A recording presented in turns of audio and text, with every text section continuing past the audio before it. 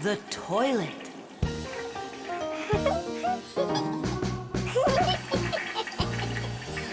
Hey, Thomas, you're not allowed to drink water from the toilet. I'm not drinking it. Then what? Washing up? In the toilet? Come on now. Then what are you staring at inside of there? Well, I think that the toilet's broken. The water just won't stop running. Yeah, so? What do you mean, so? We gotta conserve water. Simka, you're the one that taught me that. You're right, Thomas. It's important not to waste water.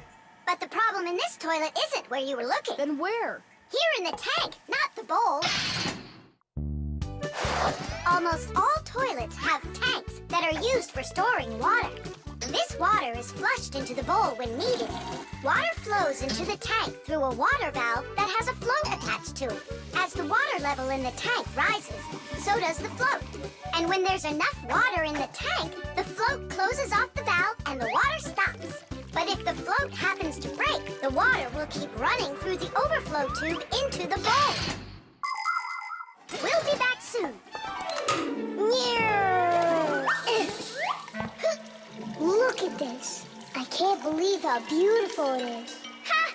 I see what's wrong here. This float that we're standing on, it got disconnected for some reason. That's why the water keeps pouring out. I see. And it's going down that tube into the bowl. Well, what's the problem? It's the float. It got disconnected. Can you get it back on? Nope, sorry. Without Papus, we can't fix it. We'll get Papus. And you, Thomas, you'll guard the door. Yeah, or someone could come and flush the toilet while we're working in the tank. And we'll get flushed away. To where? Straight into the sewer. And then it's bye-bye, Thomas, forever. The sewage system is a huge network of pipes that run underground. This is where the dirty water from sinks and the waste from toilets is sent. The sewage pipes then carry this dirty water to sewage treatment plants, where the water is cleaned before it is dumped into a river or the sea. Before the first sewage systems were invented, people would just dump their waste right out their windows onto the streets. Oh, the smell in the cities was just awful. Even the first sewage systems didn't put a stop to this terrible smell. This smelly problem wasn't solved until the invention of the modern toilet. At the bottom of the toilet is a bent pipe called the siphon that's filled with water that keeps the smell from getting back into the house.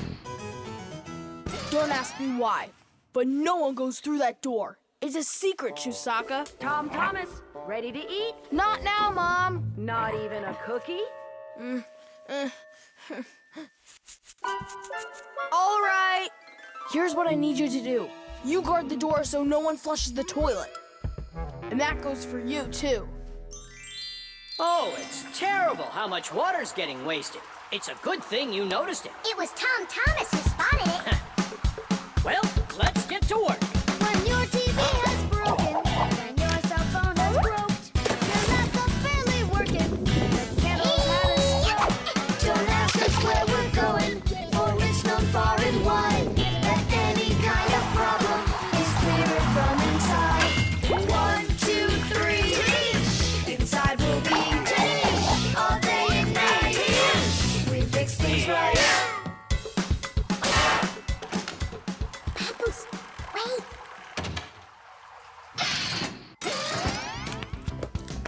Chusaka. Hey, who's in there? Me? Dad, don't flush the toilet.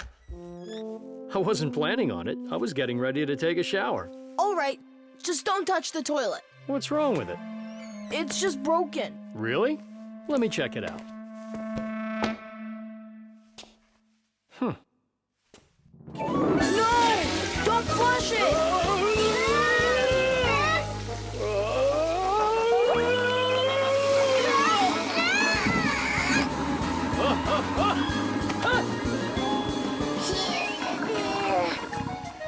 I told you not to flush it!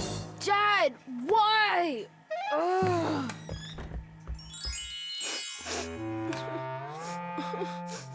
Why are you crying? We fixed it. You're here! I thought that you got flushed down into the sewer! We almost did, but Nolik saved us, both me and Papus. I'm Thomas.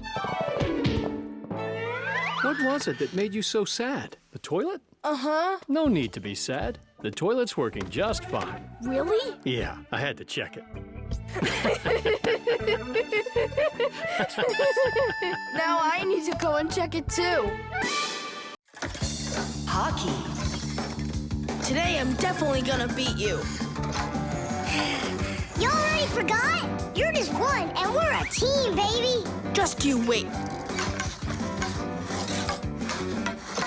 1-0.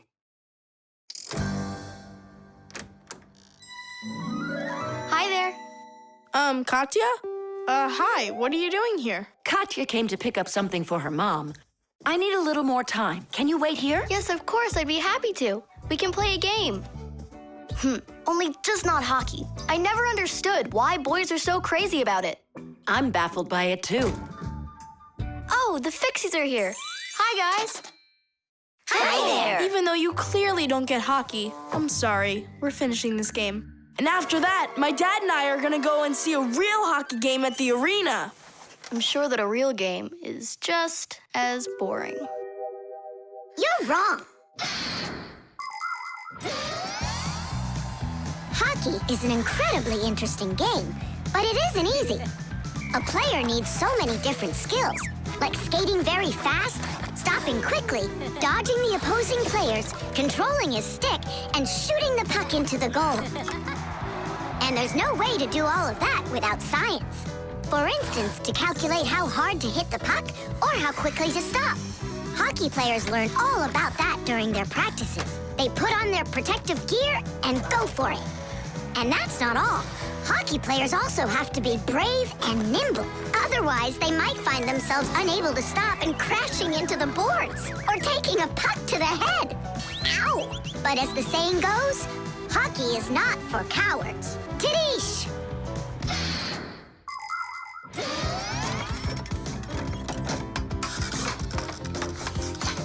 Goal!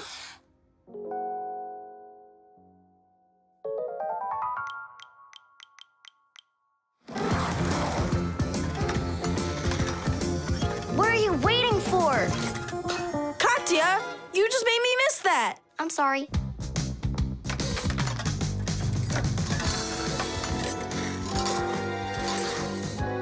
Bounce it off the board! Enough with that. I happen to be helping you, if you didn't notice. You said you don't like hockey, so quit giving me advice. Whatever.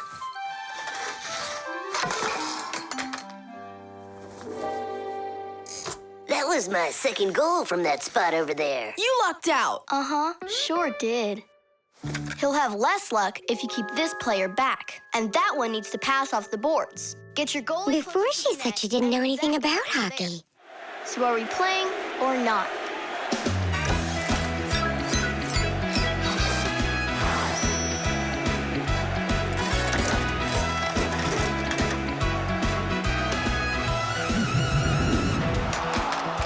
Attack and check, don't lose control. A line change on the fly. The puck is zooming towards the goal to score and break the tie. It's one for all and all for one. Great teamwork is a must. Let's go and show 'em how it's done. This game was made for us. Hockey's our game. Hockey, hockey's our game. Hockey, hockey's our game. Hockey, hockey's our game. Hockey's our game. Hockey, hockey's our game. Hockey. Tell me again, what's the name of our game? Hockey. I can't hear you. Hockey. Oh, hockey's our game. Hockey. Hockey's our game. Hockey. Hockey's our game. Hockey. Hockey's our game. Hockey. I love that hockey. Ow! Hooray! We won! Ugh, if it hadn't been for Katya. But the winning goal was mine. Tom Thomas, it's time for the game. Ready to get going? Katya, I'll take you home. Oh, Could I go with you to see the hockey? I never realized it's such a great game. Hey, you know what? Why don't we go to the game together? Maybe I'll like it too. Great. It's about time. Let's go. How did we possibly lose that? Aren't we a great team? Well, Tom Thomas has his own team now. And not only that, they don't give up. It's not that. It was beginner's luck. That's all that it was. The heart. Where's my packing mat? It's not here either. I think my head's got a screw loose. Oh! Tom Thomas, why are you throwing your stuff around? Oh, because I got a real problem. What is it? I can't decide which club I should pick. Johnny signed up for robotics, and Katya's gonna be in chess. You call that a problem? Go with Johnny. And why not Katya? Then go with chess. But they don't have robots. My mom told me I should listen to my heart. Do you know how to do that? I found it. See you. Gotta go. Nolik. Simka can tell you. She knows everything. The heart is the main pump of a living organism. It's a unique muscular organ with a multitude of blood vessels attached to it. The main function of the heart is to continuously move blood throughout the body. The human heart pumps about 6 liters of blood every minute, even though this pump is not that large. Make a fist. Your heart is about the same size as that. To make sure your heart stays healthy, you need to strengthen it with plenty of exercise and a healthy diet.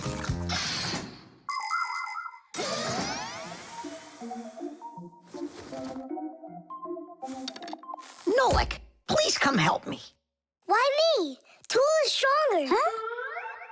Interesting. And do you know what is meant by the word heartlessness? Well, I think it's some kind of human illness. May I?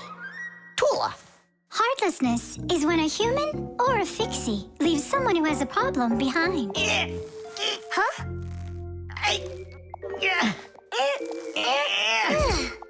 Thank you very much, young man. Young Fixie. Heartlessness. Does it last forever? Of course not. We just need to help one another more often. Uh-huh.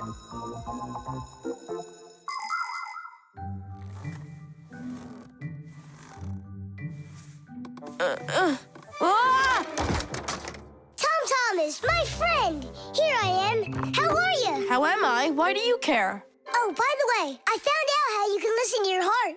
You need this tube. It's called a stethoscope. A stethoscope, but I don't have one. That's what I'm for. That thing is way too tiny.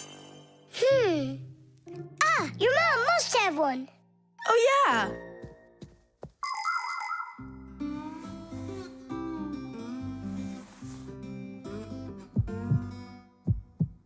Well? It's beating. Loudly. And what is it saying to you? Not a word. And now? It's beating.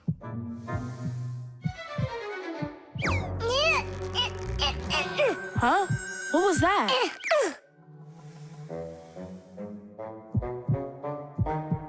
This is just absurd. A heart can't talk.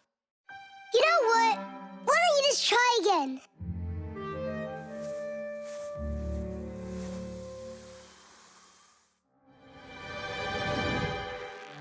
Tom Thomas.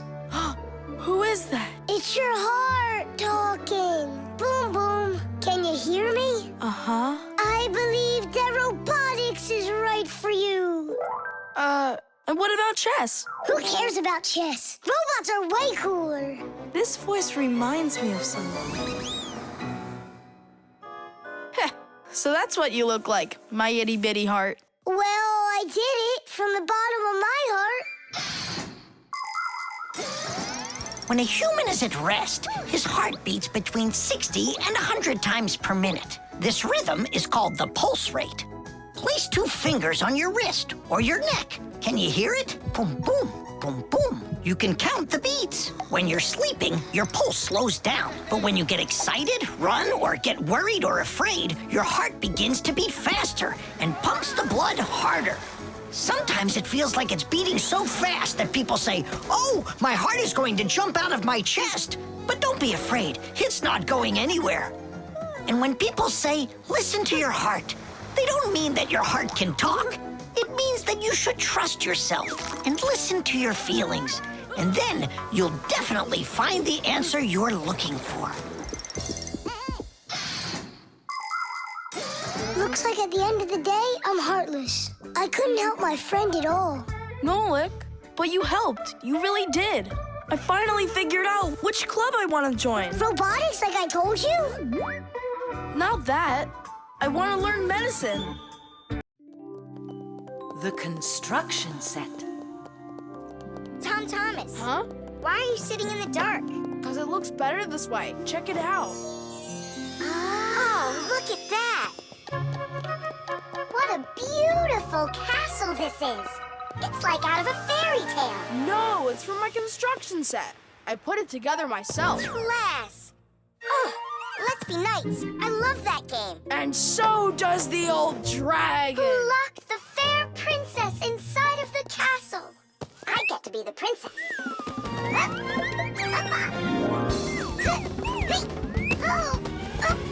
Oh, where's the brave knight who will rescue me from the evil dragon? Hang on, I'll save you, Simka. Nolik, you really don't look like a knight. You don't even have armor. Armor. Wait, hang on a second. A construction set lets you build lots of different things from a set of parts. Put them together like this, you've got a house. Like this, a car. Or like this, a spaceship. The parts might be made of metal and connected with screws. Some construction sets have plastic parts you click together. Other sets are models where the pieces are glued together. You can also find magnetic sets. Touch the parts together and magnetic attraction makes them stick. Beware, dragon!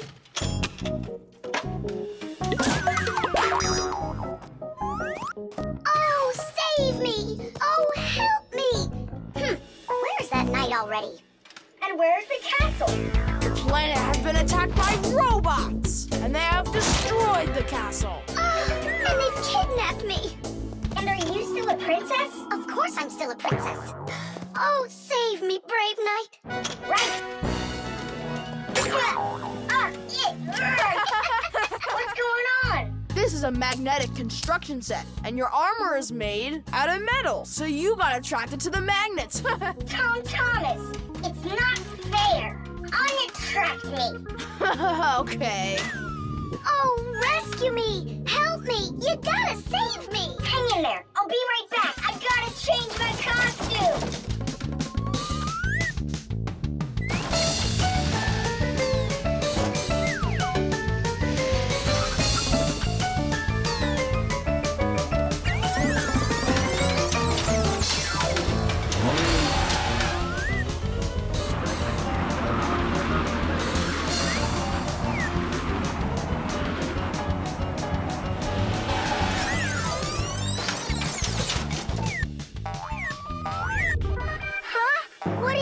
Thing. A wicked wizard has trapped me inside of a crystal ball. And now only a brave knight. I already did the night. Well, you gotta be him one more time. All right, but this is the last time. And don't change anything. Simka, stay right there. And don't even think about running away. And so it goes. Everyone's abandoned the poor princess. Oh. Simka's my older sister. That's why she thinks it's okay to get bossy with me. But I don't let it get to me because she's very smart and a quick thinker. She knows gadgets better than just about anybody. It's always interesting with Simka. And she's really smart, too. She gets nothing but A's at school. Everyone in our class loves her. Only she and Verda don't get along too well. It's because of fire. Well, you get it. Sometimes Simka can be way too strict with me. You can't do this. You shouldn't do that. But if an exciting adventure comes along, she's always right there with us. Simka's brave. She's got the skills. Yeah, she's always ready to take on a challenge. I've got an awesome sister. But just keep that between us. Because if you tell her, it might go to her head. How How long am I supposed to sit here? Hey, anyone? Hey! Help me! Help me!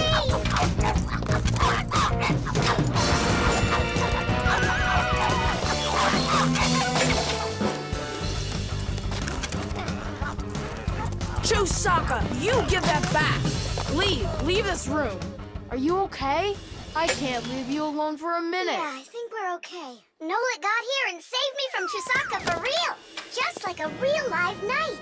Oh, come on, a knight. I'm not kidding. You deserve to be one. And to protect every living creature from pesky Chusakas everywhere. I promise. Oh, valiant Fixie, I now pronounce you to be a knight. Sir Nolik. Hooray! Hooray! Hooray!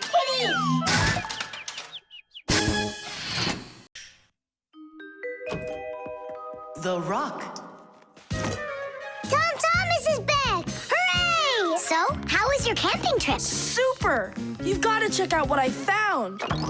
Rocks? That's just half of it. Wow! Is that a screw? It looks kind of strange. Because it got petrified millions of years ago. Screws weren't around then. They came much later. And how do we know that? It could be the first one discovered. And maybe it's not just some screw. Know what I'm saying? Are you saying that we might be looking at a Fixie? Fixies believe that their ancestors came into being not that long ago, right when humans started inventing complicated devices. But what if that's not true? Maybe millions of years ago, before the dinosaurs, there were a different kind of Fixies that inhabited the Earth. And maybe there were people then, too. And Fixies weren't hiding from them. They were friends who they helped with everything. Together, they used to create inventions, construct buildings, and make scientific discoveries. But then there was some horrible catastrophe, and this whole civilization disappeared. And what if someday scientists find traces of that civilization? Then ancient Fixies will be discovered as well. That would be so cool. My imagination ran away with me. You're right. He could be our great-great-grandpoos. Or our great-great-grandmas. Do you think maybe we could bring it back to life? We could screw it in somewhere. You get energy from electricity, right? What an idea! But what if our great-great gets super scared because everything is different?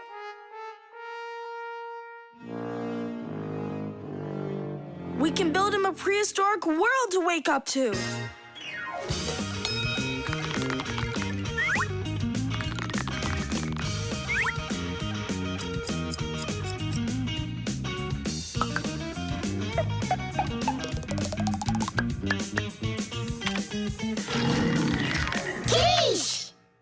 Time to bring him back to life.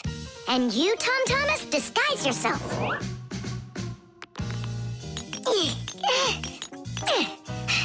We'll break him like this. We need a different way to do it. We need more power for this.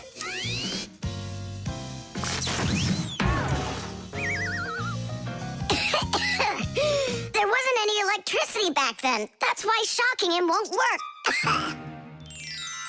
Oh, our great-great ancestor, who came to us from an ancient home, be released from this stone. Be free!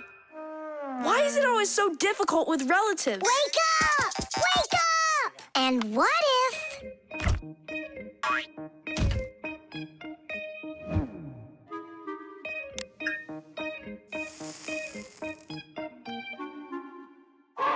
Yay!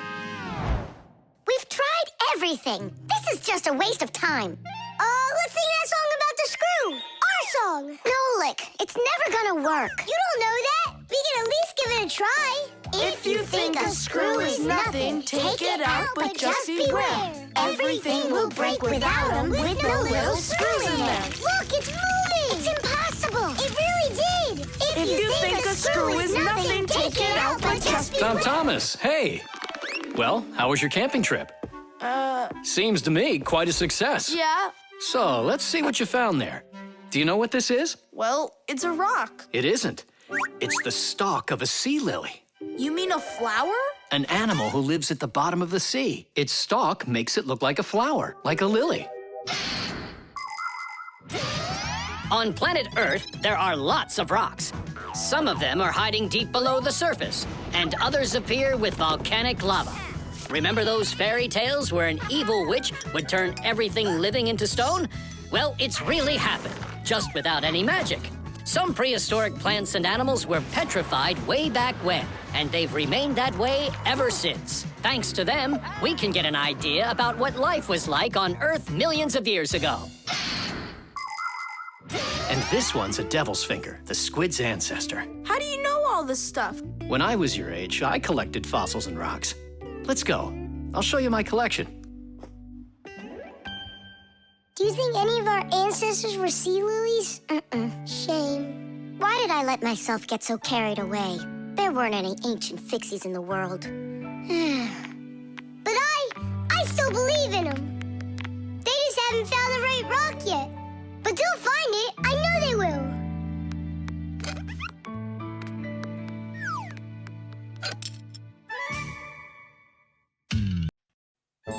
Musical notes. Yeah! No. Yeah! No. Yeah! No. Hey, what a thoughtful conversation you're having there. Been going on for a while? Yeah! No. Simka, please tell Nolik what this is. A present, right? Uh-huh. From Katya. And it's got a secret code right here, you see? There's no secret on there. They're just notes. Musical notes. Ha! See? I told you. Those squiggles could have been music. I don't believe you. Come on, two people said the very same thing. Simka is not a people. She's a Fixie. Anyway, there are two of us. You're ganging up on me. We're not ganging up on you, Nolik. Music is something you can play or listen to with your ears. But that's not all. You can also write it down. When we want to write down words, we use letters. And if we want to write down music, we use special symbols called musical notes. There are 7 notes: do, re, mi, fa, sol, la, and ti. The higher the sound, the higher the note sits on a set of 5 horizontal lines called a musical staff. Notes that look like this last longer, and notes like this are short, quick notes. Thanks to sheet music, people can read music like reading a book, and then sing or play it. Until I hear you play me what you say is there, I won't believe you. On what? You know that we don't have any instruments. Try using spoons to play it.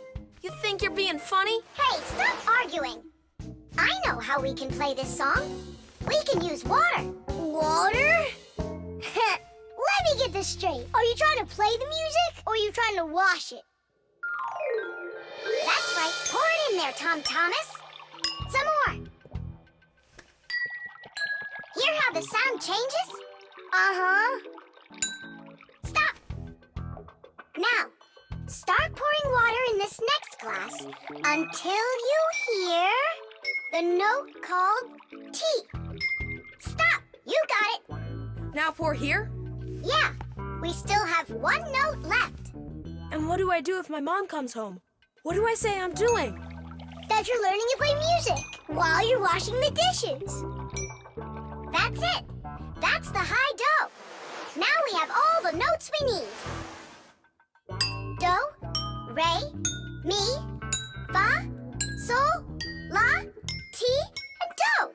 Class. Go on, Tom Thomas, play. How about we all play it together?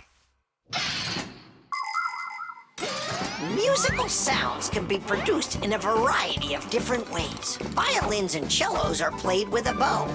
When the bow is rubbed against the string vibrates like it's shivering, and that produces a beautiful sound. A guitar also has strings, but they make sound when they are plucked. And inside a piano are special hammers that hit the strings when the piano player presses down on the keys. Instruments like trumpets, trombones, flutes, and pipes make sound when air is blown through them. That's why they call them wind instruments. There are even instruments that make sound when they are rubbed by a wet finger. Try wetting your finger and carefully moving it around the rim of a wine glass. With a little bit of practice, you'll hear a lovely sound.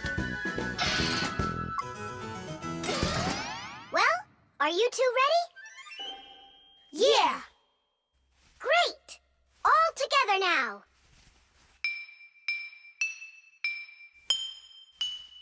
I know this! Happy birthday to you. Happy birthday, Tom Thomas. Happy birthday to me. Tom Thomas, we also wish you a happy birthday. You see, Nolik? And you didn't believe that this was music. But I was the first to guess which song it is. Hey, thanks so much for helping me figure out Katya's present. And how about sending a song to Katya? Yeah! We can write down the musical notes to a song about the Fixies. The Fixies? We can't. We can't write down the words, but if it's just the notes there, then it's no problem. Hooray! Want to play it? Of course we do.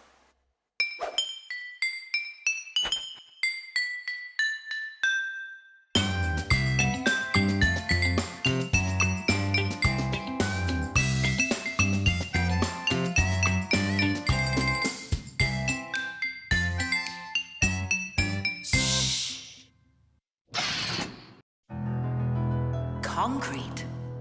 When will you be back from your fishing trip? Before dinner. So you won't have time to hang up the mirror again? If it's not one thing, it's another. We were just planning to hang it right now. It'll only take us 2 minutes, and then we'll go fishing. Papus! Huh? What do you want, Nolik? When am I gonna go on a fishing trip with you? You know Fixies don't go fishing. But you promised me that today we would go and visit the aquarium. I was only planning on going there to clean it. So let's go fishing while we're at it. We'll pretend. Papus, please. Okay, Nolik, but we'll just pretend to. Hooray! You're the best Papus ever! Nah, those won't work. Why won't they? Because our walls are concrete. They're much too hard for nails. See that? It's gonna need to be drilled.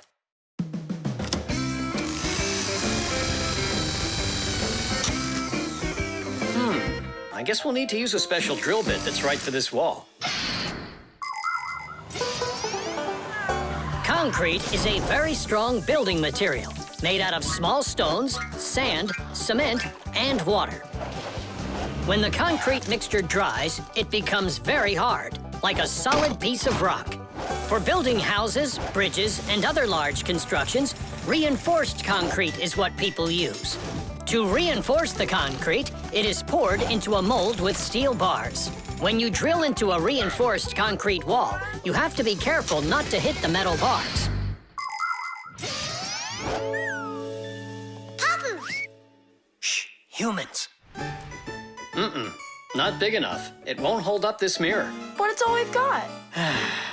So we'll have to go and buy another. That stinks. Means there's no time to go fishing now. Actually, I think this will hold it for a little while.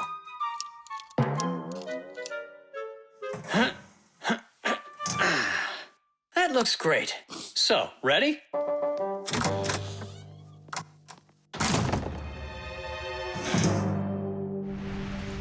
Papus! Huh? Do we own fishing rods? We don't, but we'll figure it out.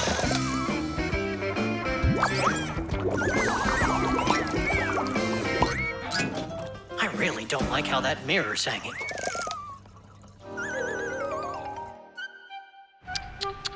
That's what happens when people are in a rush to finish. We're Fixies. We never do things like that. Papus, we going fishing or not? Yes, we will, after we take care of this mirror.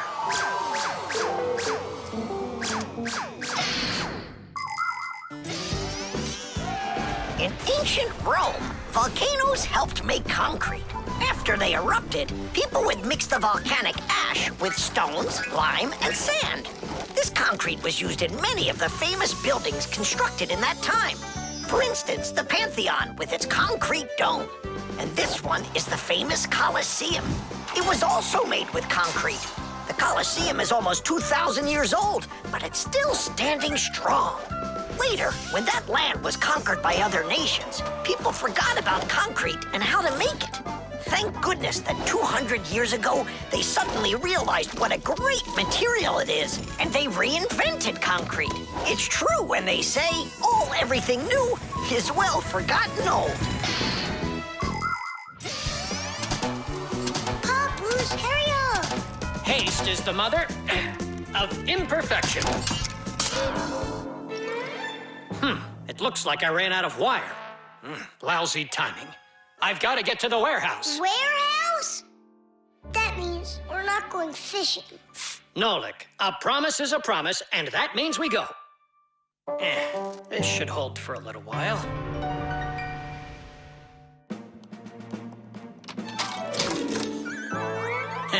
It's funny. We almost left without the fishing rods.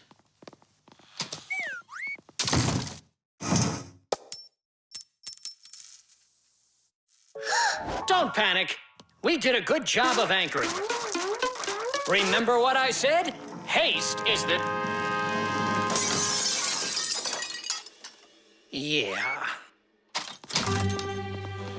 Yeah, I'm not hearing things. Looks like a trip to the store after all. For screws? Yeah, and a brand new mirror. It looks like today's fishing trip's canceled. And ours is too, Nolik. At least the fish will be happy.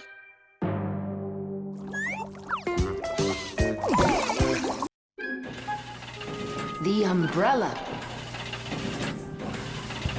Well, so why isn't it working? We'll figure it out, colleague. Let's start by disconnecting the hoist. Otherwise, you know... Ah, Tula, you're finally here. Where have you been? Looking for an umbrella. What? What do you need an umbrella for? Because it'll be pouring rain today. Where'd you get that idea? I heard it. You're leaving already? Yeah, I have to wash the car before I go in. Ah, then I'll take an umbrella to work. You know the omen, dear. Once you wash your car... It'll rain? Oh,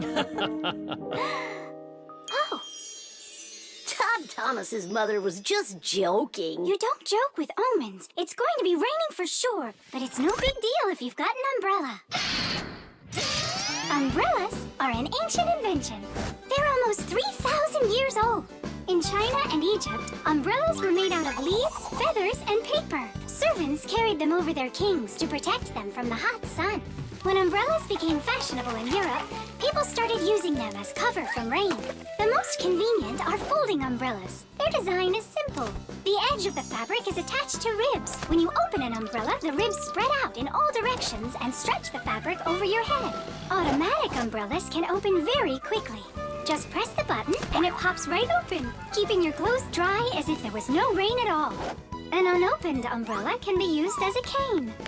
And if the umbrella's handle is also collapsible, then it can be stored in a bag when it isn't needed. Well, the contacts are normal. And all of the wires are in place. Then what's the problem? I don't know. We're gonna have to test it.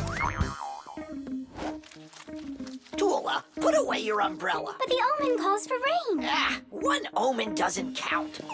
Manipulator, get me a screwdriver. Understood. Executing. Oh, the manipulator's joints are creaking. See? That's an omen of rain, too. It's an omen that it's time for a little oil. Want to help me? Just a sec. I'll help you.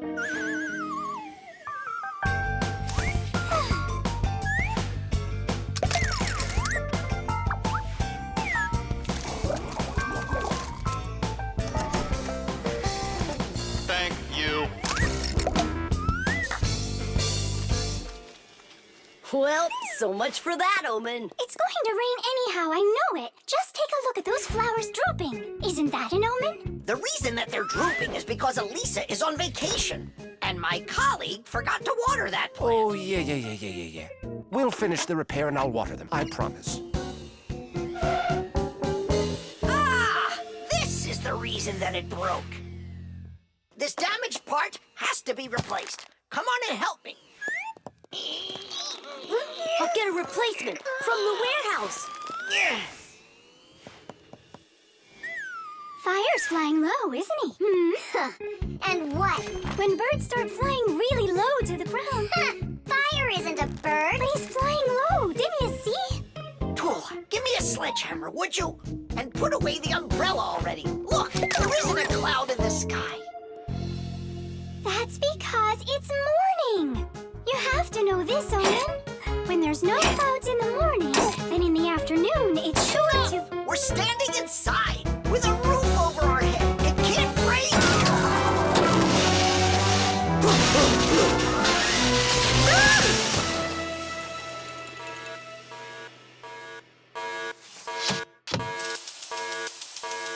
Look, it's raining. You see? I told you so, and you didn't believe me. Let's walk together, but how's the weather? Outside the rain keeps on falling down. But raindrops do not scare me, in fact they make me happy. With my umbrella, I'm free to walk the town. With my umbrella, my sweet umbrella, I pop it open and twirl it round. Umbrella, my sweet umbrella, without my friend, I can't be found. At least I won't need to water the plants. You're right about that. Let's walk together, but how's the weather? Outside is sunny, a perfect day. But there's a superstition that comes to its fruition. With no umbrella, the rain will start to spray. With my umbrella, my sweet umbrella, I pop it open and twirl it round. Umbrella, my sweet umbrella, a better friend I have. The frying pan. Woohoo! Can you do this? Easy! How about this? And voila! I could be on skates and still do it. If I was on skates, I could jump 10 times in a row. Well, I could do 100 with my eyes shut. Then let's see 'em. There's no skating rink. There will be What will there be? a skating rink Where? in the frying pan.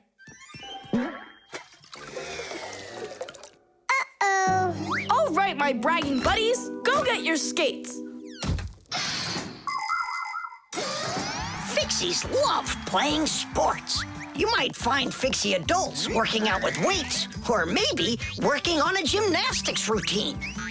Fixie kids love having Fixie board contests, or taking part in parkour competitions, where they have to run, jump, and hop over all sorts of obstacles. These kinds of competitions usually take place inside of sophisticated appliances. Orienteering is held inside these appliances too. That's when Fixies use a map to follow a complicated route. And the route is quite exact. You can't make one wrong turn. But the Fixies' favorite game has got to be hide and seek. Nobody can compete with them in this game. You don't believe me? Watch.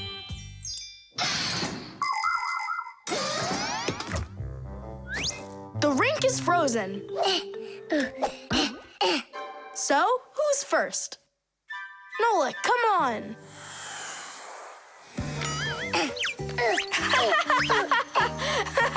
Well, are you going to jump?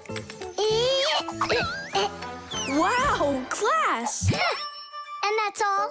Not at all. Nolik, Nolik, Nolik, He's not Nolik. gonna make it. Too short a start.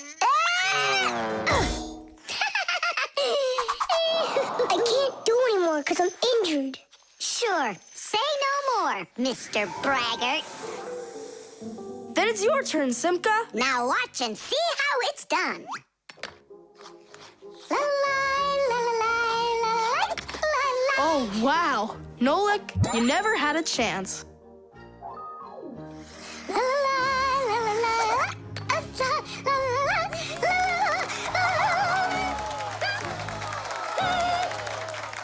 Just like always. She gets in my way, and now she's gonna win. in. Nolik, do you really want to beat her? Uh-huh. You see the salt? What? You think we should cook her? Of course not. But if we put some salt on the ice, it'll melt. Simka, didn't you say that you were gonna skate with your eyes closed? Piece of cake. What? Can't do it? Watch and learn.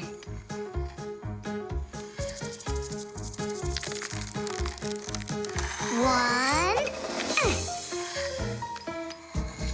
And two. Well done. And three.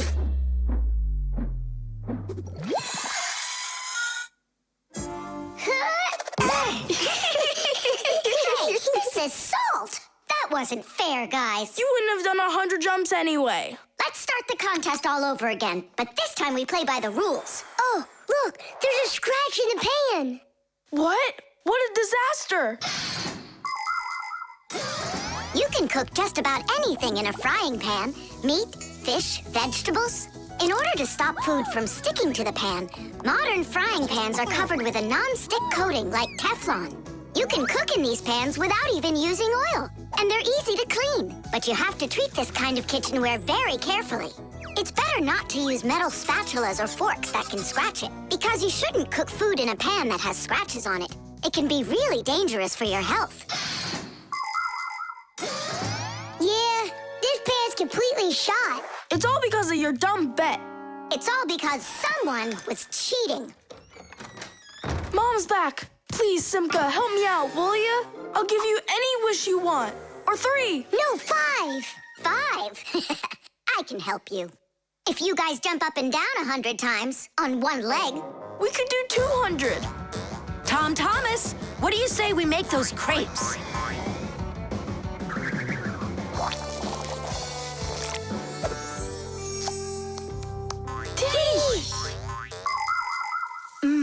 These crepes are perfect. I just love cooking with this pan. Why are you jumping? I want to make my legs stronger. Anyway, you never could have jumped 100 times in there. Bet on it?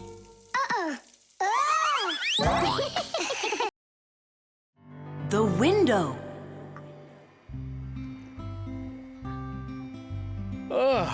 Hi there. We're all up. What are you doing? I'm washing our windows. It looks like that thing's doing the washing. You guessed it. It's a window washing robot. I borrowed it from a neighbor to try it out. We should buy one for ourselves. I don't get it. We've already got one robot. Robot. So we'll have 2. One for the floors and one for windows. I can clean the windows. But it can be dangerous work. What's so dangerous about it? I'll just go and wash them right now. And instead of a robot, we'll buy something useful. Like a skateboard for a boy. I've already got one. So you'll have 2. Class. Uh-huh. If you say so. There just so happens to be a dirty window in your office. Let's see how you do with that one. Consider it done. Mm-hmm. And we'll clean the tiles with the robot. A window is much more than just a hole in the wall. Windows provide houses with light, ventilation, and views to the world outside. Modern windows are made with several layers of glass. Between each layer is a space that's filled with air. The air works as insulation to keep heat from escaping outside. Do you know how to tell how many layers of glass your window has? Just shine a flashlight at it. The number of reflections tells you the number of layers.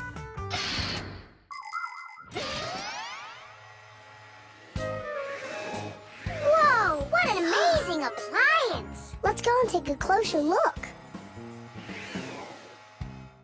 You really buy me a new skateboard, Dad? That's what I said. But first, I've got a window to wipe. All right, robot, we'll show ya. Tom Thomas, Dad can show him himself. We really live on a super high floor. Yeah, but the robot isn't afraid of heights. I'll start from this corner. It'll take you forever that way. Admit it, the robot works better. We won't. We're gonna win this thing.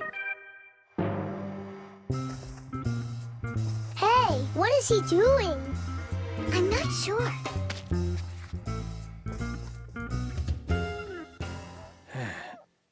Huh? Mom! The robot made such a mess in there. It's impossible. Look. Good joke. Just wait.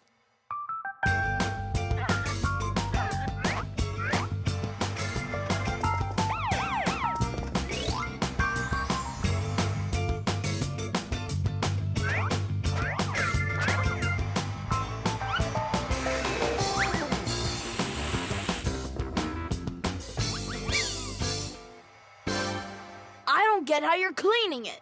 Easy. You can talk? You gotta be kidding. And you are misbehaving. You guys? You're the ones trying to stop me? You tried to make the robot look bad, so we had to defend it. It's only because my dad told me I'd get a skateboard. Yeah? For doing a bad thing? Ah, aren't you ashamed of yourself? I am. You learned your lesson, and don't forget, Fixies look out for appliances. The dwellings of most ancient people had basically no windows at all. There may have been a hole up above for letting out smoke from a fire, but that was it. Later, people started splitting open their walls, but the openings were so small that very little light would ever get inside. The size of windows grew quite a bit over time. People would cover them with animal skins, fabric, paper, or wooden planks to protect themselves from the cold and the wind. When people learned how to mine valuable minerals, they began to cover window openings with thin sheets of a mineral called mica. Windows made of glass were very expensive, and only the richest people could afford them for their homes. But today, it's hard to imagine a window anywhere not covered in glass. Everything's washed. And what about the outside? Forget it. I quit. Would you wash the back with the robot? Yeah, consider it done.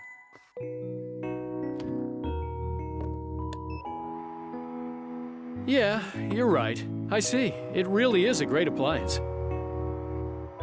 And that washer's defender is even better. You're right about that. Tish! The masquerade. So, Tom Thomas, did you choose a costume for the New Year's party? Not yet. These are no good. I've been a pirate. How about a vampire? Did that. And a knight? Mm-hmm. This year I want to do something that's original.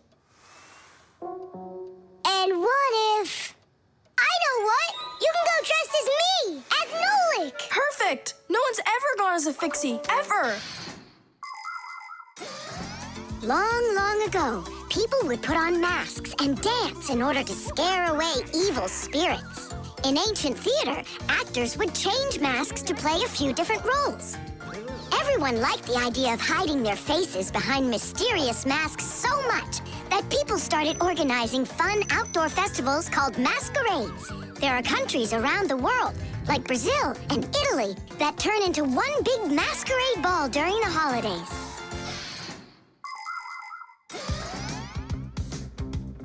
Hey there, what are you making?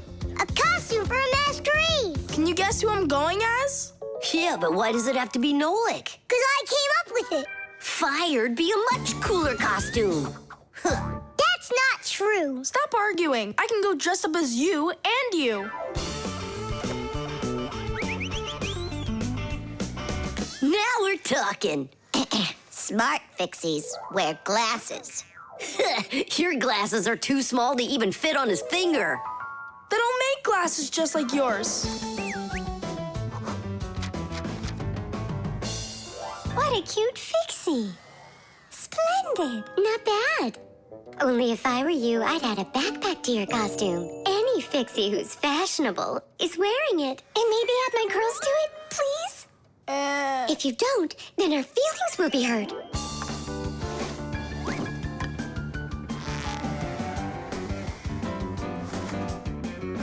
Class.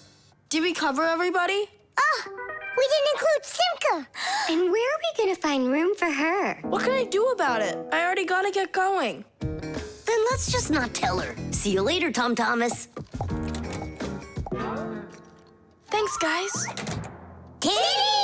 What have you been doing all this time while I was busy loading up the confetti? We were doing our homework. And looking at this magazine? And talking. Yeah, all of that and more. That's gotta be the worst lying ever. Tell me what you're hiding. Have you lost your minds? Sorry, but there was absolutely no room left on Tom Thomas. That's not what I'm talking about. What is the #1 rule for Fixies? Well, what did we promise? We won't let out our secret. Right, but you just let it out. Now everyone will know. Tom Thomas wouldn't tell anyone about us. I hope he doesn't.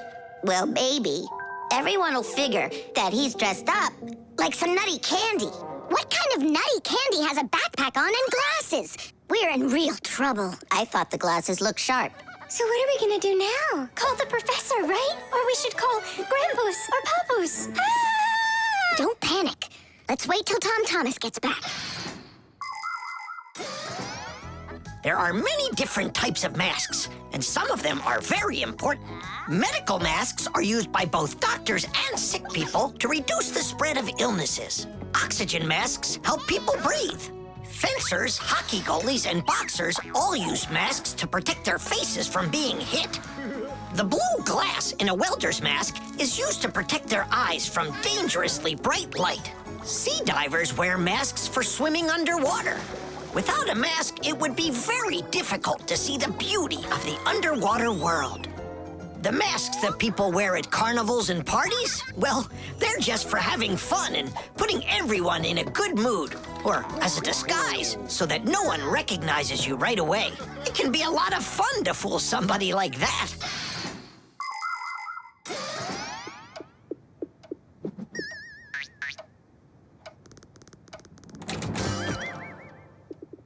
So how was it? It was great. They had a contest for costumes, and I won. Hooray, that's all. Say bye to us. I hope you won't be upset, guys, but I couldn't tell anyone that I was a Fixie. Here's all I could think of. Grand prize for best costume, robotic toucan? Hey, come on. Do you think we look like toucans? Yeah? Yeah! Yeah! Yeah. Yeah! All right there, Fixie toucans. We've got work to do. Oops. Happy New Year. Fasteners. And of course, all of the appliance's parts must be fastened good and tight.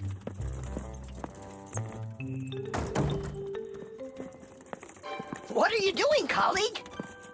Today, Lisa is returning from her vacation. And so, I decided before she gets back, I'll clean up the laboratory. Quite a noble initiative. Now, where was I? You were saying all parts have to be fastened. You're right. And what kinds of fasteners can you name? Fire? A screw? Mm-hmm. And what else? Another screw? That would make a total of 2 screws altogether. Simka? To fasten wood or plastic parts together, you can use nails. Nails are hammered in with a hammer. In metal or stone, you need to first drill holes for the screws. To help a screw hold better, it can be inserted into a special fastener called an anchor or wall plug. The difference between a machine screw and a wood screw is that wood screws have pointy ends. Machine screws go into holes that already have a thread, or into a nut. And what if there aren't any screws or nails around? Well, then a Fixie can turn himself into a screw and screw himself in, like this. Masterfully done. Fire, think you can do it? Of course. Yeah! Nolik? Is it okay if I won't go? What do you mean you won't go? Wait, I started on the wrong foot. No, I guess it was the right one. Don't be scared. You've done this 1,000 times. Uh-huh. You're right.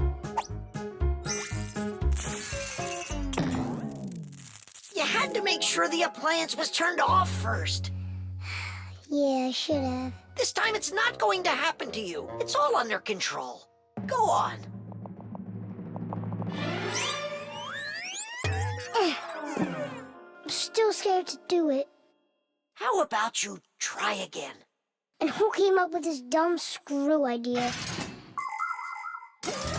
According to legend, the screw was invented in ancient times by the great Archimedes. Using his screw-type mechanism, Archimedes built a special machine for getting water out of a canal. In ancient Rome, people used wooden screws in presses to squeeze the olive oil out of olives.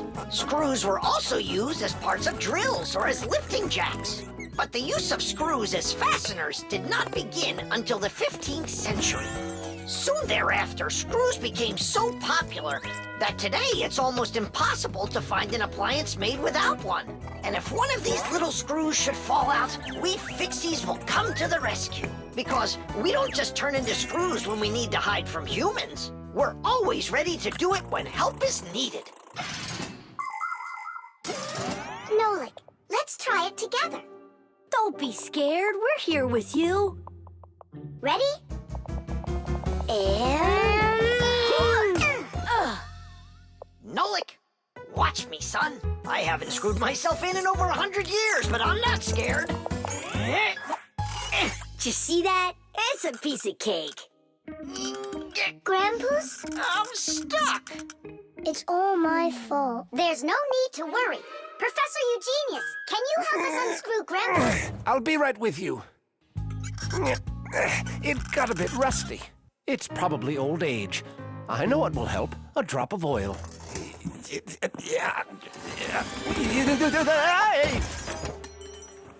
Ow! Oh. Professor Eugenius, are you okay? I'm okay. Thank you for asking. Look out, it's going to fall. We need to fasten the shelf to the wall. Nolik, help!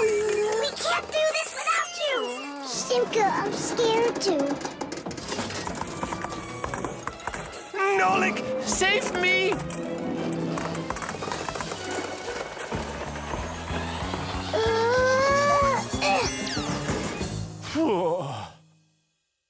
What's going on out there? No big deal, colleague. I just got a little bit buried. Will anyone unscrew me? I wish I could. And we're holding up the shelf. And Nolik? Me too. I did it. I screwed myself in. Well done, Nolik. I knew you could. And who's gonna help us now? Elisa will get here shortly. All right. We'll wait for Elisa. Yeah, just as long as her return flight isn't delayed. The pyramid. Tom Thomas, can I open my eyes? Not yet. Hurry, will ya? That's it. I'm ready for the contest. Ta-da! Wait, that's a pastry. This is a pastry, Nolik, but this is an Egyptian pyramid. Oh, wow. Doesn't it look just like an anthill? Sure does. I remember when Grandpa's told us that inside of those is a labyrinth and a mummy of a sparrow. No, a pharaoh. The Egyptian pyramids are simply amazing ancient structures. The biggest one of them is the Great Pyramid of Cheops. It's more than 4,000 years old and over 100 meters tall, like a 40-story building. How it was possible to build such a giant way back then is still a mystery. There were no hoisting cranes in those days. Some people believe that the pyramids were built by aliens, but I have a feeling that they couldn't have been built without the Fixies' help. So, is there a labyrinth in there? Of course. Show me. You joking? I just put it together for the contest. No way I'm gonna break this apart. Hey, isn't that a way in? Where are you going? I'm just gonna look at the labyrinth. And the mummy. Mummy, what are you talking about? Well, which way now? Stop, you'll get lost. I won't get lost. So, I think I'll go this way. And then this way.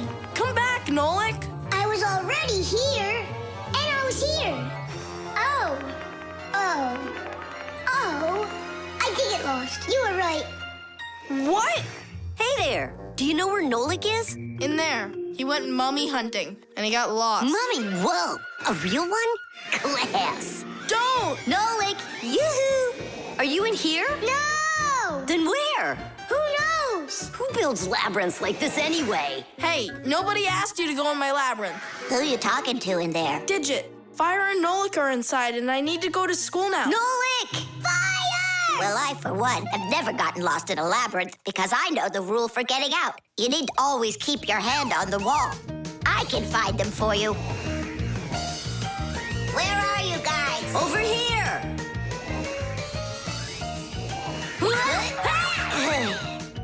I forgot which of these walls I was touching with my hand.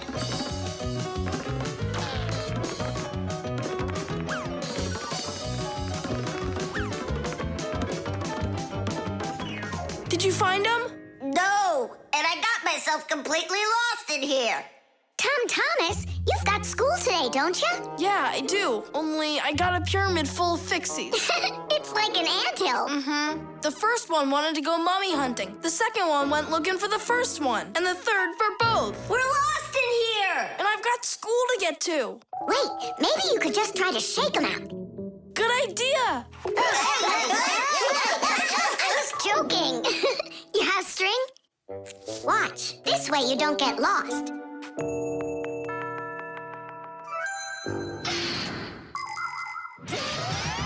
When you're going on a trip, think about how to keep from getting lost and how to find your way back. Don't just rely on maps and the GPS in your phone. Take a compass with you. It will show you the cardinal directions without needing phone service. You can also find north and south by looking at the sun, stars, or even an anthill in the woods. Take a good look. The slope that's gentler faces south, and the one that's steeper faces to the north. And if you find yourself walking through a labyrinth, don't get lost. Just walk with one hand always touching the wall, and eventually you'll get out.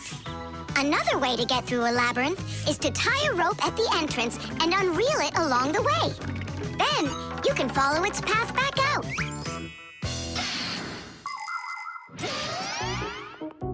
Here's the first one, and the second. And Nolik? A mummy! Is it alive? It's me, Nolik. But I couldn't find yours. That's because there's none in there. What? You mean I got lost in there for nothing? You were in such a hurry, you didn't listen to what I said. But without a mummy, how can you win? Oh, then maybe you could be my mummy. No, thank you.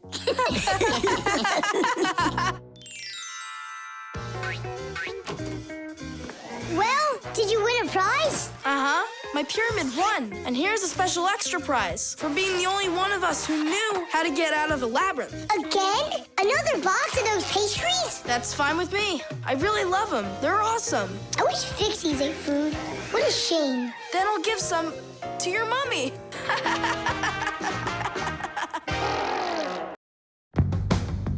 The traffic light. Red, yellow, green. All right, let's go.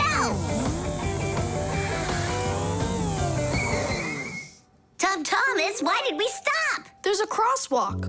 When there are lines like that, you have to let pedestrians cross. Go on. Thanks. Have a good trip.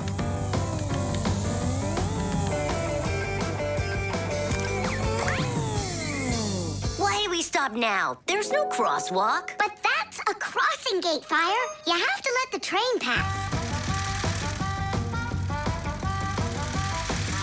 Wow, that is cool. Hi there, Nolik. Come on down. Check out this traffic light. It's new. Is that a real traffic light? Wonderful, isn't it? Yeah, it looks awesome. Nolik, where are you going? Stop!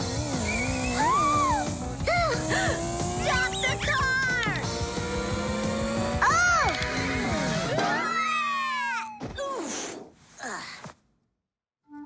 Did you lose your mind? What were you doing, huh?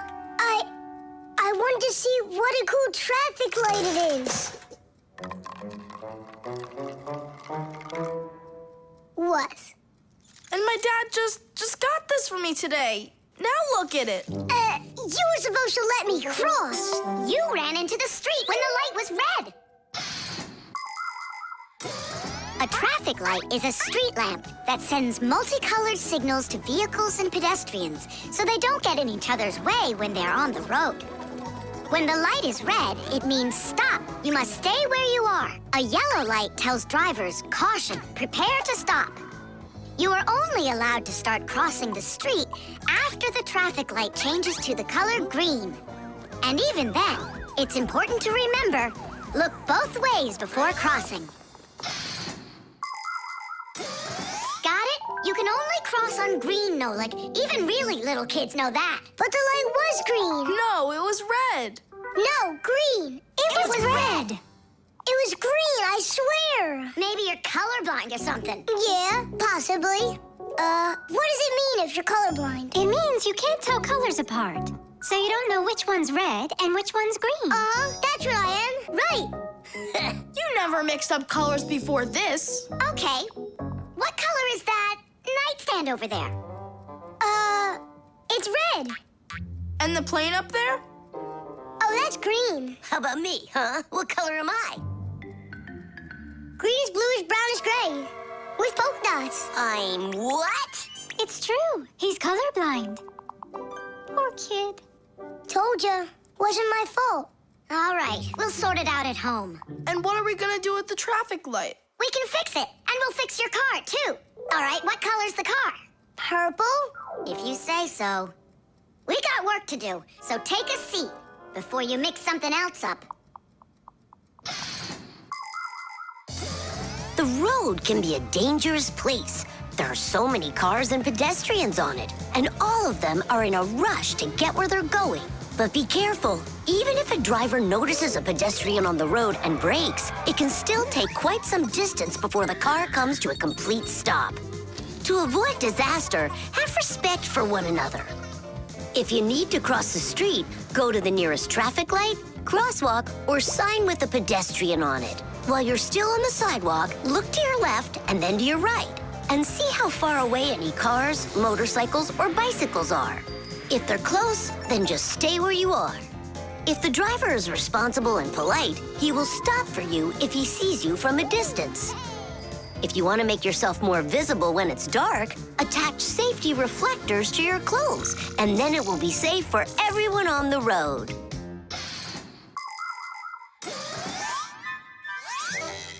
All fixed. Tom Thomas, test it out. Turning the lights on. So, is it right? Yeah?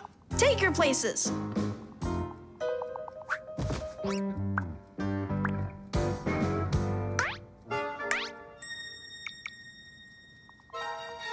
All right, let's cross. Ready, set, go! Stop! You got everything mixed up! The light is green in all directions! Ah! Heh, the game is up. You aren't colorblind, Nolik. You know what you are? You're a feigner. Me? Mm-hmm. Mm-hmm. Well, yeah. I got a little of it right in here. And once in a while, it goes up here. What's a feigner anyway? The movie.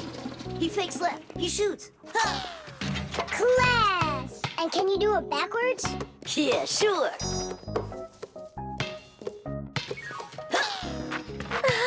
No way! What a shot! Huh.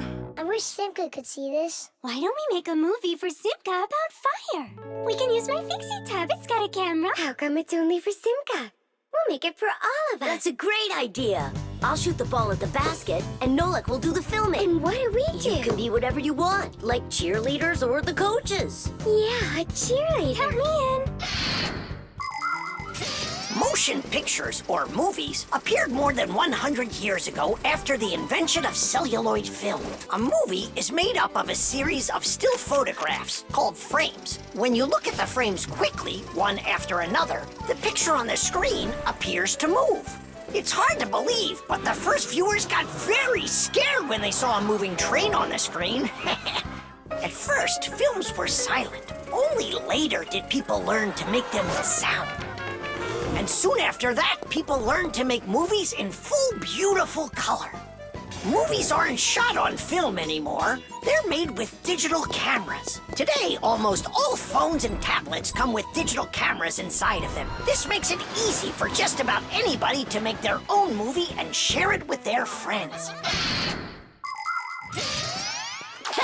Fire is the best. Ooh, he can shoot the best. Hey, I haven't turned the camera on yet. Get ready. Here we go. Yep. Fire is the best. Cut! I got it. Show me. Yep. Fire is the best. And where's the ball? It flew over there. That's not right. You have to see the ball flying in the picture. I got it. Get ready. Fire is the best. How was that? It worked. I got it. Fire is the best. And where am I? You're somewhere over there. And we aren't there. Why did you have us cheering? Nolik, you need to make sure we're all in the shot. Okay, I'll try.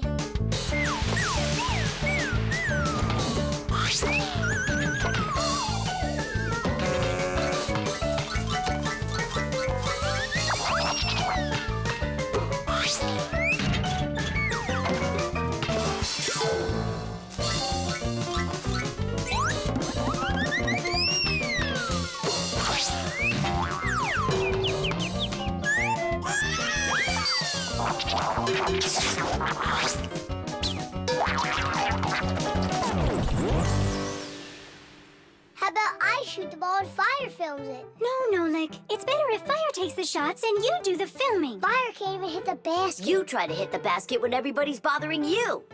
Oh, so it's our fault, Why don't you learn how to play? Are you fighting again? We're shooting a film. Whoa! Can I see it? There's nothing for you to see. All I have is pieces. And not one is right. Don't worry. It's no problem. All it needs is editing. What does it need? Movies are not usually shot all at once, just a piece at a time. And each of these pieces can be shot several times with the camera in different places. Then there's plenty to choose from. After you're done shooting, you can take all of the best shots and put them one after another to make your movie. This process is called editing. Editing allows us to make movies that show things that could be impossible to shoot all at once. Well, let's see. For this first shot, we've got this take over here.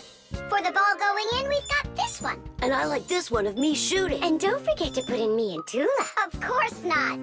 So here's what we've got. Fire is the best. Cities. The film is super. Can I try to edit it? Yeah, go ahead. Now we have something to show to our teacher. And Digit, too. And Papus and Masya. Look, I did my own editing in the movie.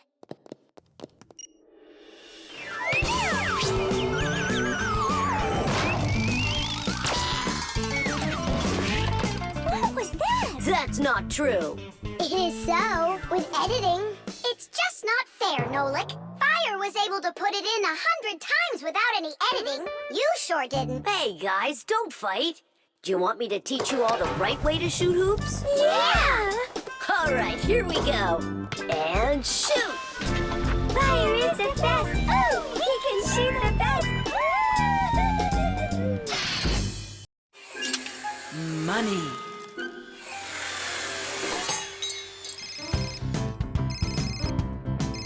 Hello? Uh-huh. Fire, can you help me, please? Sorry, Verda. I need to go to, the warehouse right away. But I helped you yesterday, didn't I? Well, I helped you the day before that. Yeah, well, what about last week? I helped you 3 times, remember? Well, You helped one another when it was time to. I don't see why you have to count. Of course not, Tula. You ask for the most help from all of us. I do not, Verda. Look how Elisa helps Professor Eugenius. And she doesn't argue with him. Of course not. She's in love with the professor. Actually, it's her job. And for helping the professor, she gets money. Money. That's a smart idea. Money constantly moves from one hand to another. A person does his job at work, and in exchange, he gets money for it. He can use the money to buy things he wants, like clothing or food. Or he can pay somebody else for their work, like getting a ride from a taxi driver, a haircut from a hairdresser, or a computer repaired by a technician. All people take part in this circulation of money. But unlike people, Fixies don't use any money. We do just fine without it.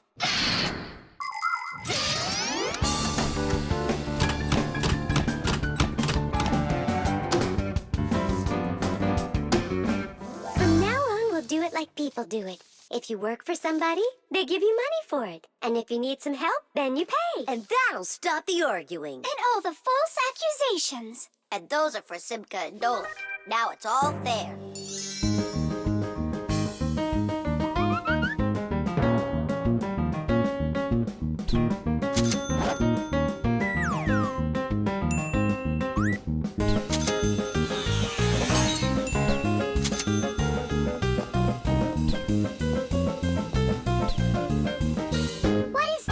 Money. What are we supposed to do with it? You don't know? You pay for someone to help you. I don't like this new idea at all. At all.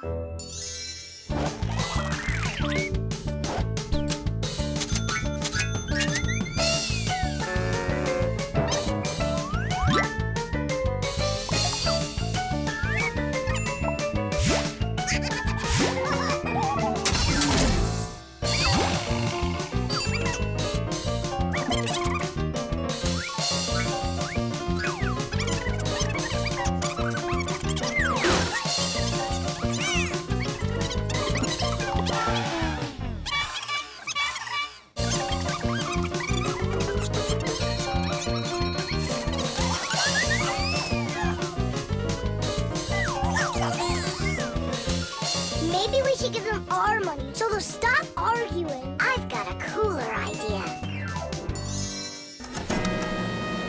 Hey, who needs money around here? 'Cause we've got it.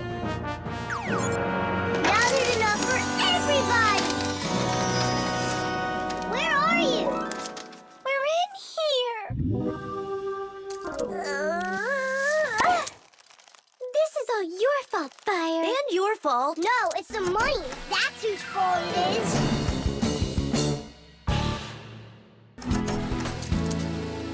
He's right. That's why we were fighting. We didn't even fix the printer. Money is nothing more than just paper. Although money is printed in strict secrecy, we still know something about the process. The paper used for money is made out of cotton and linen. It's stronger than normal paper made out of wood, which means it doesn't rip as easily, even if you fold it thousands of times. The ink used for printing money is special too. It won't rub off the paper or fade in the sun. And that's not all. The ink has secret additives that can only be seen if you look at the money under a special light. This helps protect people from fake money. It is for the same reason that watermarks, metal strings, and teeny tiny writing is also used on money. This writing's very hard to read, unless you happen to be a Fixie. I hope I didn't say more than I should have. Well, all done. It's time for a test. But what are we going to print? A word with real value. Yeah, something really precious. No, it's not money. Right, it's so much better.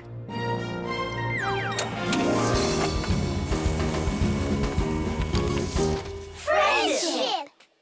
Tish! The baby doll.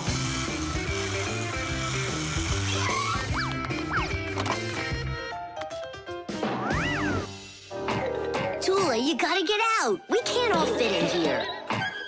This time we'll take a ride, and next time you can. And I'm by myself again? Hey, don't worry. I'm gonna be getting such a cool car later today, Tula. Will it be a big one? It'll be big enough for all of you. Tom Thomas! Here, your toy came, just like you wanted. Awesome!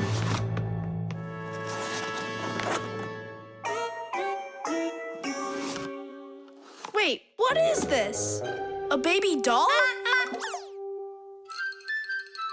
Splendid. the car? Oh, it's gotta be some mistake. I'll find out for you. I'm calling them. It's good to be a kid. People take care of you, feed you, buy you toys, and read you bedtime stories. But in return, you have to listen to adults. Go to preschool, then school, and always remember to put on a hat. All kids dream about being a parent, at least for a little while, because moms, they're just superhuman. Human moms can do laundry, cook meals, iron clothes, and check their kids' homework all at once. Fixie moms can fix irons and hair dryers and can teach young Fixies how they can do it. It's a shame that you can't become a parent before you grow up, but you can have fun pretending to be one. That's why girls like to play with dolls. Boys usually don't like it, but I don't see why. Dads can be really cool, too. What am I supposed to do with this now? I'm not some kind of girl who plays with dolls. Hey there, come on now. That baby doll's a real cutie. Why don't you put it down and we can get back to racing? Wait. The baby's hungry. He needs to eat. Thomas, help me. No, I won't. Won't you please? He's crying. Don't you hear? Oh, Mama. That's all?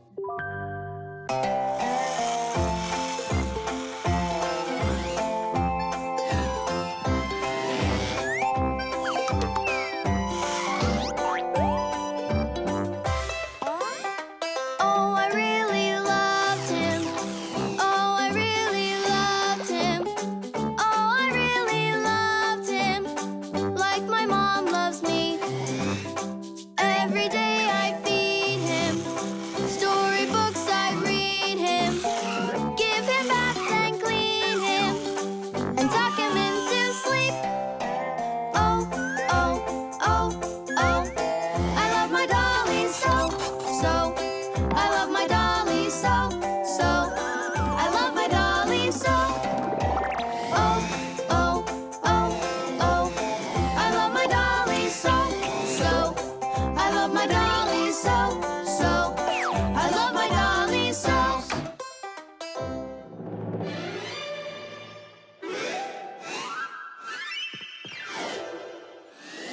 Tula, what happened? The dolly disappeared. How? Thomas, have you seen him? No. I'm not watching after that boy. But what if something terrible has happened? My dolly's eyes were shiny, toes and fingers tiny. He never acted whiny. I love my dolly so. Now my life is gloomy. How this happened to me? I can't find my cutie. My dolly's gone out now. Oh no, oh no. Where'd my dolly go? Go. Where'd my dolly go? Go. Where'd my dolly go? Oh no, oh no. Where'd my dolly go? Go. Where'd my dolly go? Go. Where'd my dolly go? Honey, don't be upset about the car. It's gonna get here soon. By the way, why did you put the doll in the cupboard? It was so hard to find. But is it still home? It's in the box over there. It's gotta go back to the store. My poor dolly's gone. My dolly! We're supposed to send him back today. Oh, Only I told Mom that I'd rather keep him. Hey, and what about your big new race car? Later. did you do all this for me? You know, Whoa!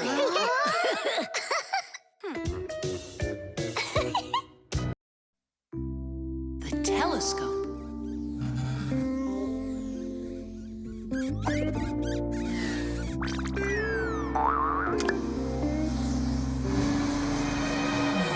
Ooh, Buggy. That was scary. Is Nolik with you? He said he was gonna help us out.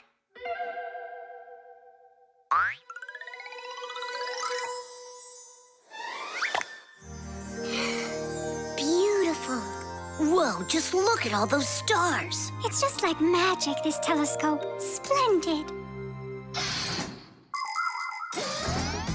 simplest telescope is a tube with 2 lenses. They gather and refract light.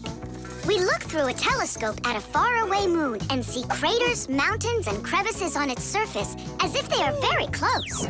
A telescope helps us examine stars and comets, distinguish the colors and shapes of planets, and find their moons. But it's only possible to look at the sun through a telescope if it has a special filter to protect your eyes from getting damaged. But what's really cool is that it spins! No, really! Well, should we get going? Aren't we waiting for Nolik? He'll catch up. I'm gonna leave him a note. Nolik, we're in the computer.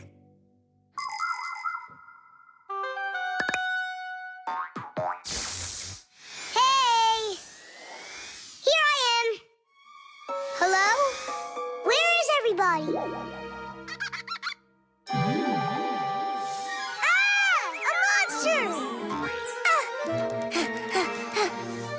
Simka?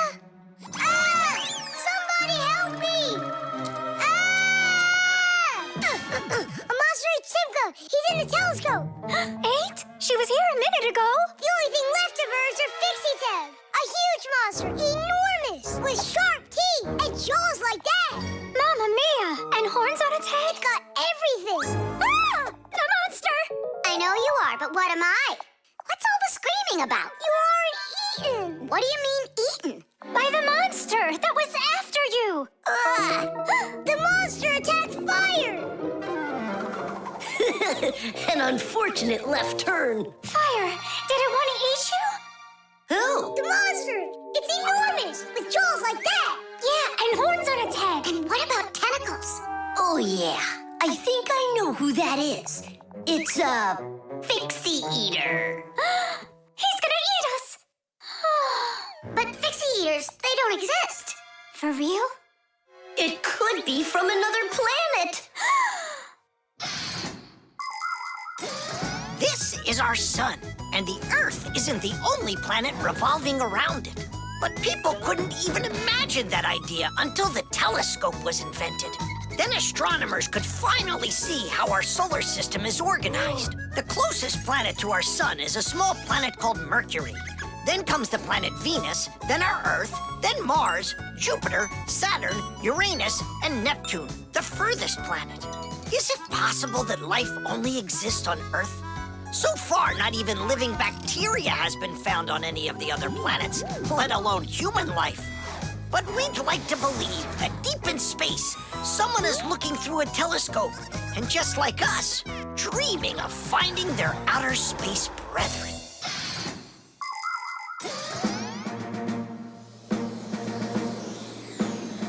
That's where it was! Come on out, Fixie eater. We're gonna need to use live bait. Where are you gonna get it from? It's me? Nolik, he knows you already. Don't be afraid. We won't let him hurt you. There's no way.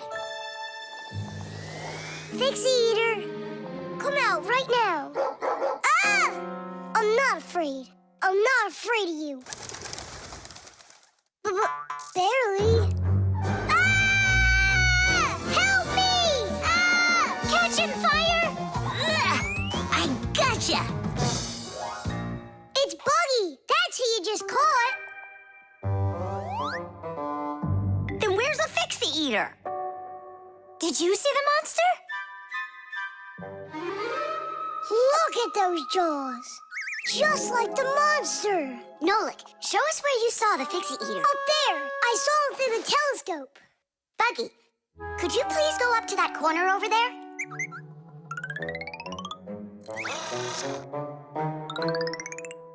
Uh-huh. And now yawn. Take a look. Ah! The Fixie eater! Or Buggy? What do you think?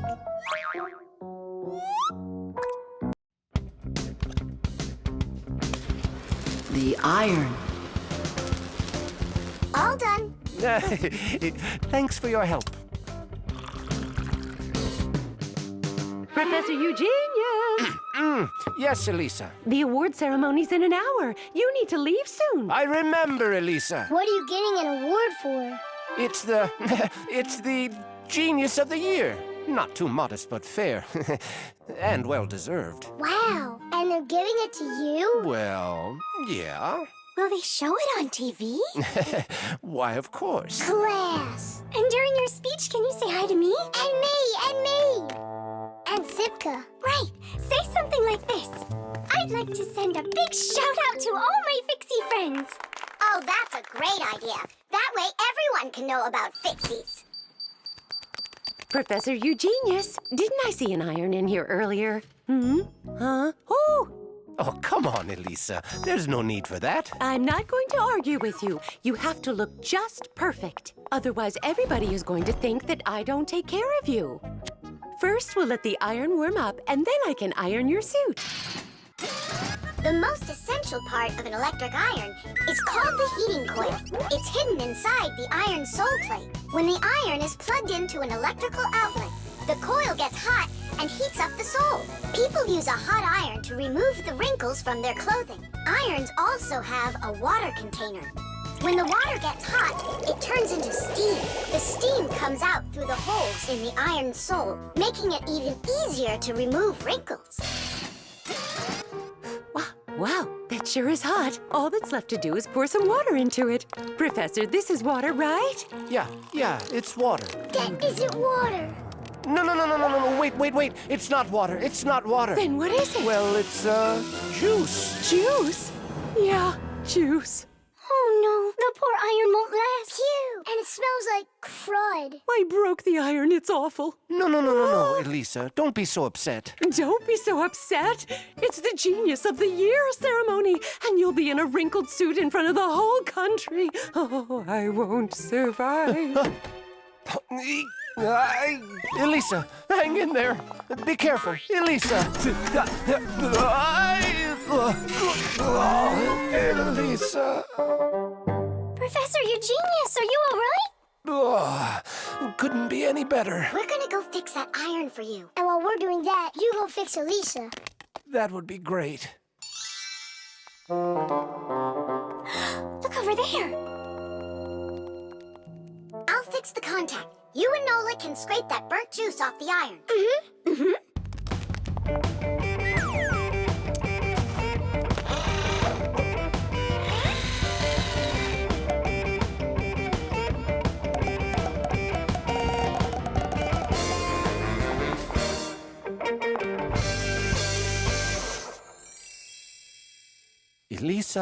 Elisa, please wake up. We did it. Your iron is fixed. Elisa, you should see the iron. It's working. What? And I'm just lying around here? I have to hurry. Where's the iron and your suit? Wrinkled clothing is not very beautiful. And that's why, since ancient times, people have been trying to find different ways to get rid of wrinkles. For example, long ago, people would put their wrinkled clothing under a heavy, flat rock. In ancient Rome, people used to beat their crinkled garments with a metal hammer. And in China, fabric was ironed with hot frying pans. Irons with a shape like what is used today appeared during the Middle Ages. They were made out of cast iron and needed to be heated up on a stove before they could be used. Later, people came up with irons that were heated by putting hot coals inside. And finally, in the 19th century, a convenient electrical iron was invented and has been used ever since. And the prize for Genius of the Year goes to Professor Eugenius! Bravo! Bravo, Professor!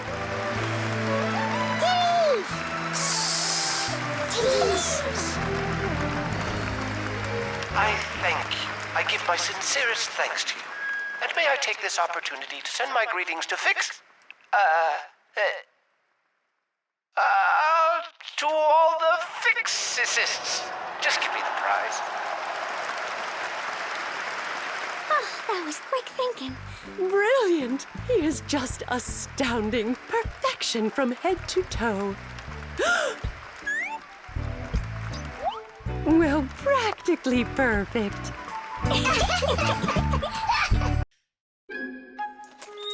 The parrot. Adisa, do you want a cracker? Wow, Tom Thomas, who is that? Simka, Nolik, this is Adisa. My dad brought him from Africa. I can't believe it! You've got a real parrot! Can he talk? My dad said that he can, but I haven't heard him yet. Well, let's see if he can. Okay, say, Adisa's a good bird. No, he should learn my name. That would be awesome. Adisa, say, Nolik. That's my name. He doesn't want to talk about you, Nolik. Maybe he doesn't know how to speak human language.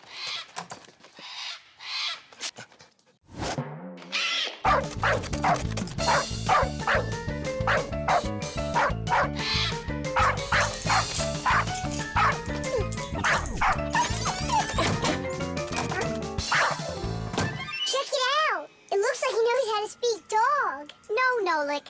He doesn't know any languages at all. Then how can he talk? Parrots can repeat many of the different sounds that they hear. For instance, a dog's bark or the ring of the phone. Parrots can also mimic words or even whole sentences of human speech. But parrots don't understand the meaning of the words they are saying. They just repeat them like a music player. Hey, hello. Hey, hello. That's why you won't be able to have a real conversation with a parrot, even if it's the kind of parrot that can talk. All right, then let's have him repeat something. Hey, Adisa, Tadish, it's the Fixie special sign. Say it. Fixies have a special sign. Tadish. My dad is back. Let's hide, quickly. Hi there. Well, how's it going? You two talking to each other yet? I can't get him to say anything at all. You can't? Adisa, how are you? Adisa's a good parrot. He wouldn't say anything before. He's used to talking around me. Adisa's a good parrot. Nolik, that's my name. Whose name is Nolik? No, he was saying he's got no luck in this game. What kind of game? Let's hide, quickly, hide. We were playing hide and seek. With the parrot? Uh-huh. Fixies have a special sign. Fixies have a special sign. What? Fixies? A special sign? No. It was physics. It's a special science. That's what we're studying about right now at school. You know how special physics is. Wow, that's impressive. Well, keep up the good work, son. Whew.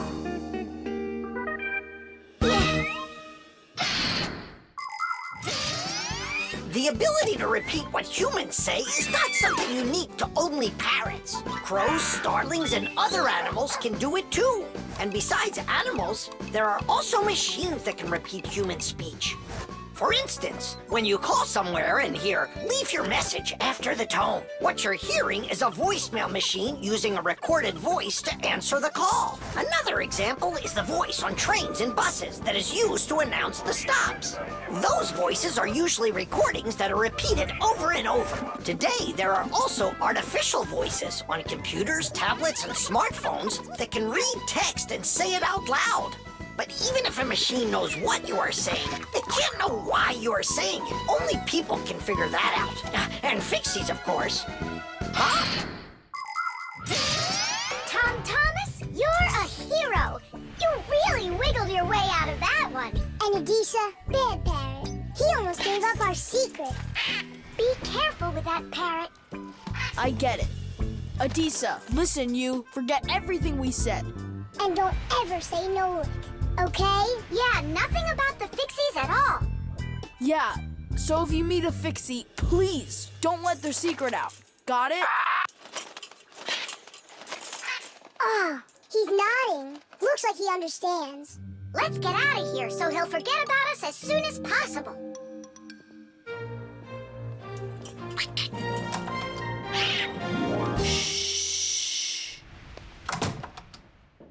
So if you meet a Fixie, please, don't let their secret... Ow! Tadeish, tadeish, tadeish! The blood test. Here. Hi, Tom Thomas. Huh? What are you, fighting with flies? No. Dad signed me up for a class. I'm starting to learn martial arts. Are you gonna fight like in the movies? What do you mean? I'm gonna star in the movies. I'm gonna play a superhero. Yeah! Ah! He'd be a great windmill for sure. Tom Thomas. Is first period free for you tomorrow? Yeah? Excellent. Then in the morning I can take you in for a blood test. Oh, blood test? Why do I need that? To make sure that you're healthy for your martial arts class. And remember, don't eat anything before the test. Don't worry, it's just a little needle. A little what? Mom! And what if I take some other kind of sport, like chess, for instance? Then I don't need a blood test? What's up? Are you scared? No. Mwah. I'm proud of you. Dad never told me I need a blood test. It looks like our superhero's a little scared. I think I'd be too. Blood sounds scary. Nothing scary about it. A human body has a huge number of little tubes called blood vessels with blood flowing through them. The blood carries oxygen and nutrients to the cells, takes away carbon dioxide from them, and protects them from harmful microbes. To be sure if you're healthy or not, it's often necessary to have a blood test. The most accurate results come from blood that is taken from a vein. The sample is analyzed to see if everything is all right, and if not, the doctor will prescribe a treatment. You see, it's totally safe. And there's nothing scary about it. Oh, blood should only be drawn on an empty stomach. What's that mean? It means no eating before the test. And what happens if I eat? Well, then they won't take any blood from you. That's an idea. What's an idea? I got no idea. Okay, good night. You're really not scared at all? Mm-mm. For some reason, I don't believe him.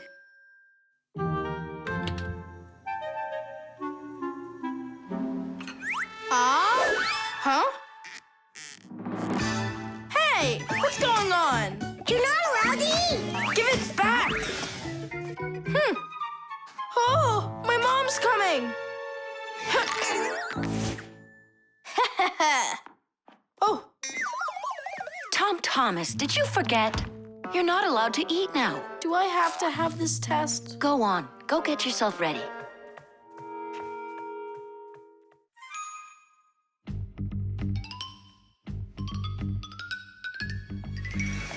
Are you trying to run away?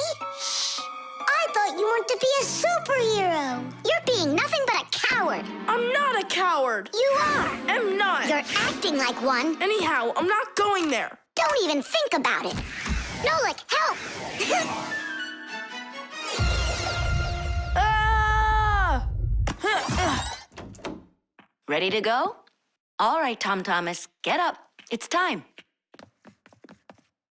Well, thanks a lot. And from now on, we're not friends.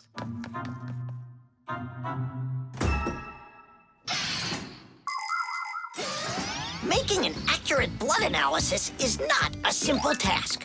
Originally, this work was done by people that would examine a drop of blood under a microscope. Today, in modern laboratories, technicians analyze blood with the help of smart analyzing machines. These machines can do the job much faster, and they don't make mistakes like people can. After you give some blood to be analyzed, the test tube is sent on a real journey to reach the laboratory for analysis. In the laboratory, it moves from one analyzer to another, each one of them examining a different part of your blood. Then, all of the data is put together, and that's it. The blood test is done. You can get an email when the report is ready and check the results online, so you don't even have to go out to pick it up. Pretty cool, huh? Thanks to you, we just lost our friend. It's because he was being a coward. And if it's my fault at all, it's only a little bit. Fixies! Are you here? We're here. Look what I've got. A certificate for bravery. You had the blood test, and you weren't scared? Look! Way to go! So, are we friends again? Of course we are. All right. Then can you teach me a few of those moves? Yeah, sure. Wow! Yeah! Vitamins. 7 times 5 is 35. 7 times 6. Wait a sec. It's Tom Thomas, are you ready? For what? For our walk. Did you forget? Oh, yeah. I'm having such problems with my memory. I keep trying to memorize this table, but I can't. If you want to improve your memory, you need vitamins. Vitamins? Well, how's it going, Tom Thomas? Not well. My memory's just terrible. Studying's getting me nowhere. Hey, don't be discouraged. We'll make your memory better with some vitamins. Oh, now you about vitamins. And who else? Just a school friend. Well, all right. Vitamins are very important for people's health, even though you don't need much of them. For instance, vitamin A is necessary for good eyesight and normal growth. Vitamin C helps keep you from getting sick. Vitamin D makes your teeth and bones stronger. Usually, people get the vitamins they require from a diet of fruits, dairy, vegetables, and other healthy foods. But if someone still isn't getting the vitamins their body needs, then doctors recommend taking special vitamin pills. All right, take out some vegetables and some fruit. And some berries. They have a lot of vitamins, too.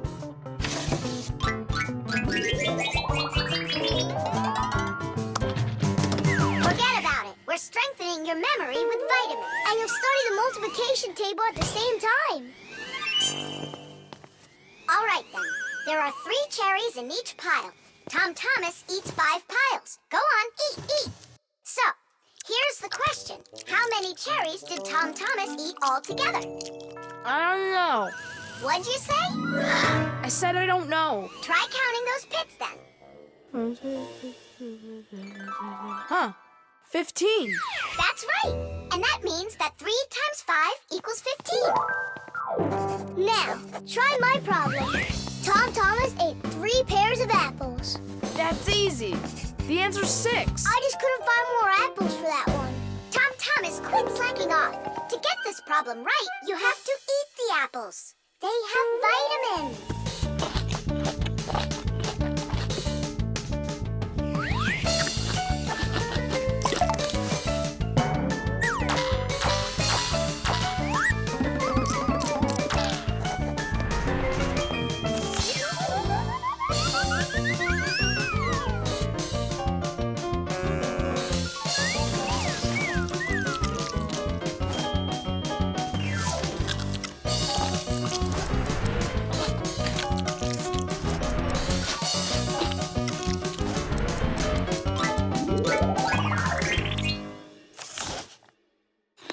That's all. I can't eat anymore. Keep eating. They have vitamins. Anyhow, we don't have enough carrots for me to learn how to multiply by 9. All right, then. I'll help you. To multiply 2 by 3, all you need to do is just add 3 2's together. It's much harder to multiply a number by 9. That takes too much time to add. That's why at schools they want you to memorize the table. But there's a simple way to multiply by 9 without the table or a calculator. Let's say you need to multiply the number 3 by 9. Put your hands face up in front of you. Now, find the 3rd finger from the left and bend it down. So what do we see? There are 2 fingers to the left of the bent finger and 7 fingers to the right. 2 and 7 means that the answer is 27. You got it? Great! Let's do another problem. What is 7 times 9? Here are 6 fingers, and here are 3. That's right! The answer's 63. Tom Thomas, did you eat all of that? But you're the one that told me you need to eat vitamins. That's why I got these vitamins for you. That little? What do you mean, little? There's enough in this bottle for a month. Go ahead, try one. They're very good for you. They taste good, too. Right. Better than an onion. Or a radish. Can I have another one? No, that's enough. You shouldn't take more than one vitamin every day. I remember where I saw this. I saw the same kind of bottle with a green lid over at Katya's. Speaking of memory, let's check your multiplication table. Let's say that you and Katya are each taking one vitamin a day. So, how many have you eaten after 9 days? The answer's 18. Well done. It's getting better. Vitamins really work. Buttered bread.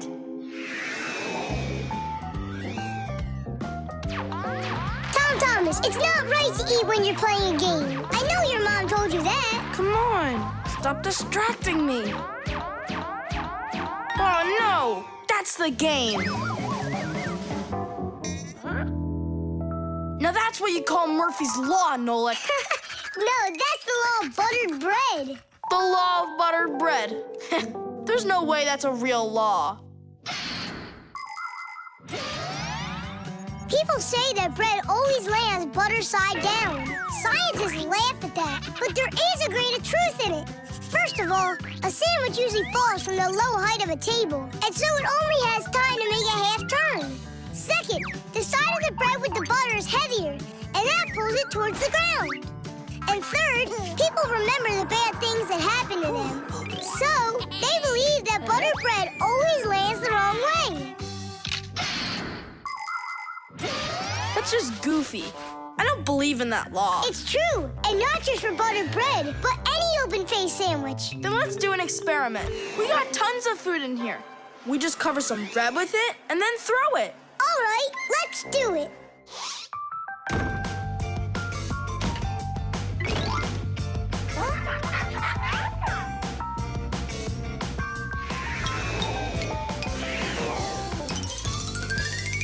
Didish! Well, jelly side down.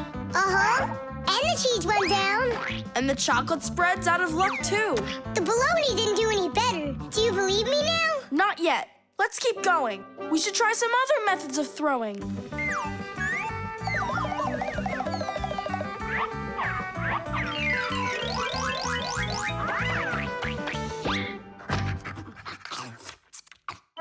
Oh, that's everything. There's nothing left. No, there's still some turkey. Where did you see that? Here it is. Take some from this plate instead. Your mom already cooked it. Hey, turkey, show them how you're supposed to fall.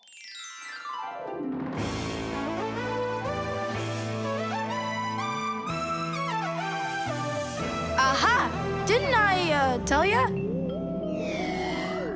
vandals! Why are you throwing food all over the place? It's simply awful. Hey, give it back! Please, we're testing the law of buttered bread. You gotta be kidding. Your mom is gonna love you for that. Can you please put the sandwich on a plate already? It's too heavy for us to keep holding it up. Good. There you go. Tom Thomas, do you have any idea at all how nutritious that turkey is? And delicious, I'd imagine. And turkey's a healthy food that has lots of protein, vitamins, and what do you call them? Microelements. That's not all. Eating that turkey could make you grow. If you eat that sandwich, you could grow a centimeter. I think that's true. Yeah, and it'll give you some extra strength, which you're gonna need when you clean up your kitchen.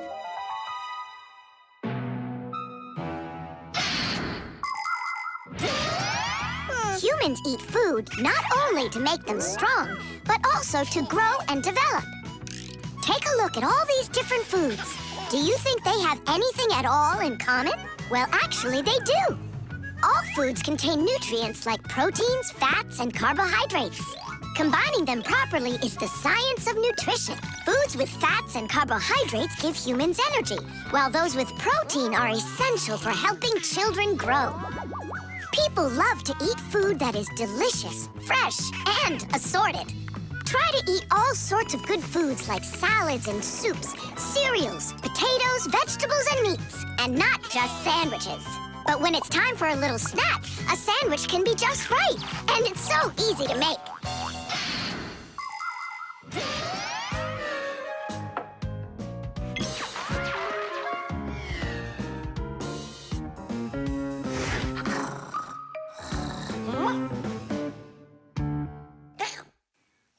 happened to all of our bread?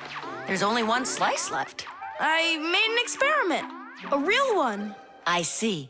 Well, science requires sacrifice. And there's no doubt that scientific experience is way better than playing with the phone all day, right?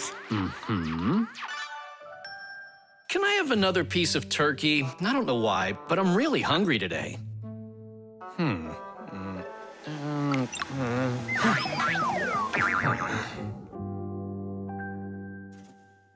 Now that's what I call Murphy's Law. No! That's what they call the law of buttered bread, Dad. Did you hear? The law is a law. The toothpaste. Astronaut food, ready. Rocket ready. And who's flying to the sun? Me. I'm ready. A real hero. Tom Thomas. Did you see? There it is. You nearly spoiled a vital experiment. Of global, interplanetary significance. Spoiled what? Our scientific testing of the latest toothpaste formula. I will brush my teeth with it. And I, as chief dentist, will be monitoring the testing. And so, I don't want you even touching it. Great. How am I supposed to fly to the sun now? Strange. They make that toothpaste for kids. So? Then why is your mom using your dad then? That's right. I'm gonna go tell her. Mom, that new toothpaste. I should test it. No, I'm using your dad, because he's a responsible person. And so am I. I'm very responsible. Who knew? Your room's a total mess. I had no time to clean it. You didn't water the plant. I forgot. Did you brush your teeth? Yeah, for a whole minute, too. You're supposed to brush your teeth for 2 minutes, in the morning and at night. Sorry. Great toothpaste, honey.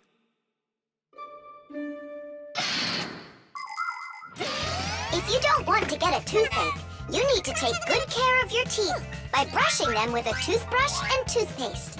Toothpaste helps remove food that's stuck on your teeth, kills harmful bacteria, and keeps your teeth strong, healthy, and beautiful. Toothpaste should be in every house. Adults should use toothpaste made for adults, and kids should use toothpaste that is healthy and safe for younger teeth. It's important to make sure you're using a toothpaste that's right for your age.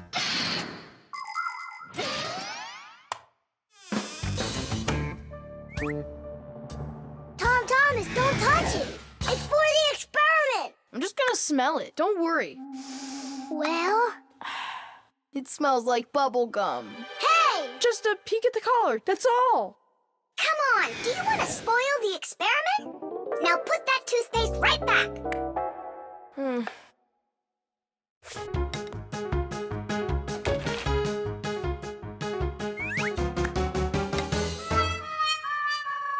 Again?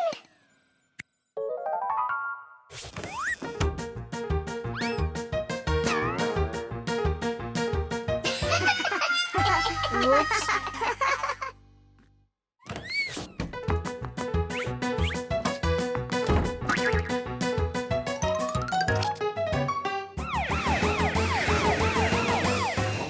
Well now, so we caught you again. I want to try this toothpaste so bad, but how? Well, what if you...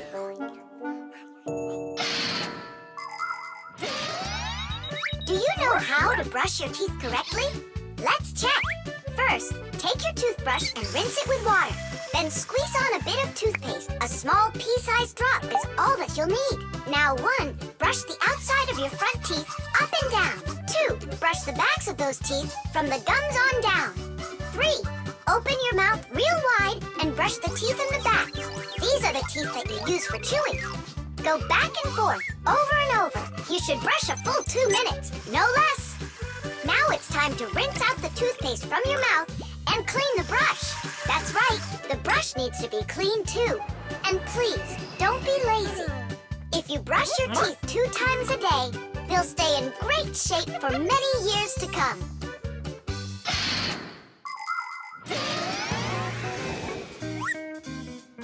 Mom, Dad, see? I've done everything. Well done. And I promise that I'm gonna brush my teeth the right way, as long as I need to, And twice a day?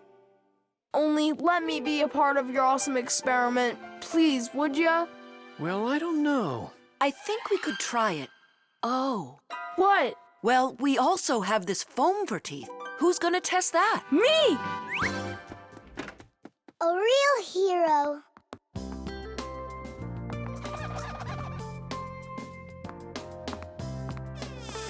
How many ways did we try to get him to brush his teeth before that didn't work? We never sparked his imagination before. Your idea about the experiment was brilliant.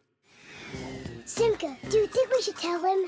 The answer's no. We can't disrupt the experiment. The sieve. Dad, what time is Mom getting back from her conference? She'll be back in an hour. What surprise can we make for her? Let's bake her buns with raisins in them. They're her favorite. That's a great idea. Where do we keep our recipes? Huh, they're not here. Where could they be? What are you looking for? A recipe. They're in the drawer by the stove, over there. Great, thanks a lot. Here they are. That's fantastic. Let's see. What do we need? Milk, Flour, eggs. some cinnamon and raisins. The cinnamon's right there. But you're out of raisins. We're out of raisins. Can we make them without? No, Mom loves them with raisins. It's too late. The stores are closed.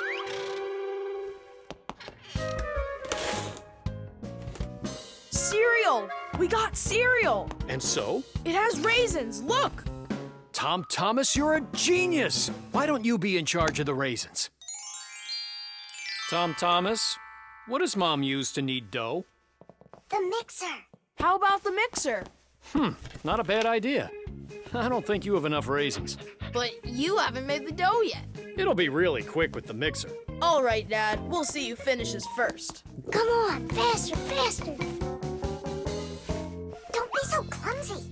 If you think you're so good, then why don't you help? Fine, we'll help. Catch!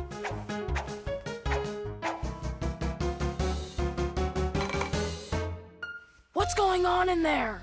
We picked everything off the top. We have to dive down. Then dive.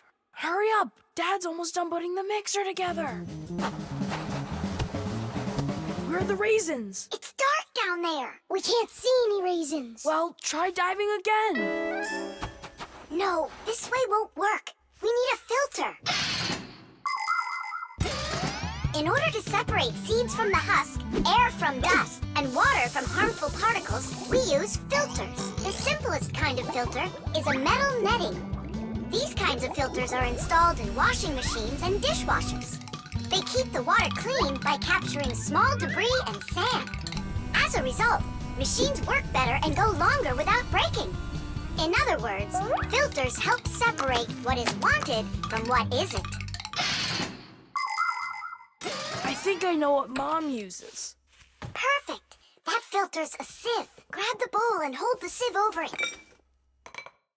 Pour in the cereal. Now shake it so the tiny flakes fall through the sieve and the raisins stay in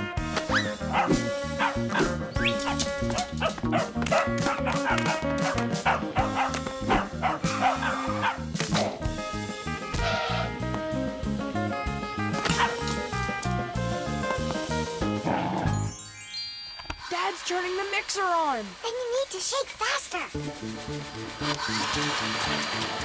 Dad, you're spraying the batter all over the kitchen. The mixer's too powerful. The mixer's fine. The batter's too liquid. You have to add flour. Add flour. Oh, right. How do you know all this? Shake it some more. No need. I shook all the flakes through it. Class. It really worked. Dad, What? ready to put in the raisins? Look at you. How did you get them all out so fast? By using our sieve, Dad. Do you know the story about Cinderella? Her evil stepmother wouldn't let her go to the ball. Instead, she poured peas into a sack of cinder and ordered Cinderella to pick them all out. But what most people don't know is that it was Fixies who helped her separate the peas from cinder with the help of a sieve. That's right! Cinderella was friends with the Fixies. You can find evidence of Fixies in a number of tales. Don't Tom Thumb or Thumbelina remind you of somebody? How did these tiny characters make their way into fairy tales? It's quite possible that long ago, a Fixie who wasn't paying attention was spotted by a storyteller, and that became the inspiration for countless tales. All right, you can open your eyes. Ta-da! Beautiful. Whose idea was this? Tom Thomas. They're so good. What recipe is this? Tom Thomas found it. And you remembered that I love raisins. Tom Thomas sifted them out of the cereal. Well done, Tom Thomas. All by yourself? I should say so. Teach! 92, The wheel. 93, 94, 95, 96, 97, 98, 99, 100. And 101, 102, 103, 104, forgot. and 100 and... Nolik! Hey, come on! Tom Thomas promised to give me a ride outside on his bicycle. I gotta get going. Lucky you. I'd love to ride on a bike. Yeah, it would be a lot of fun. You're not allowed to go. Why can't we? Tom Thomas isn't your friend, all right? He only invited me. If you want to take a ride on a bicycle, then go find your own human friend to invite you. Well, Tom Thomas, you ready to go? We can't. There's no way we can ride this. The tire's got a hole. I try to fill it, but the air comes out. Well, then what should we do? I thought you'd know what. You're the Fixie here. I didn't study it yet. Hang on! Tula, Digit, wait a sec. We found a hole in one of the tires of the bicycle. You mean the one that only gives rides to friends? Don't be like that. Please help me out. I thought Tom Thomas was only a friend of yours. Why don't you go and ask him yourself? He could be your friend, too. For thousands of years, wheels have been helping people all over the world. The wheel's ancestor is a log. People would put logs under heavy loads to move them. Then people came up with the idea of slicing the log and connecting the slices with an axle. And there it was, the wheel. Wheels made life more convenient. Later came wheels with spokes, metal rims, and rubber tires. Soon people were wheeling around the world in and on all sorts of vehicles. Potters, mills, clocks. There are just so many different uses for a wheel. And with the steam train, steamboat, and cars, wheels spread all over the world. They even reached the planet Mars. The wheel really is one of the simplest and yet most amazing of all human inventions.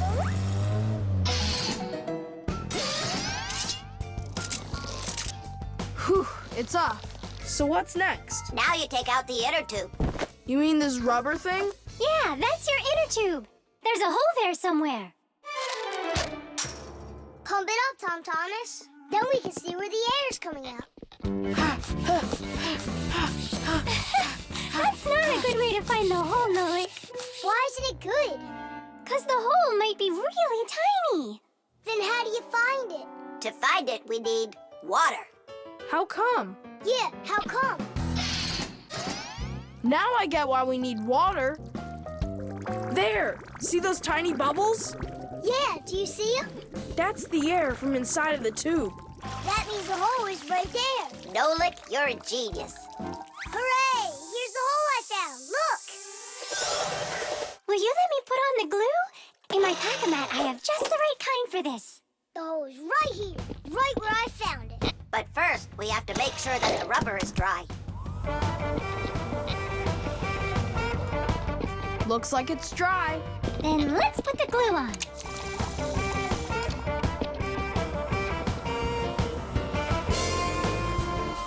It's all fixed.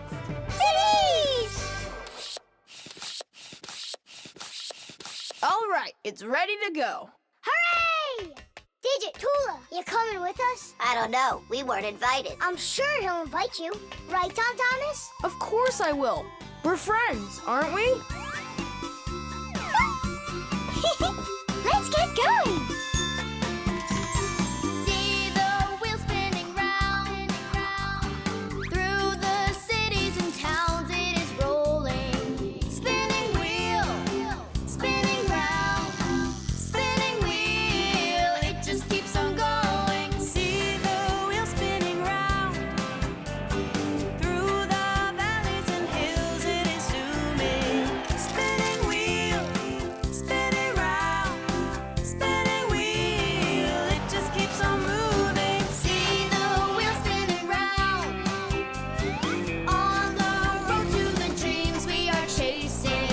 Spinning wheel, spinning round, spinning wheel, it just keeps on racing.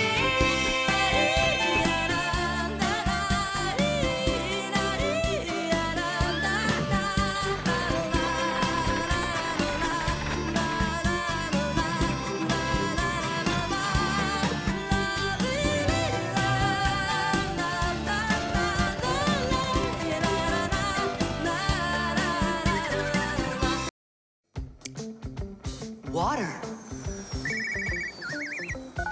Hi, I'm all ready. Nolik, he's gonna stay home like we agreed. Uh-huh, see you soon. Who's there? Nolik, it's you. I gotta go. I'll go with you. No, we've got an important job. Little kids aren't allowed. Why can't I help you? Because this work is very demanding, only it's boring.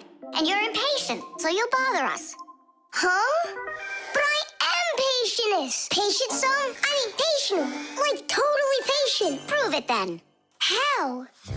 See that, water filter. You have to count how many glasses of water it cleans. How many do I need to count? If you can reach 100, I'll believe you're patient. Why do they need that filter? Why not just drink water out of the sink? Don't worry about it. You need to be counting. That was 1.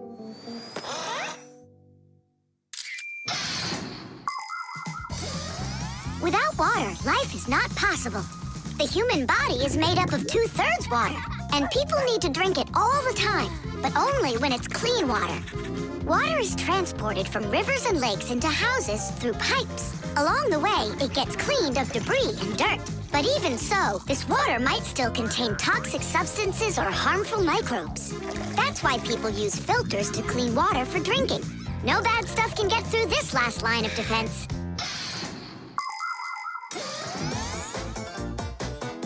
2. 10. Ha!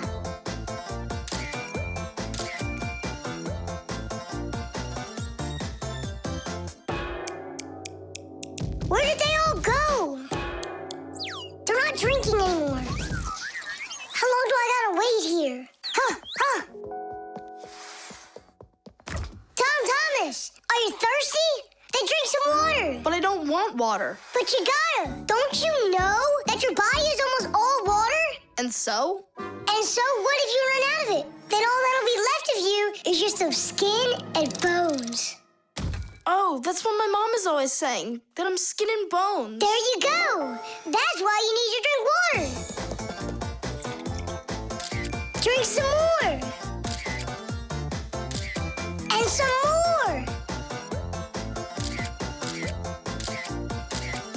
Come on. That's all. I ran out of room. You have to have plenty of room left. Why do you care about how much water I'm drinking? Because I gotta count how much water's going through the filter. I really gotta. Yeah, and what? It's gotta go through me for you to count it? I'm totally full. What am I supposed to do? I've been waiting here in the kitchen all day, but nobody's drinking. What's going on? The filter is broken. You gotta call Simka right away. 415, 416, 417, 418, 419. It's an emergency! What? The filter's burning! You're really funny, Nolik. Simka, he's not joking. Something's going on over there. We gotta hurry.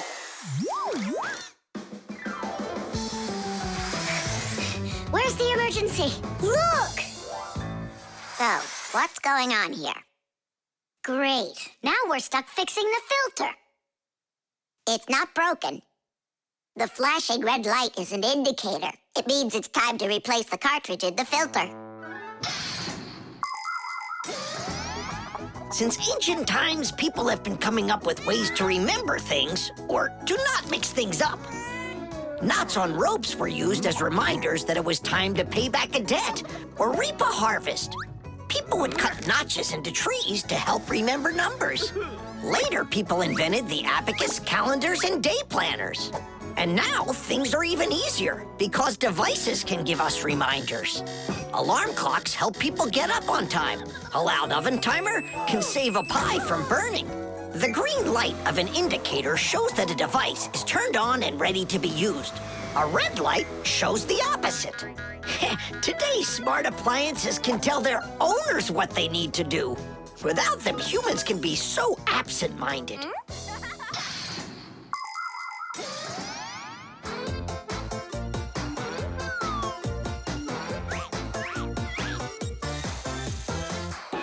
It's all ready. Teesh!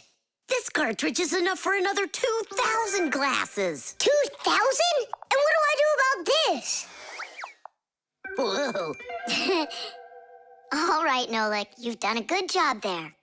Way to go. Yeah? If you want, I can do it. Thomas, want some water to drink? I can't drink anymore. And I can't wait anymore either. Well, looks like his indicator is flashing on now. The pencil. Well done, Thomas. Your mom's birthday's today and you're still sleeping. Hey, what's that? It's a drawing, a portrait of his mom. In my opinion, this mom doesn't look very much like Thomas's mom. Maybe he didn't get to finish the picture yet. He was tired and passed out. This is not good. We gotta do something. Ah, we can help him. The pencil's right here. A pencil has lead inside. It's the lead that makes the drawing. Only lead doesn't grow on trees.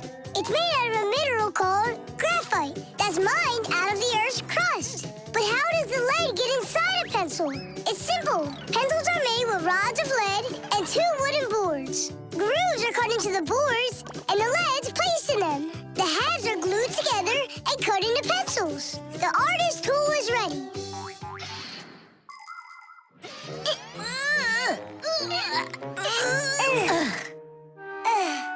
This isn't gonna work. Oh, give me a place to stand, and I shall move the pencil through the air.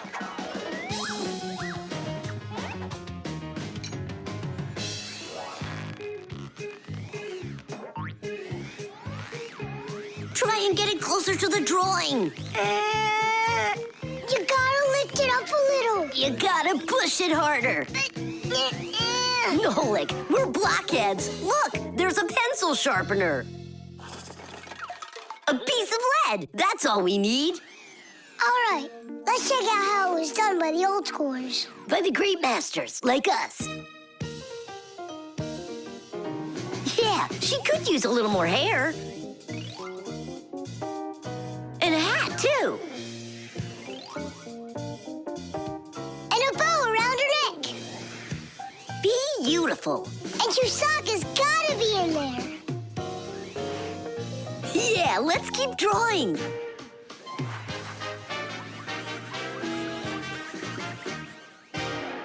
Thomas, are you still sleeping?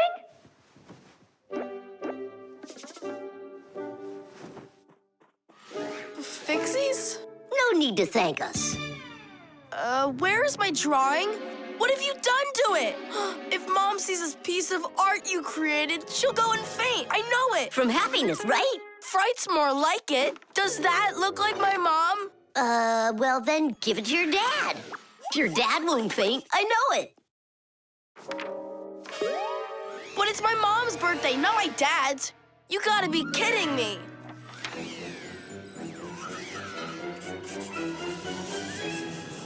There's also a famous painting like that. It's called the Black Square. It's a classic. You don't think she'll like it?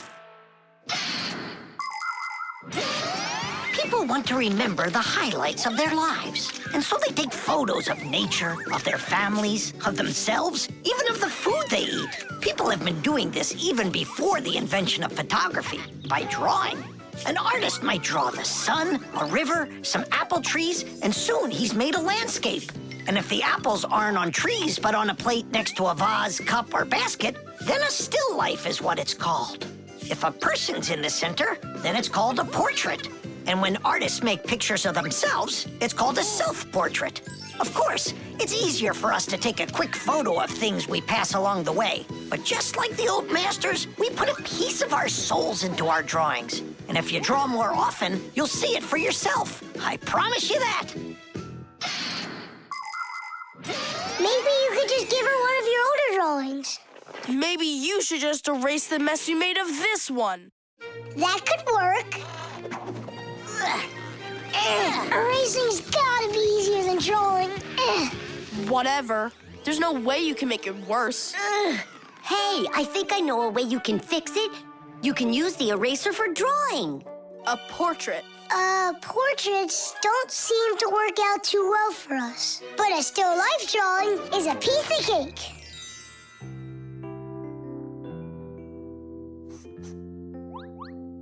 Super! Uh-huh. Pretty good, right? Tom Thomas, everything's on the table for breakfast. Mom, happy birthday. I drew this present for you. Thank you, Tom Thomas. What a lovely still life, so unusual. I tried really hard. We'll hang it up on the wall. Now, let's go eat. What would Tom Thomas have done without us? Yeah, whenever you get into a jam, your real friends will always show up to rescue you. The jewel. Tom Thomas, it's time to eat. Where did it go? Chusaka, did you see this tiny little... Can't believe now I'm asking a dog. Tom Thomas, are you looking for us? Hey, Fixies, maybe you can help me. One of these stones is missing. And so? And so, this pin is very valuable. And so's the stone. If I don't find the stone soon, it's gonna be the end. Honey, your lunch is getting cold. There's no reason to panic. Your precious stone will be found. Wait a sec. Can stones really be precious? Of course they can. Gemstones are the most rare and beautiful of all stones, but it's not easy to find them. Diamonds, emeralds, rubies, sapphires, people find them underground and inside of mountains. Brave divers go to the bottom of the sea to find pearls. People have performed heroic acts and committed daring crimes to get these precious jewels. The magical shine of gems can both enchant and ruin. Remember, only gems acquired honestly bring happiness.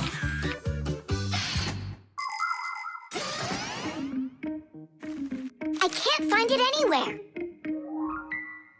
Maybe Chusaka took it. She saw that it was valuable and You're right. Chusaka, give us back the gem, all right? Give it back, we said. Why are you making Chusaka angry? Because she has to give the stone back. What stone, Simka? One that costs a ton. Dogs are supposed to keep treasure safe, but this one eats them. Maybe you didn't look carefully. For example, did you check inside that flower pot?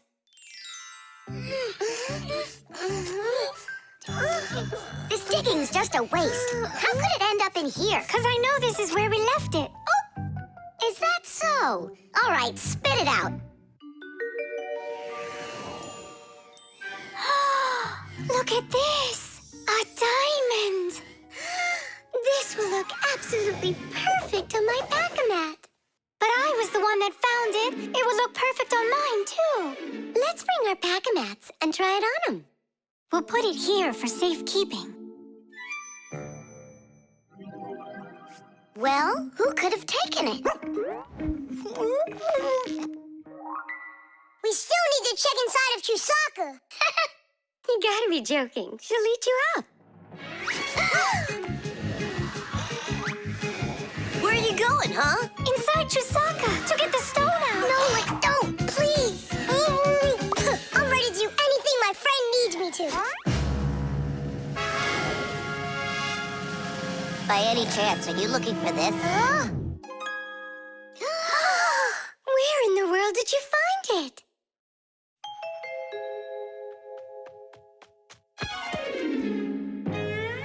I found a buried diamond. It looks like a diamond, but to be sure, we'll have to conduct a test. A raw diamond looks like an ordinary stone, but after cutting and polishing each of its facets, that special stone transforms into a rare and very expensive jewel that can adorn a necklace, a crown, or a museum's display case. The truth is, only a small part of all found diamonds is used for jewelry. It's because a diamond is also the hardest rock on the planet. That makes it perfect for cutting glass. Diamonds are used in making strong drill bits and cutting blades. Many important medical instruments could not be made without them. With the help of diamonds, it's even possible to drill through a mountain when building a tunnel. That's just how valuable diamonds are. They can cut a pipe and go well with a dress. Isn't it pretty? Only it's not a... Tom Thomas! We found the stone! Oh! And now it's gone.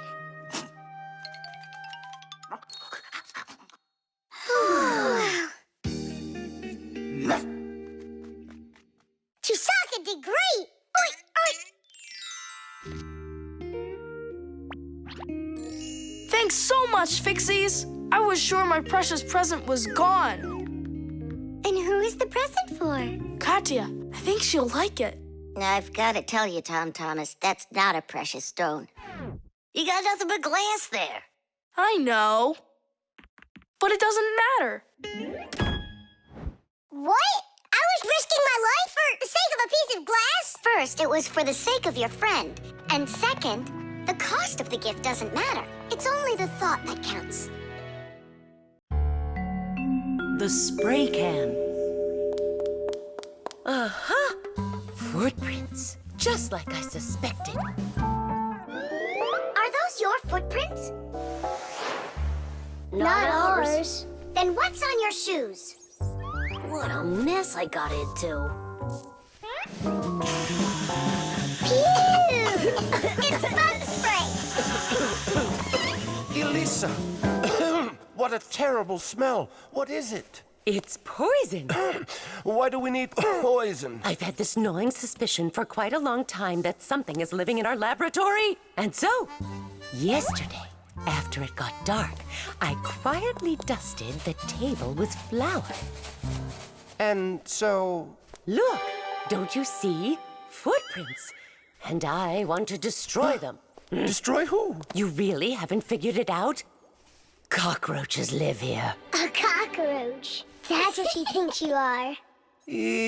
What makes you sure that it's a cockroach? What else could it be? Well, maybe a spider. Well, spiders are cute. And nice, too. But then where is the spider web? I don't know. Exactly. It's cockroaches. That stuff is gross. Where's that stuff coming from? It's from an aerosol spray can, Nolik. Aerosol is made of tiny little drops and particles that can hang in the air for quite a long time. Dust, smoke, and fog, they are all aerosols. People learned to make aerosols long ago. For instance, they took a liquid that repels mosquitoes, poured it into a can, and injected some gas into it. Then, when you push the button, the gas forces the liquid to go out through a tiny hole, turning it into a bug spray. That spray will poison the Fixies. We have got to stop Elisa. Let's destroy the aerosol can.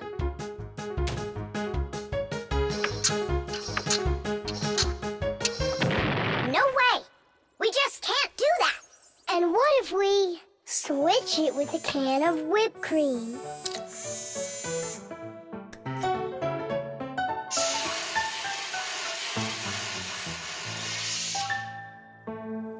Quit joking. We've got to get Elisa To believe that, it's a spider and not cockroaches. She thinks spiders are cute. You're right. Let's go get Buggy. Spray cans have all sorts of different uses.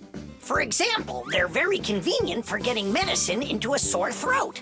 They can be used to fill the air with the sweet smell of perfume or to cover unpleasant smells with deodorant. Spraying paint from a can is also very useful. It applies the paint very evenly. Some spray cans are even used for food.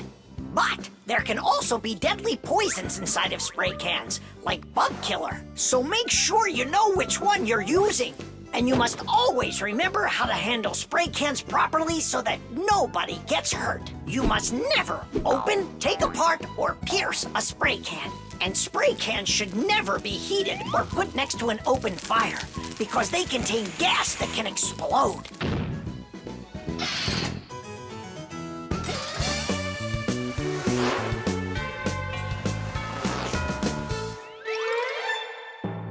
Buggy, hi there. Hey, Wait. where are you going? Buggy, we need your help. Hang on. Buggy, don't be scared. We're your friends, right? Would you help us? Please? There are new tracks here. Well, roaches, prepare to die. Are you ready? Go ahead. Run.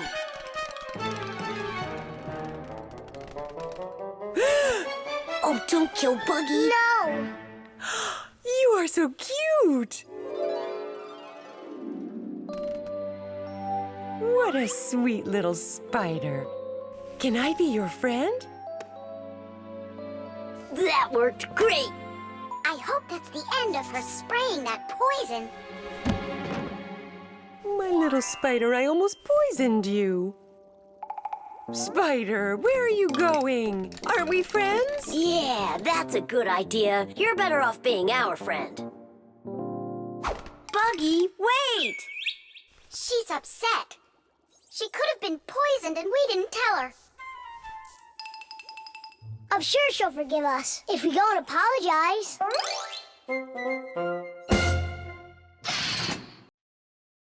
The television. Now watch carefully. First I put some of the yellow, then I add some of the blue, mix them together, and now we've got the color green. Isn't that great? Class! And it's not just paint either. Your television works by mixing colors too. Really? No way. That's embarrassing. Nolik, you should know that by now. We live inside of that television, together with Papus and Masya. Come on. The picture on a TV screen is made up of tiny glowing dots that are either red, green, or blue. When blue and green dots are glowing together, we see the color light blue, like in a clear blue sky. When green and red mix, we see a yellow sun. And when all three colors shine brightly together, then we see white on the screen. It may be hard to believe, but it's true. All of the colors on the screen are made up of only three colors: red, green, and blue. So everything that's on the TV screen all comes from three colors: red, green, and blue. Isn't that great? Where do you learn all this stuff, huh? Actually, don't you think it's about time we got you a new TV? What do you say? Sure. Great. And then I'll take this one with me to work. We just started shooting a new show about old things. Hooray! I'm gonna get an awesome new TV. Simka and Nolik, did you hear that? Are you here? They must have gone home for something. Wait a sec, their home is in the television.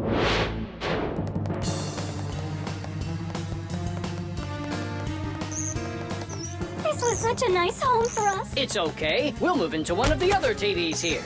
The one in the living room? Why not? It's a nice new one with a huge flat screen.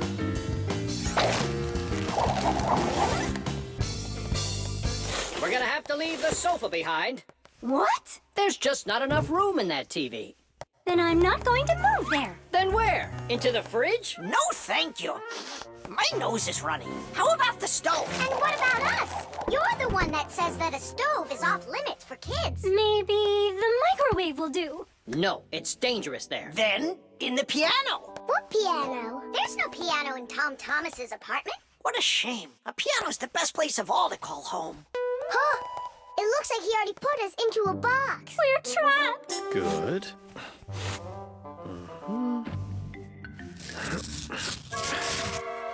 Dad! Hey, Dad! I changed my mind. I really don't want to get a new TV. Why don't you want a new one? I'm just used to this one. You're a junk collector. Uh-huh. Just like you, Dad. People have always dreamt of seeing things that are far, far away. All of us have heard fairy tales about crystal balls and magic mirrors. But the magic of television began only 100 years ago. The screens on the first TVs were so small that people had to attach magnifying glasses to them to make the picture big enough for watching. Ever since those first TVs, both the outside and the inside of this amazing device continue to change. Bulky picture tubes have been replaced by electronic chips. Screens have grown wider and wider as TV sets have changed from big heavy boxes to flat light screens that can hang on the wall like a picture. And someday, real soon, it's quite possible that TVs will be made to roll up like a rug and people will be able to carry them anywhere. All right, I'll put it back. But under one condition. If it breaks, we'll buy you a new one right away. Yeah, sure. We'll never let it break, right? Never, ever!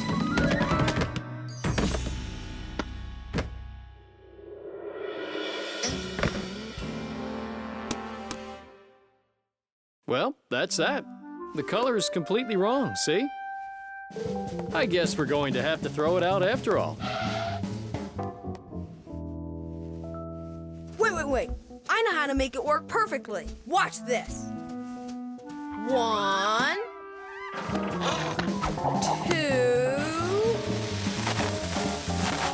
and 3. How did you do it? I just mixed the 3 colors together, like I told you. Red with green and blue. Teesh! Glue.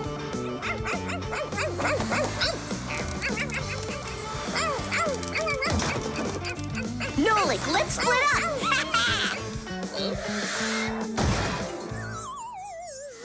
We're one cool team, am I right? Nah, Why not? we're the mega super duper coolest team on the planet!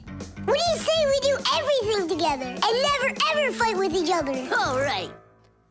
Children, if you look right here, you can see that the handle has broken off the professor's favorite mug. And it's our duty to fix it by gluing it back on. Here they are, the inseparable friends. Class, quiet down.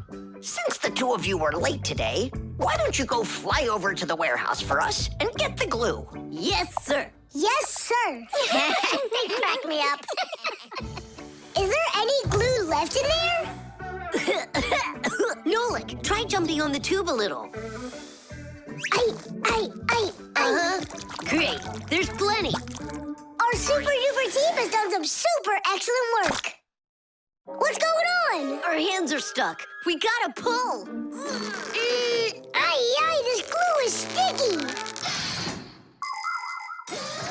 With the help of glue, you can stick almost anything together. Paper, plastic, glass, rubber, wood, and even metal.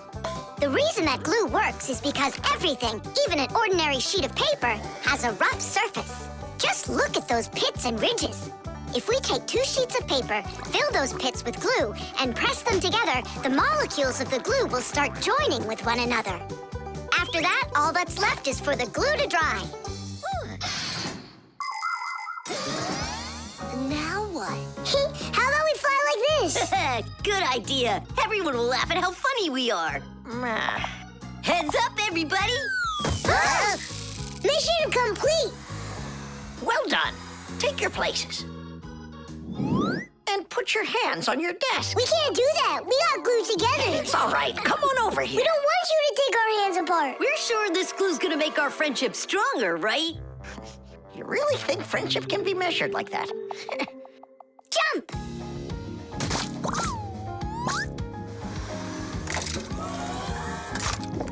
One, two, three, yeah.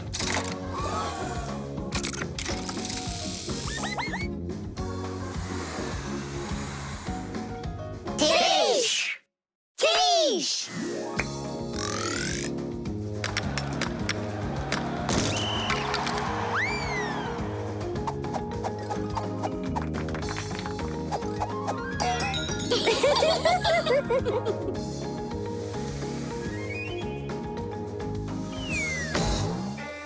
Come on, I need to go over there. Well, I need to go over there.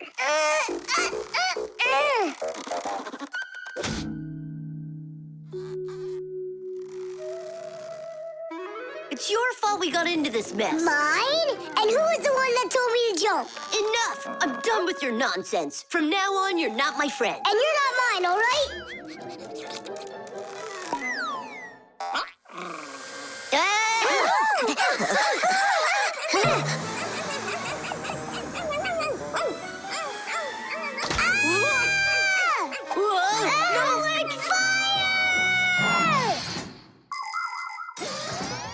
Like many of the common substances people use, glue was invented by nature itself. For example, fish glue their eggs together, and mollusks produce a sticky liquid that lets them stick to any surface.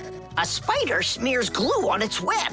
A swift uses saliva to bind its nest, while caterpillars use their saliva to spin their cocoons. The sap from a pine or a birch tree is glue, and an egg's sticky whites can be used as a base for glue.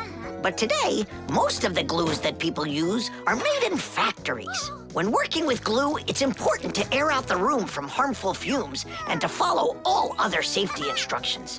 And try not to get glued to anything. It might be very hard to tear yourself away from it.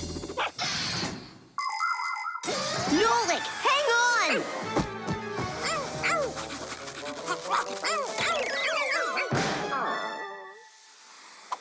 Fire! You just saved me! But how come we got unstuck? Maybe it was bad glue? No, we were trying to get you disattached for so long that the glue lost the adhesive properties it had. And our friendship? Did it also lose its properties? You know what, Nolik? I'm sorry. We don't need glue to make our friendship stronger. Peace. Peace. Oh. Uh-oh. Gotcha. The backpack. All right, homework's all done. Time to play? Tom Thomas, is that how you pack your backpack? Why not? What's wrong with it? I don't know how you think you're going to find anything at all in there. I will too. Then go and find your ruler. Here you go. An eraser? Hang on, I'll get it. Where is it? You can't find it. What a shame. It's because this backpack is so lousy. The backpack is just fine. If you don't want to lose anything, you gotta pack it carefully. Or have a pack-a-mat that can just hand everything to you. Oh, yeah! That's just what I need, a pack-a-mat. Only Fixies have pack-a-mats. And I'm gonna have one. I'll make my own. There's no way. Way? Because I'll help him do it. Sure, Nolik.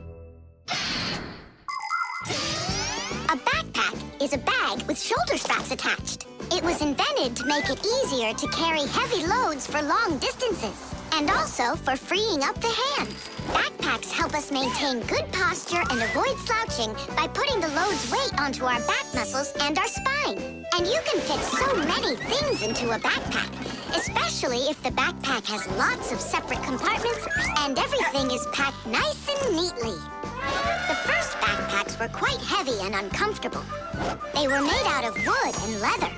These kinds of backpacks were worn by ancient hunters.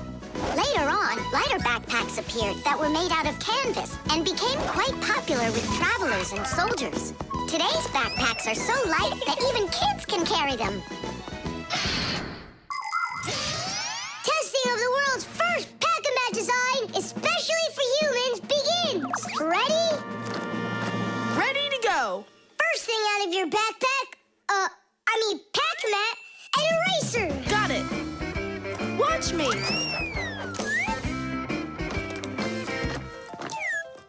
Cool. A pen! Your blue one! Got it.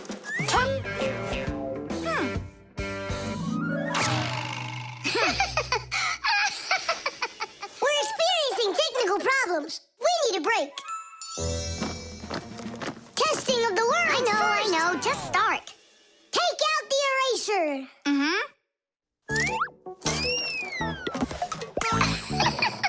We'll say you did it. Take out the blue pen. Oh, wow. The ruler's next. That's some hack-a-mack you got. Class. Testing of the world's first pack-a-match And design. where's Nolik? Don't worry, he'll come later. Testing. All right, already. Let's get it started. Go ahead. The eraser. We've seen that twice already. The blue pen. Can you take out the ruler? Sure I can. Drum roll, please. Whoa. It's not possible. Let me see. Now I get it. Why don't you take out your science book? Science book. Cuckoo, did you get the textbook? There's no way! It's huge! Yeah, some inventors you are. Your invention calls for a little improvement, and I know what it is. What? Just make sure that when you put things into your backpack, you do it neatly. Do it neatly. Takes forever and it's boring. I'm gonna show you how to make it fun. Ha-ha! Whenever it's a school day, a backpack's all you need. A backpack's all you need. A backpack's all you need. Your pencils, books, and papers will fit inside indeed. Will fit inside, will fit inside, will fit inside indeed. Without a backpack on your back, you won't get by, you won't succeed. But with a backpack on your back, you will go far indeed. Whenever you go hiking, a backpack's all you need. A backpack's all you need. A backpack's all you need. Whatever you've collected will fit inside indeed. Will fit inside, will fit inside, will fit inside indeed. Without a backpack on your back, you won't get by, you won't succeed. But with a backpack on your back, you will go far indeed. Without a backpack on your back, you won't get by. The exercise machine. Nolik? I'm not here. You haven't seen me today at all. What's up with you? There's gonna be this race, and it starts really soon. It's the boys against the girls. Their team against ours. And what? And what? I'm the smallest one on the team. And I'll let everyone down. That's why I'm hiding. 'Cause I don't want my team to lose. You can't just give up. You can learn to run faster if you want. You think? Of course. That's what exercisers are for. You need a treadmill to get stronger. Class! And where can we get one? We'll make it ourselves. Exercise machines were invented so people could work out without going outside. For instance, a treadmill lets you walk or run for a very long time while moving in one place. A treadmill's main part is a conveyor belt that is driven around by an electric motor. Today's smart treadmills have the ability to measure your speed, the distance that you've run, your heart rate, and even the results of previous workouts. There, it's all done. Tish! It's time to start your first training session. How will I learn to run really fast if you keep turning it so slowly? Hey, that's a little too fast. Oh, sorry about that. I got it. That's what you call training.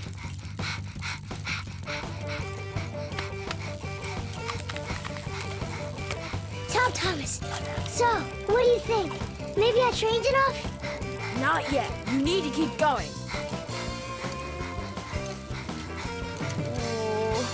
can't do this any longer. Let's stop. Whew. No way. Turn the handle. Yeah.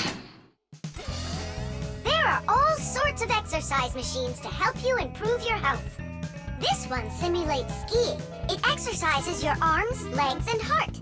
And this one you can row like a rowboat. And if pedaling's your thing, an exercise bike lets you get a great workout no matter how bad the weather is outside. There are also weight training machines. These machines can help you build big, strong muscles and tone the shape of your body. However, you can still get great exercise without these bulky machines. There are plenty of much simpler devices that you can find room for in any house. Like a chin-up bar for doing pull-ups, a wall-mounted ladder or rope for climbing, or jump ropes, weights, hula hoops, or balls. The important thing is to just exercise. Okay, girls, hold on to your hats. Oh, how scary. We'll show him who's gonna win. Right, Tula? I'm gonna do my best. Tula will definitely beat Nolik. We gotta step it up. It's time to get this race going. Runners, are you ready? Ready! On your marks, everyone get set, go! Come on!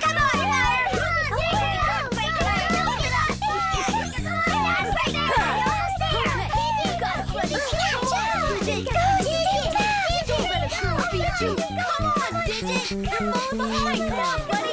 Get it moving. I know you can do it. Come on, Digit. Come on, Digit. Give it the time. Quickly. Digit, how could you lose to Simka? Because her velocity is greater. Oh, now the girls are gonna win. Nolik will never catch up with Tula. Oh my gosh! Nolik! He appears to be gaining ground. Look at him! He's ahead! Go on, Nolik, go! You got it, buddy! Come on, buddy! Hey, look at him, he's flying! All of that work on the exercise machine really helped. Come on, keep going! Look what happened to Tula! You got this! Nolik, where are you going? The finish is there!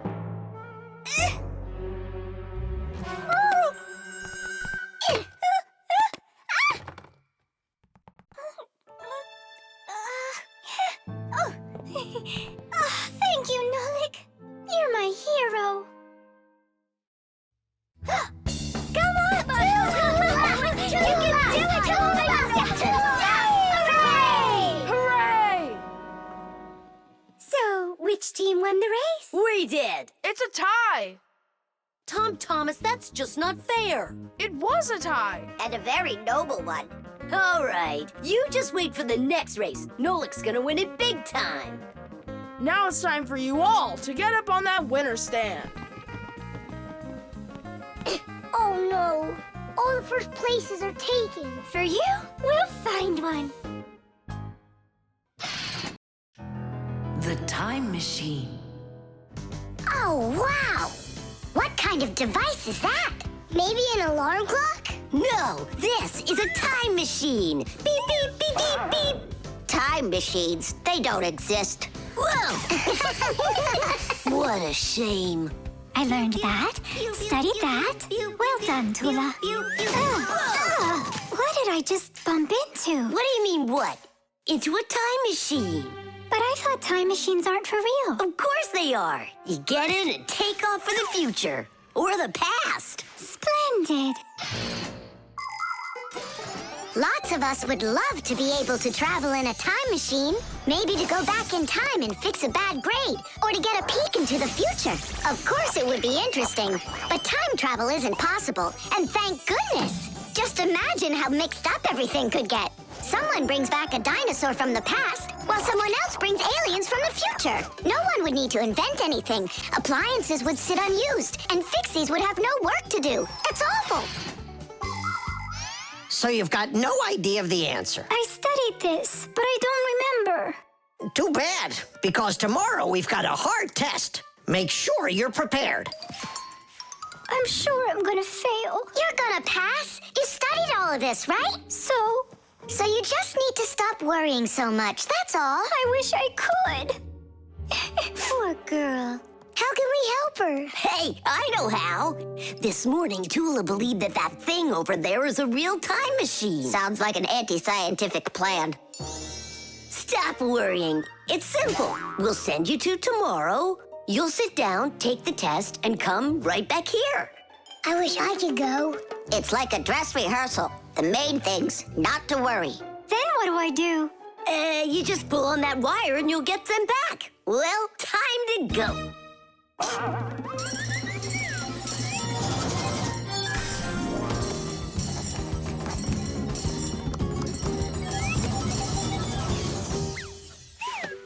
Wow, it's tomorrow. Hi there. Are you ready? Uh-huh. Grandpa's got sick, so I'll be giving you your tests. I'm scared. Don't worry, it's just a rehearsal. Well then, who had the best test? Congratulations, Tula! Oh, so cool. Awesome. That wasn't scary at all. Impressive. By the way, what's wrong with the professor? Grandpa's... You know, don't you? A bolt fell on his head. You dropped it, remember? I did? Yeah, yesterday. I'm not sure I like this future.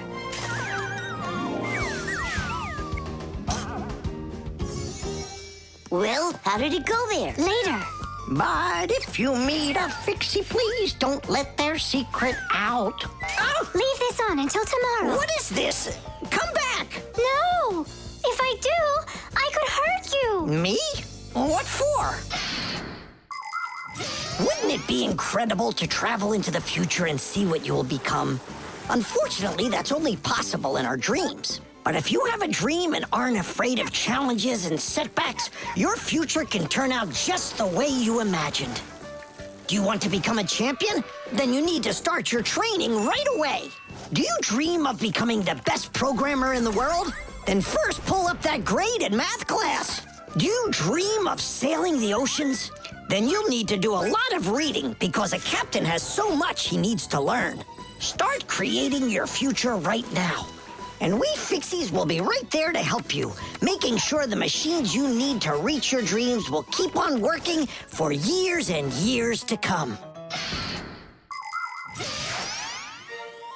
Hey there. Are you ready? Uh-huh.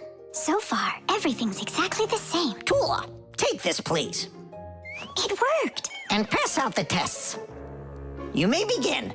These questions are different. Who had the best test? Congratulations, Tula! What am I worried about? I know everything is going to be fine. Tish! Well then, all of your test results are great. Only none of you could guess what this device is. What do you mean? Isn't it a time machine? No, it's for automatically watering plants, that's all. You see?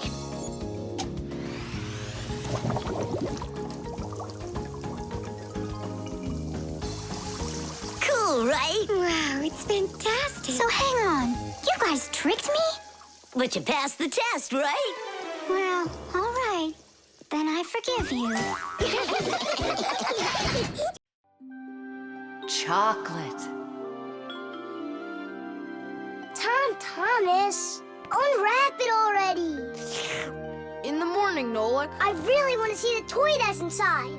Be patient, Nolik. That's all. I'm going to bed. Please don't touch it, okay? And you won't open it without me, right? That's the deal. Good night, Nolik. Uh-huh.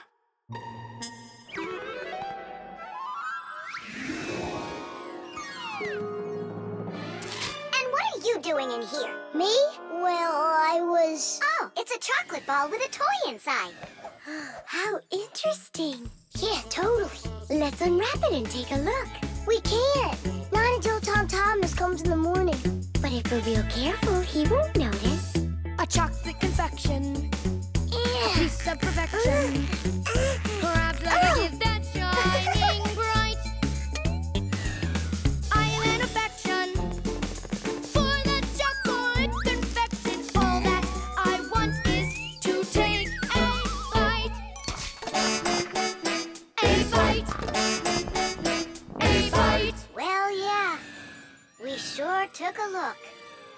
Tom Thomas won't be happy at all when he finds out you touched his chocolate ball. And you? Like you didn't touch it? I didn't. Oh, then what's that, Nolik? Chocolate? Absolutely. It's 100% natural milk chocolate. It says so right here. The key ingredient in chocolate is cocoa beans. They are roasted, crushed, and ground. After that, the ground beans are pressed to extract the oil from them. If you mix butter, cocoa, and sugar, you'll get dark chocolate. And if you add some milk to it, then you'll get milk chocolate. Then you just warm it up, pour it into molds, and cool it down. You can add raisins or nuts into chocolate. Sometimes chocolate is even made with flavors like flowers or salt. Chocolate wasn't originally for eating. It was used in a drink made by mixing roasted beans with water and then adding hot peppers. Not every adult could drink it, let alone a child. Today, chocolate is a favorite treat the world over for children and adults alike. How can we put it back together? How about Scotch tape? Come on! We'll start by warming up the chocolate so it softens up, and then use that to make a new ball. And then to make it hard again, yeah, we just cool it off.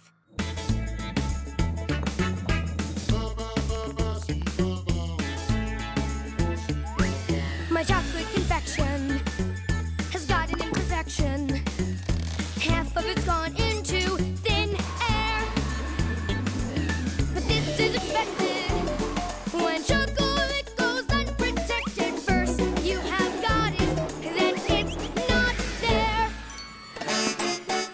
Not there. Not there. Titties! Done. Let's put in the toy. But we haven't even looked at it yet.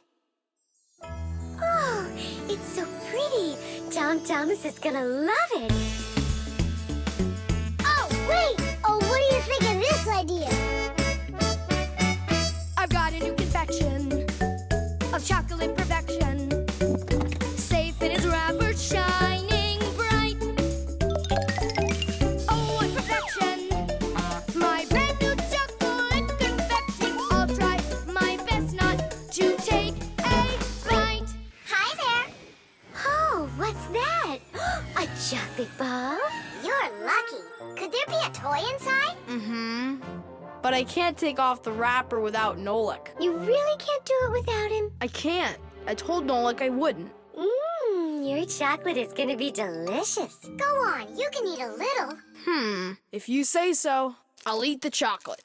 But we won't open the toy without Nolik.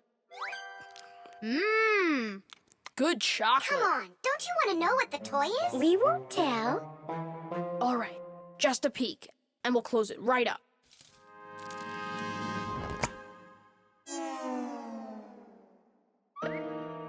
What is this for? Titties! Nolik? Really? How did you get in there? Surprise!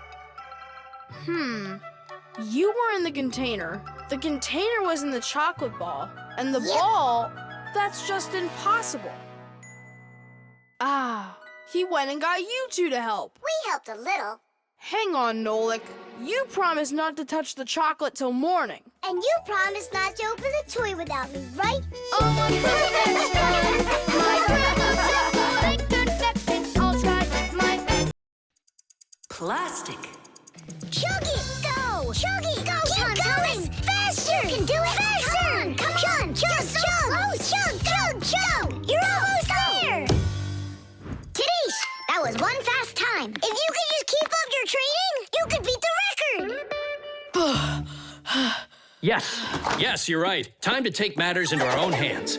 Please hold on. Tom Thomas, did you take out the trash? I didn't have time yet. Good. That's just what I wanted to hear. And that bottle on your desk, do you need it? That's great. Thanks. I've got 5 more of them. And this is only the beginning of our mission. Operation Rescue. What is your dad up to? Operation Rescue. Could be... Your dad might be a superhero! Do you think? No, like, you're too funny for words. What's so funny about that? Who else would be taking part in rescue operations. And those bottles, you think he needs them for heroic deeds? Or maybe he decided that it's time to sort your plastic waste. Do what? Plastic is a durable and practical man-made material. Lots of useful things are made out of it. Packaging, toys, appliances, and even furniture. But you shouldn't just throw out things that are made of plastic. Nature can't digest it, and so all that plastic will leave the earth covered with a thick layer of trash. To avoid that catastrophe, we all can help. Put plastic into specially marked containers, and then instead of harming the planet, it can be turned into something useful. No, that doesn't make any sense. Simka, superheroes do not collect trash. And we'll prove it. You'll see. Of course. It's our evolution. I mean, a revolution. Together, we'll save planet Earth. You're so lucky, Tom Thomas. Together we'll save planet Earth.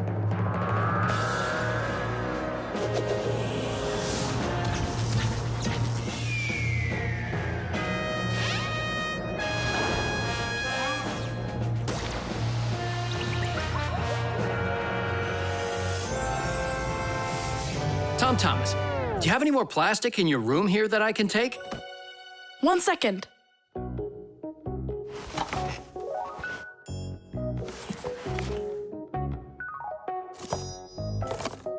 You still use those things. For such a noble mission, it's not a problem. All our useful things should be taken care of. Dad, I really want to do it with you. Want to do what? What you're doing. You know, the operation. About saving the planet, like you said on the phone. Ah, you mean sorting out the plastic, don't you? Sure. I've got a couple of these boxes filled up already. Will you help me take them to get recycled? Really? What for? Just dump it out with the trash. Son, if we don't start doing what we can to recycle, I'm afraid our planet will become one big dump.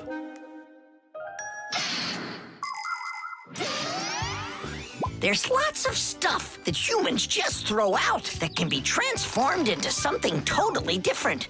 For instance, an ordinary plastic bottle can be turned into a ballpoint pen, or a watch, or a chair, or dishes, or even some clothing. For example, there are some factories where old plastic is sorted, ground into pieces and cleaned, and then stretched into thread that can be used to make brand new clothing. Isn't that fantastic?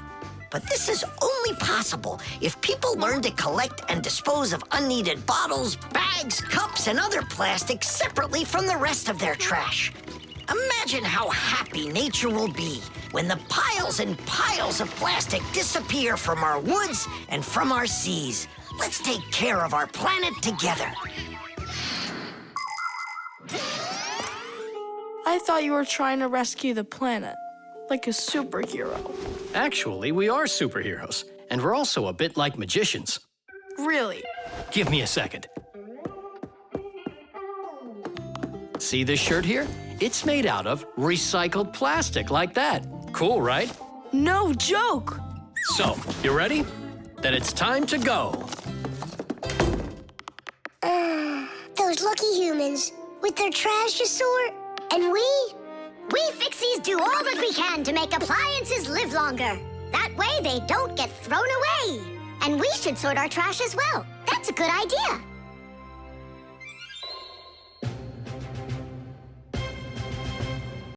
The detective.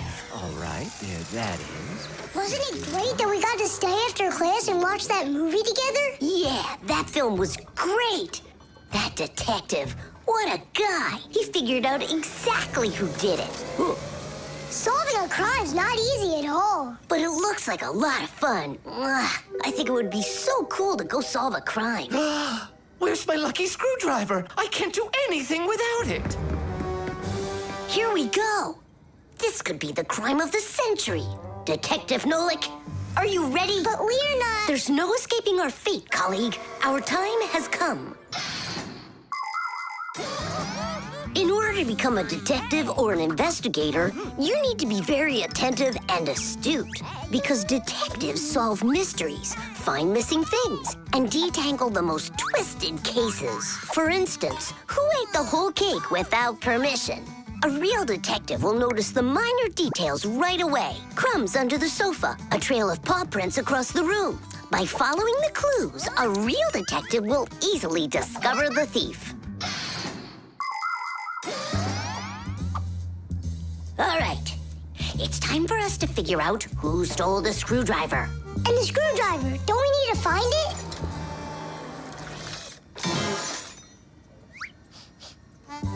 Not now. First, let's find the thief. Oh, look at that. It's Digit. Digit? Why are you back at the laboratory? Our school classes are over. I want to talk to the professor. I came up with the coolest thing to make. What cool thing? It's a secret. That's a bit hard to believe. All right now, suspect. What were you doing after school? What do you mean, suspect? There must be some mix-up here. You're trying to dodge the question? You want to change the subject on me? That's it. I'm leaving. No screwdriver, no experiments. Well, you want to take over for Eugenius, and that's why you stole his lucky screwdriver. You're under arrest.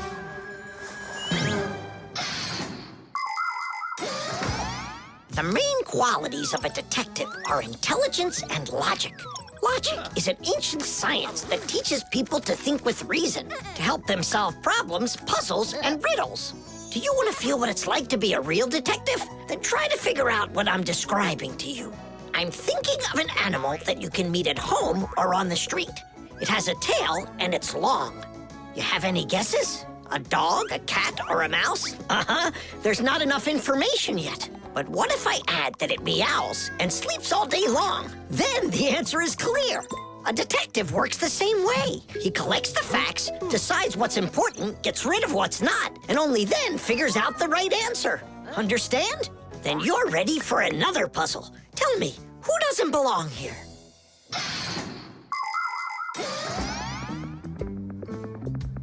Are you gonna talk? What funny mustaches you got there. Oh, it's a party, right? Mm-hmm. They arrested me. Is this a game you're playing?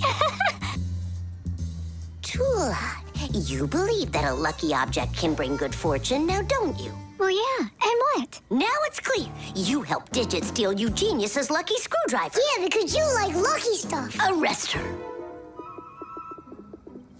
Tula, how long do I have to wait? Simka, you gotta see this. We caught the criminals who stole the screwdriver from the professor. Cool, huh? Just awesome. Let's go, Tula. She stays here, under arrest. Yeah, I got it. Come on, let's go. We're not joking around. Oh, and exactly what proof do you have? What proof do I have? Well, Just what I thought. You have nothing, Fire. she's their partner, of course. Nolik, arrest her at once. What did she do wrong? It's insane.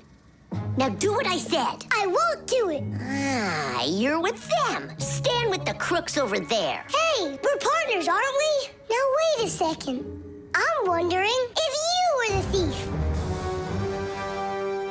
Me? Yes, right. It's not me, I swear. I'm a detective.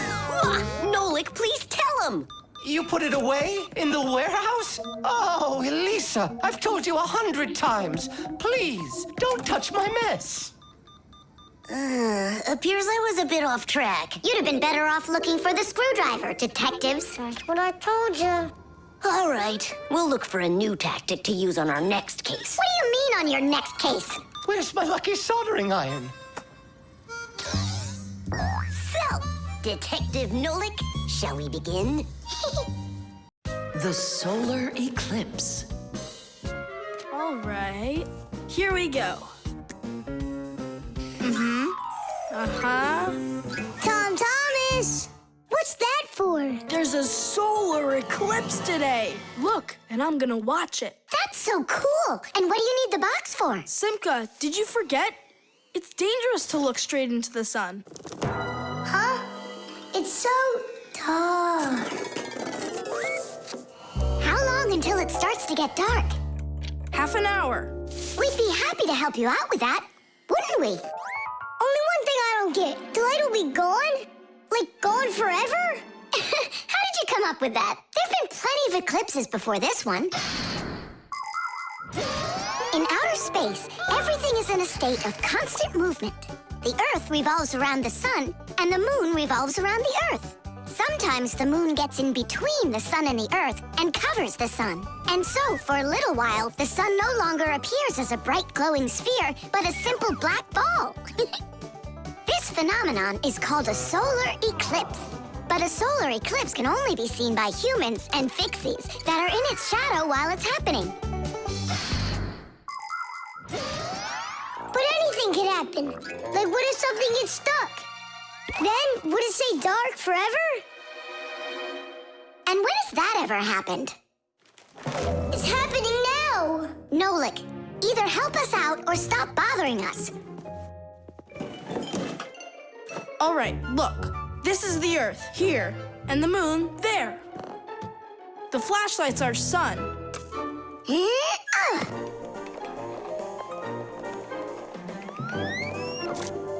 see?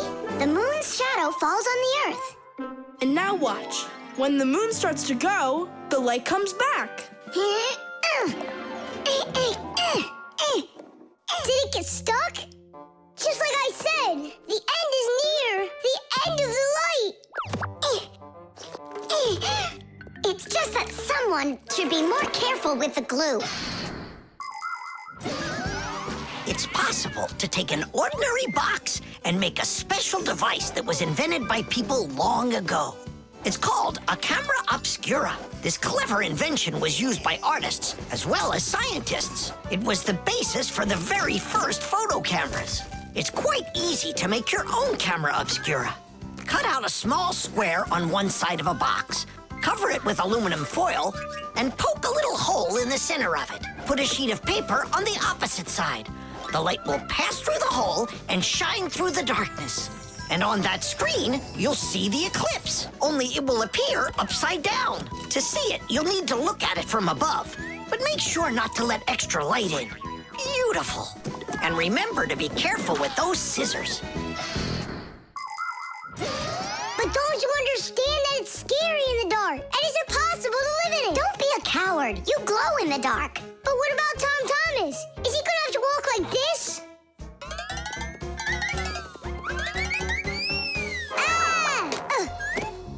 You'll be able to light up the way for him.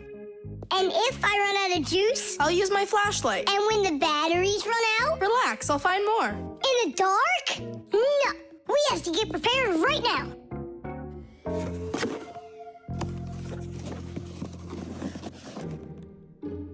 Can you see the sun? Uh-huh.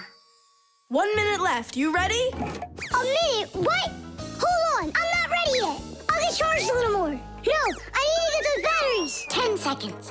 9 seconds. 8 seconds. What should I do? 6. What should I do? 5. 4. 3. 2. Marcia! Here it goes. Whoa. It's totally beautiful. Nolik, come on out. You'll miss everything. It's amazing. Class, it's so awesome that we did this. Look, look. Now the sun's coming back out. Show it to me. It really didn't get stuck?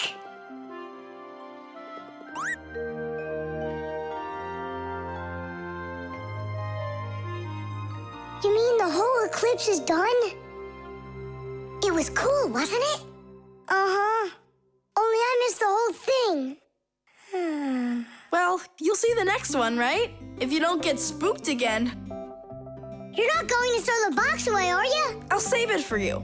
I can use it to store something useful. Batteries, for instance. What if tomorrow's the end of the light and Nolik's not ready for it?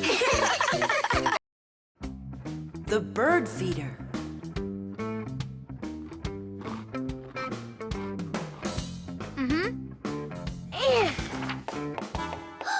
Did you hear that? What? Oh, again. Outside the window. There. Huh.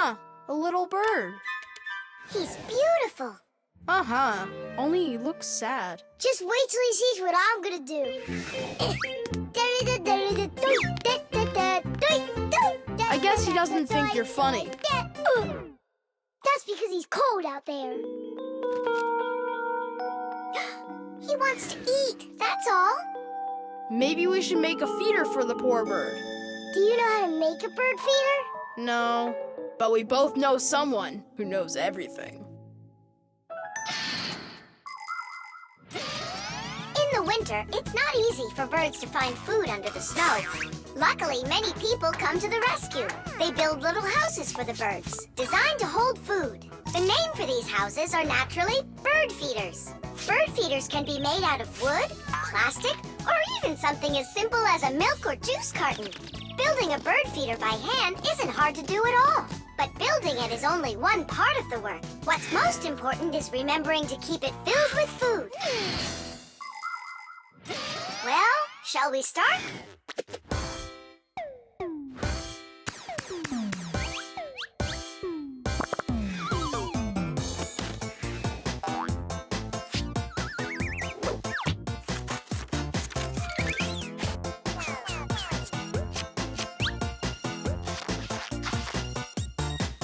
The bird feeder is ready! And what are we gonna put in it? I got an idea.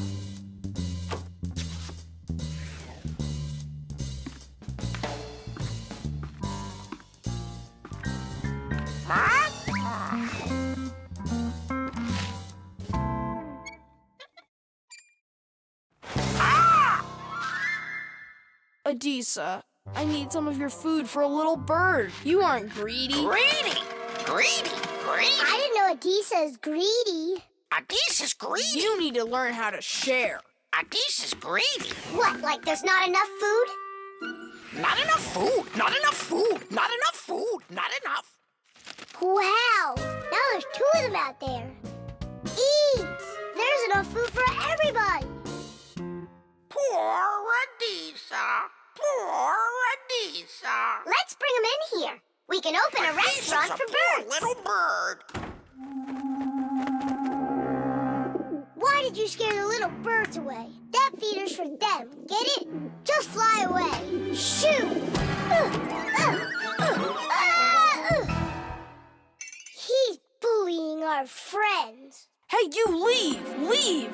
You'll never chase him away now. We'll see about that. Aha! Serves you right, Pigeon. It's not nice to bully little guys. Yeah, and how about big guys? It's all right to bully them? The poor pigeon also wants some food. Food! Food! You sure? Sure! Winter can be beautiful, but also very cold. Animals have different ways to prepare for when the weather gets cold. Some birds gather into flocks and migrate to where it's warmer. You could almost say they're flying to a resort. Squirrels, hamsters, and chipmunks collect and store nuts, mushrooms, and pine cones. There are many people who don't have pantries that are as well stocked.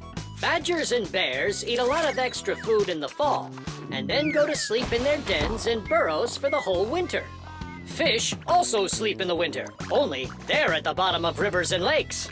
Frogs, snakes, and even wasps burrow in the ground, while hares, foxes, and wolves grow thick coats that protect them from the freezing cold, although it isn't easy for them to find food.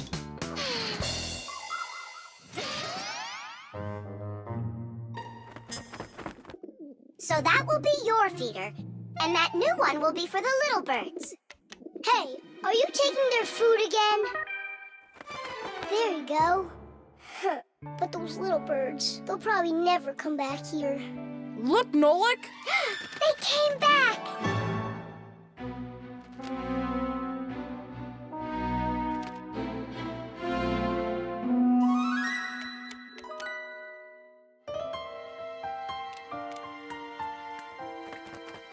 Ah, they're full and happy. It's so nice. Dish! Tadish!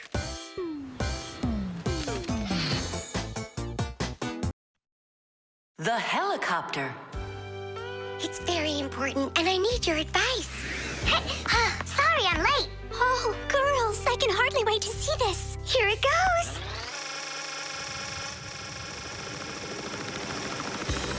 Hey there! Where did you get a helicopter? Professor Eugenius threw it away, but we fixed it. Come fly with us. Hop in. There's no way. We're busy. Doing what? Something important. Go find somewhere else to fly. You got it. No problem. Now back to our job.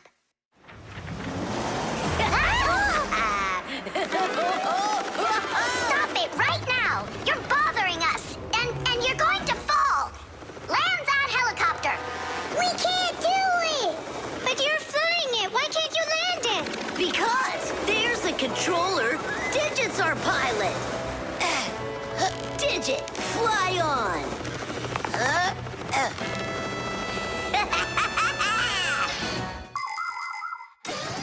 Helicopters fly with the help of propellers. The biggest one is called the main rotor blade. When the engine turns it, the rotor pushes the air with such a powerful force that it lifts the helicopter up off the ground. Of course, helicopters can't fly as fast as airplanes, but they have the ability to easily land on a small patch of ground. And unlike airplanes, helicopters can hover in the air for a long time and even fly backwards. Digit, turn us to the left. Huh? No! Turn right! And higher! Digit, Fire and Nolik are being dopey, but you're smart enough to know it's dangerous. Just land it. Hang on. This is one amazing rotor-driven machine. Leonardo da Vinci himself had a design for one, and now look who's controlling it. It really is impressive. You're a total ace on that controller. And so smart. And brave. The girls really like boys like that. That's how I roll. Sure, yeah, you're great. Now land it. Digit! Oh! The wall! Nolik, don't panic. We're gonna have to jump. Whoa! What about me?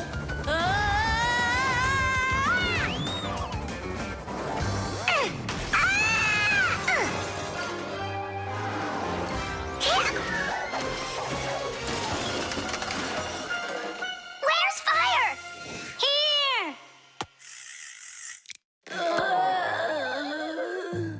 You could have crashed. And if it wasn't for us... If it wasn't for you distracting our pilot, everything would have been okay. A real pilot, you know, shouldn't get distracted. And first he has to learn how to fly on a simulator, right, Digit? Uh-huh. That's true, but we don't have one. Don't go anywhere.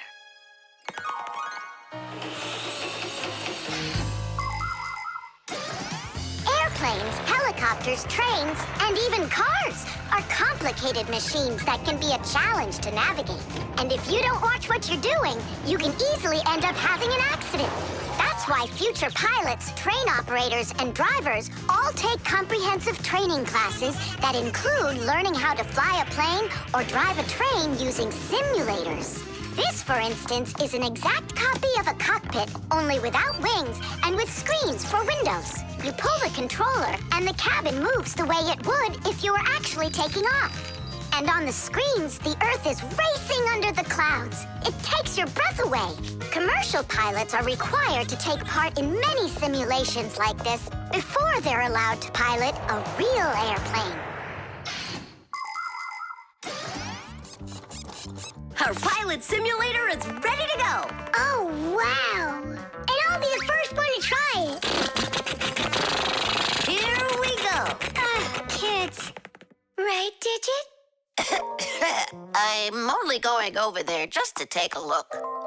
You know how those two can behave. I'll just watch them. My turn again. Hey, wait! It's my turn now! Boys are just silly. They're never serious. They just joke around. Speaking of serious, we have some important business to take care of. You're right.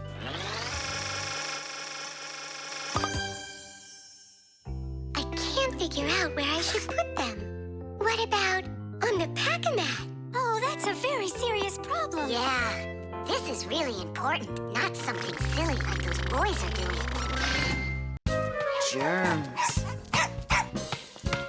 Hooray! Lunch! Tom Thomas, you brought your ball to lunch? It's filthy dirty. Don't you know how many germs are on it? Wash yourself up. Look, they're clean. Here, it's for you. I saw that. Now go back and wash your hands. Why? There are germs on Tusaka? A lot.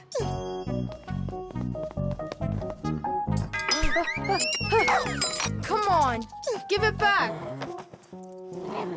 Again? Hi, Tom Thomas. Why are you so angry? You go wash your hands 5 times solid. This is germs, that is germs. Maybe they don't even exist. Of course they do. It's just that they're so tiny, you can't see them without a microscope. Tom Thomas, let's go into your dad's office. He's got a microscope. We can take a look at some germs. Germs, or microbes, are such tiny creatures we need a microscope to see them. But they live everywhere. In the earth, the water, throughout the air. They're on everything, even on us. Some microbes are able to move around with the help of filaments or tails. Lots of microbes are harmless, but there are some dangerous ones too. If they get inside of you through your nose or your mouth, you could end up with a sore throat or a stomachache. Turn it a little more. Stop. Now, take a look. It's horrible. Hey, let me take a look. Wow, they're so scary. Hang on. Do I really have germs like that living on my hands too? You got it. But I washed them 7 times. With soap? No, just water. You have to use soap to get rid of germs, not just water. So which soap should I use? Either this one, that one, they are both antibacterial, so they kill bacteria. And what about germs? Will it kill them? Of course. Bacteria is just another name for germs. They're the same thing. Wash. Tom Thomas, give me a drop of that liquid soap. I want my hands to be real clean. Good job. That's the spirit. Hooray! We're clean! Let's go put that puzzle together. All right, but doesn't it have germs all over it? And they're on the soccer ball. What are we gonna do? I think we should clean them with soap. No, clean the whole room. You're right.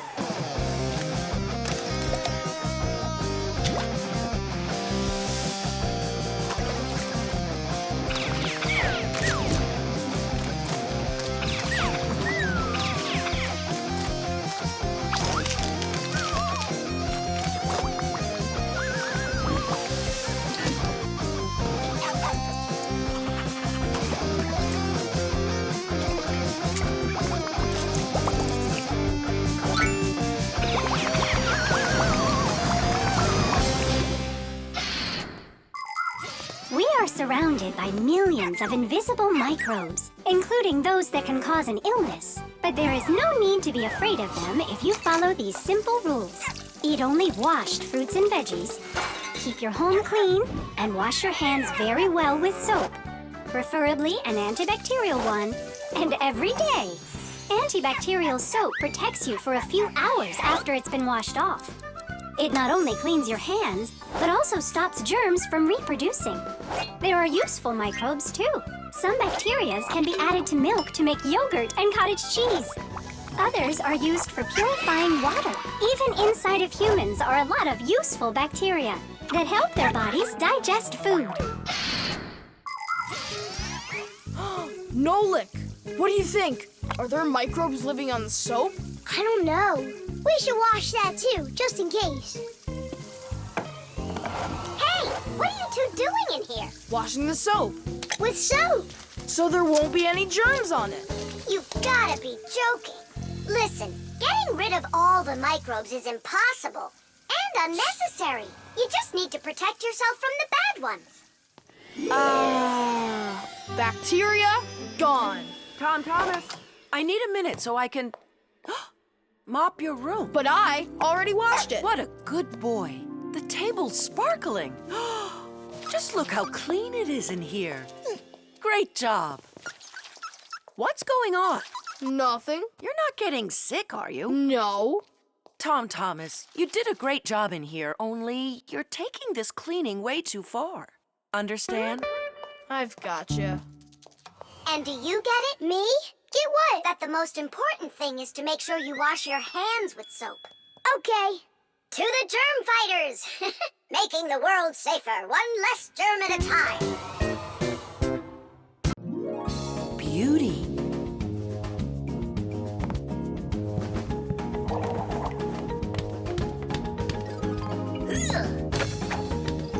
Okay, come on. Wow. You're such a show-off, Derda. And one. Ha! Check that out. What's going on? It's a shame Fire didn't see that. I'm just training for school. You're the one that's doing all these twists and turns for Fire. Me? It never even crossed my mind. Nolik, slow down! Tula, why don't we go and play some chess? Don't you think that figure skating's beautiful? Turn me. How cool! Why did you yell like that? I just got a pair of tickets to see the one and only Vector. Splendid! And who's going with you? Actually, I don't know. I haven't thought about it yet. What's there to think about? Just invite the most beautiful girl in our school, right? Yeah, not a bad idea, my friend. Woo-hoo-hoo! Did you hear that? The most beautiful one will get invited. Well, I'm not even interested. And you know what? Neither am I.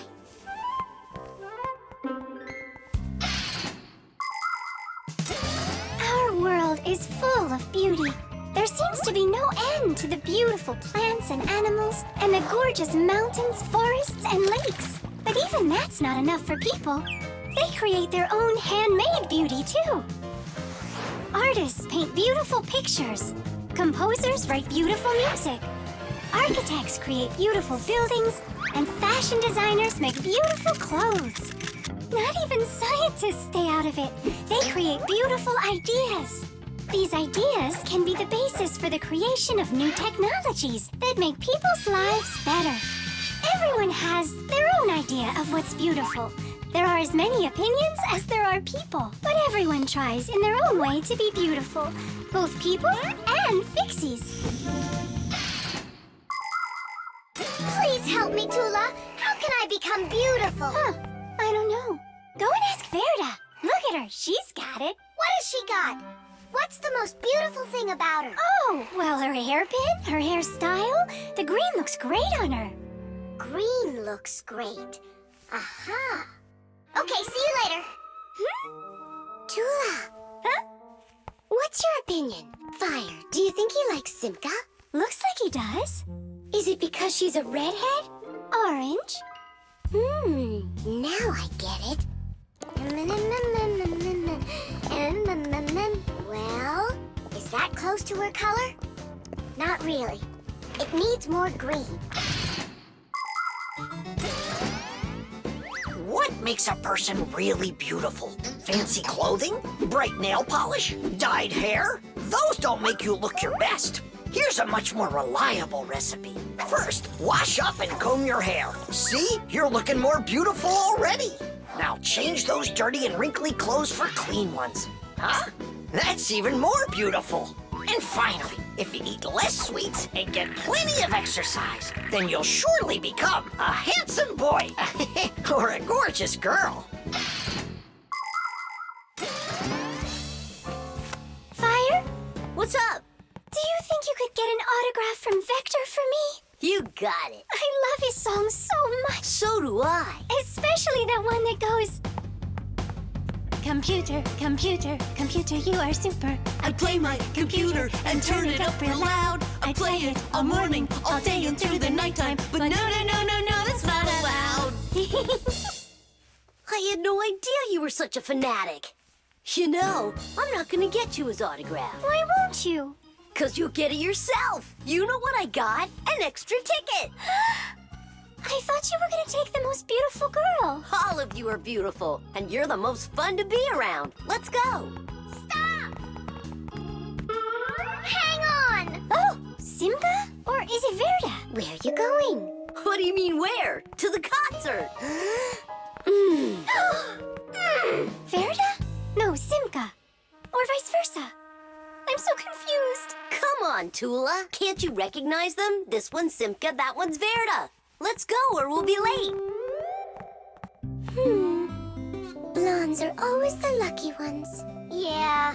I guess we should have made our hair blonde like Tula's. The copy. Elisa! Don't worry, I found it. No, I didn't find it. Elisa! Elisa! I hear you. I'm coming, Professor Eugenius.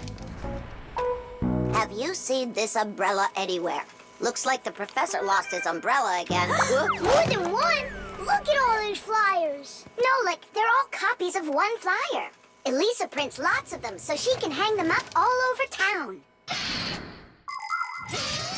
A copier is a device for making multiple copies of a single picture or document. An image that needs to be copied is placed on a piece of glass under a lid.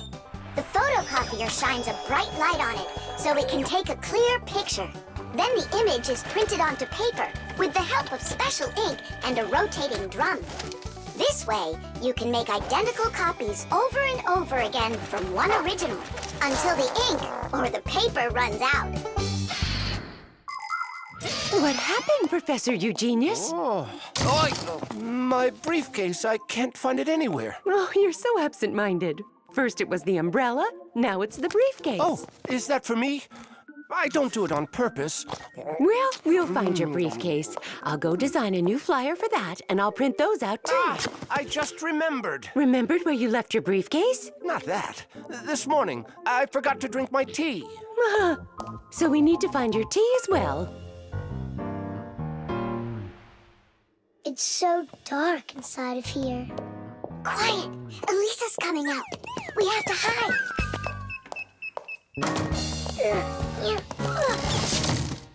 Where is that one about the briefcase? Here's the flyer for missing keys, the one for the phone, the flyer for when the professor gets lost.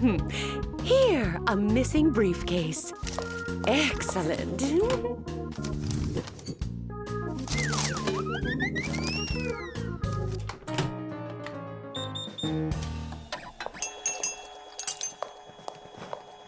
Looks like she's gone for now. And where is Nolik?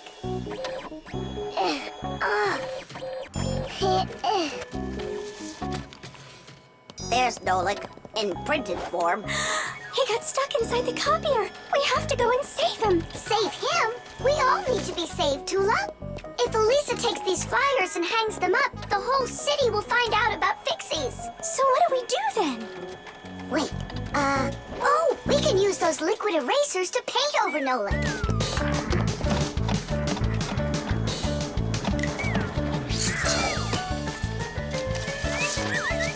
Simka, look! Here's another Nolik!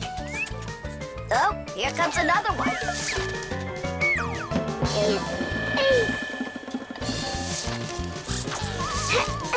Make sure he's covered. And here. Not everybody has the opportunity to enjoy seeing the paintings of the great masters. But thanks to copying technology, these pictures are well known all over the world. Young artists and sculptors can learn their craft by studying and copying the great artwork of the past. It's good to have copies of important documents, just in case. What if the original of a document happens to get destroyed? At least there will be a copy. Copies are generally very helpful, but not all copies are good. Some copies called forgeries are bad. A forgery is a copy of a picture, document, or even money that is presented as the original. Making forged copies is illegal. You can even be sent to jail for making copies like that. And a little bit here. Simka! I can't see! We're right over here. The light's so bright in there. I almost went blind. take every one of those copies and paint over all of them. So that humans won't find out about Fixies. It's a shame I wasn't there. I could have helped you out with that. Professor, I'm leaving.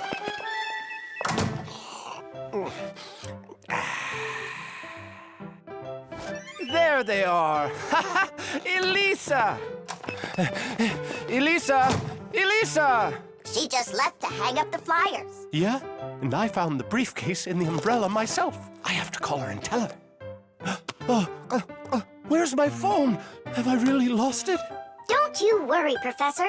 If you can't find it, Elisa's got a flyer for your phone already. What's important right now is that Elisa doesn't go missing. The star. And so, this is our solar system, and it consists of... Friends, you're not going to believe it. I found... No. I discovered an unknown star. That is superb, colleague. Yeah. And today, journalists will visit the laboratory for an interview. who's going to be interviewed? If you weren't late, you'd know that. I had to do my hair. They're here. Everyone hide.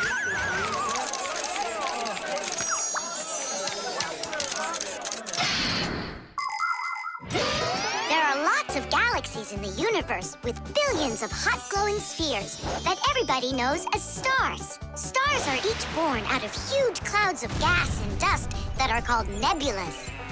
We see stars in the sky as tiny dots, but that's only because they are very, very far away. The closest star to our planet is the sun.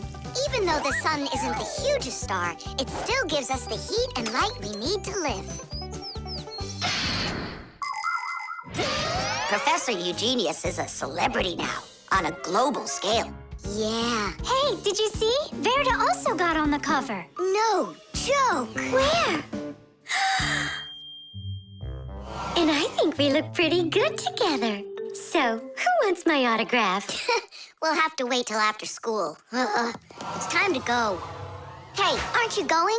Not right now. My colleague and I have more important business. What colleague? The professor. Both of us have become celebrities. Verda, you got on that cover totally by accident. Somebody's jealous.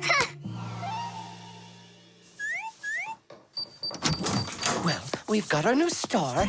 Now, what should I name it?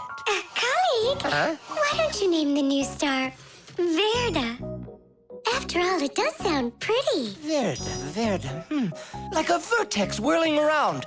That's a great idea. It's a shame you didn't get my autograph, because that new star now has my name, Verda. And now an elaborate celebration needs to be thrown in my honor. I mean mine and the professor's, of course. What celebration you talking about? With a red carpet and flowers. Why are you just standing there? Make it happen. The poor girl thinks she's a star. Absolutely. So what can we do about it? With lunatics, it's better not to argue. That's what I read. Then let's play your silly game.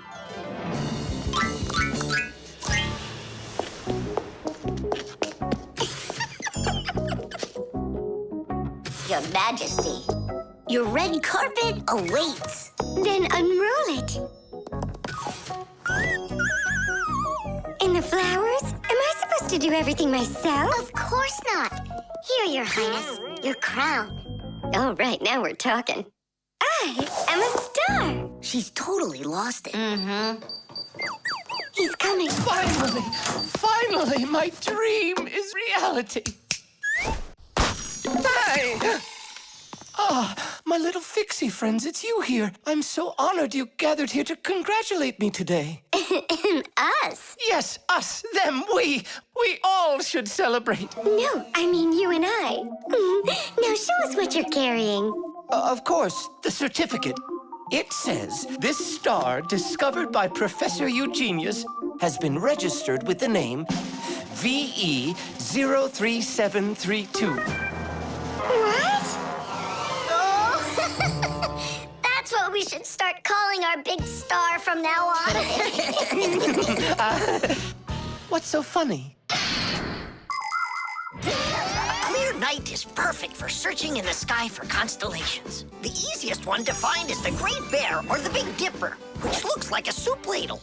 If you draw a line through the two outside stars of the Big Dipper, you'll find the bright North Star, which is part of a constellation called the Little Bear or the Little Dipper. A bit further is the W-shaped Cassiopeia.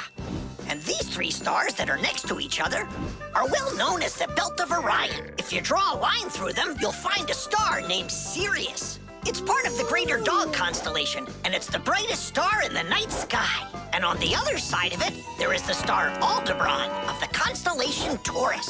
And these are but a few of the most visible stars. It's not even possible to imagine how many stars there really are in the universe. Tula? I'm here. Fire. Here. VE73032? Is that someone new? Yeah, we've got a new student. She's a star. A new giant star. You bet. The spider. Chusaka, Chusaka. Tom Thomas, what are you doing? I'm petting Chusaka. How come? Because it makes her feel good. Just don't rub her fur off. You're just jealous, guys, because you don't have any pets of your own. What do you mean? We've got a pet. Yoo-hoo, Buggy! Buggy! She was in the vent the last time I saw her.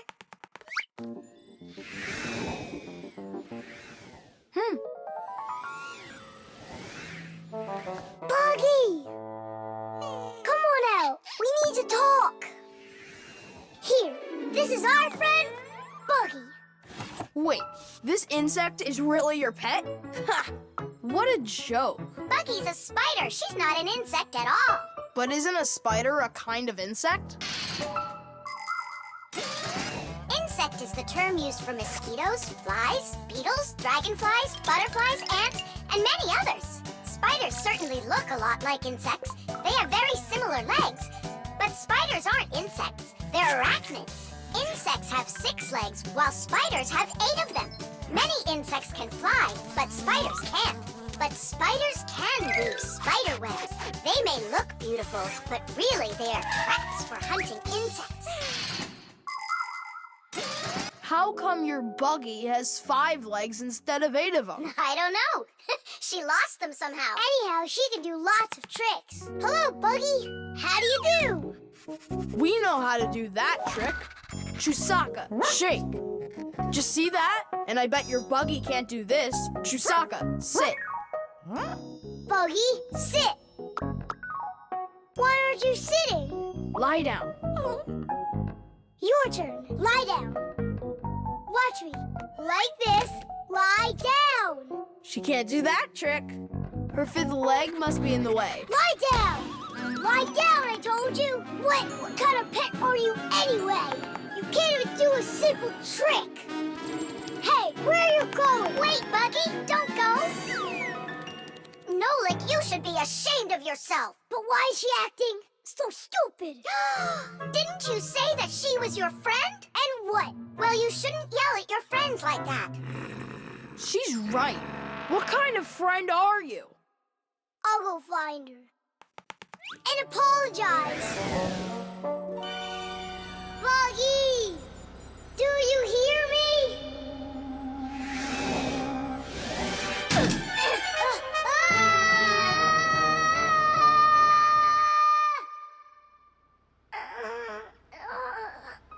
Where am I? Ow! Well, it hurts. Hey!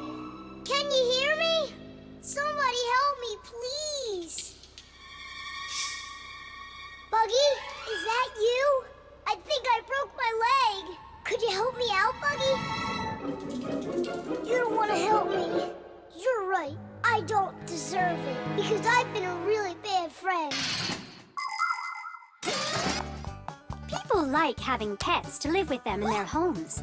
Dogs, cats, hamsters, parrots, fish, turtles. Some folks even get crocodiles. And the bigger the animal, the more work it takes to take proper care of it. But every pet needs love and care, no matter what size it is. Fixies like to have pets too. all sorts of little bugs, spiders, and flies. Fixies treat them as friends and take care of them. Of course, a little spider isn't as smart as a dog, but they also can be trained. There are some Fixies who have managed to domesticate such big insects as bees, beetles, and dragonflies. Fixies fly on their backs and use them to carry heavy loads. That's it. I'm stuck all alone in here. Forever. Simka? Oh, how did you find me? Buggy let me down here. Buggy, you didn't ditch me. I'm sorry.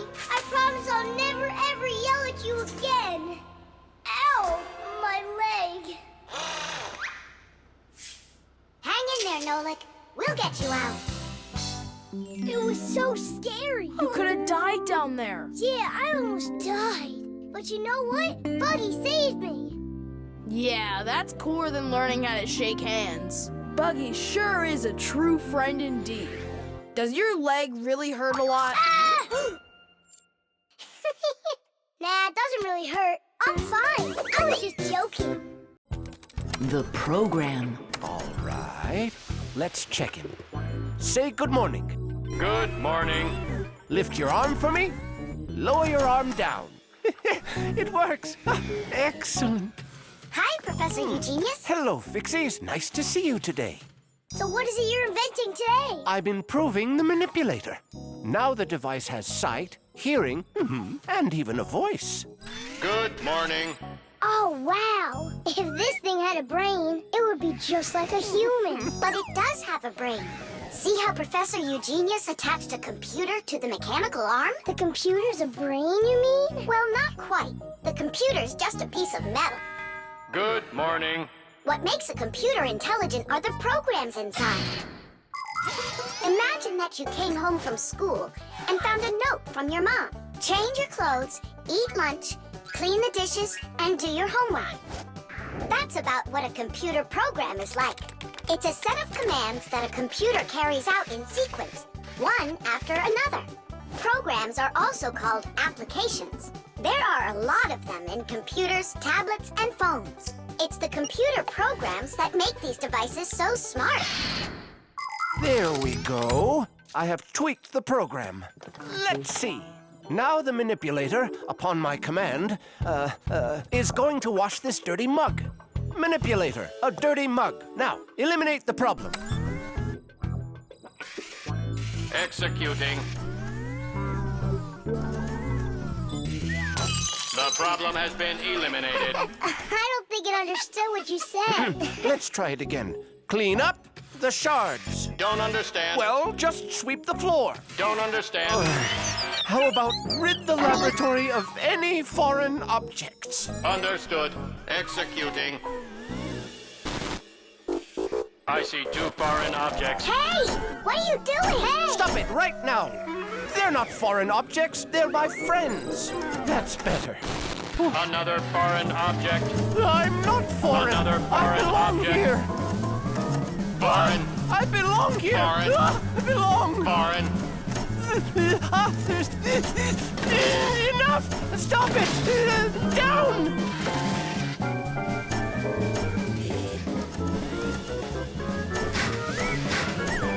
What? Can't get us? You need a longer arm. Understood. Extending arm. Stop! No. Sit! Lie down! Oh, over here. Enough!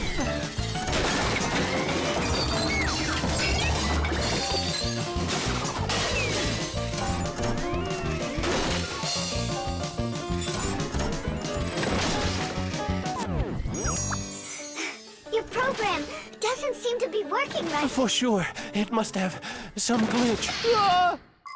Modern devices often work under the command of different computer programs. And these programs can malfunction. For instance, a car alarm might go off for no apparent reason. or a computer stops following your commands and starts doing strange things on its own, or your phone freezes up and doesn't respond no matter how many times you poke at it. If this happens to one of your devices, it's recommended that you restart it, or turn off your device and turn it back on again. Sometimes it helps and the device comes back to life. But if that doesn't help, you may need a repairman to figure out if it's a problem with the program or with the device itself, so he can fix it. How are we gonna stop this thing? Oh, we need to disconnect the manipulator from the computer. That's brilliant. I'll distract him and you pull the plug out.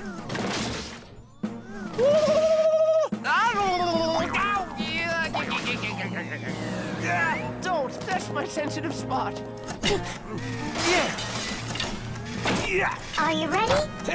And 1. Ow! And 2.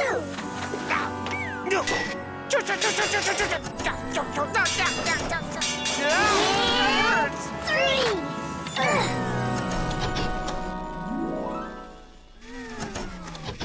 Taste!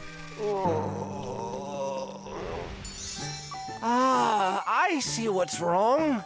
What? The program has a little mistake. There we go. Now the manipulator won't act up. Let's check it. Hang on, no way. That's enough for today. We still have to clean up this mess. Don't worry, the manipulator can help us out. The marshmallow.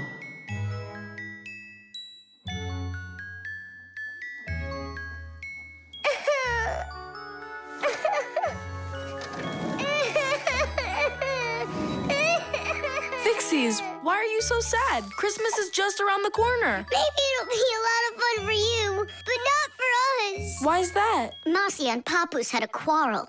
Over what?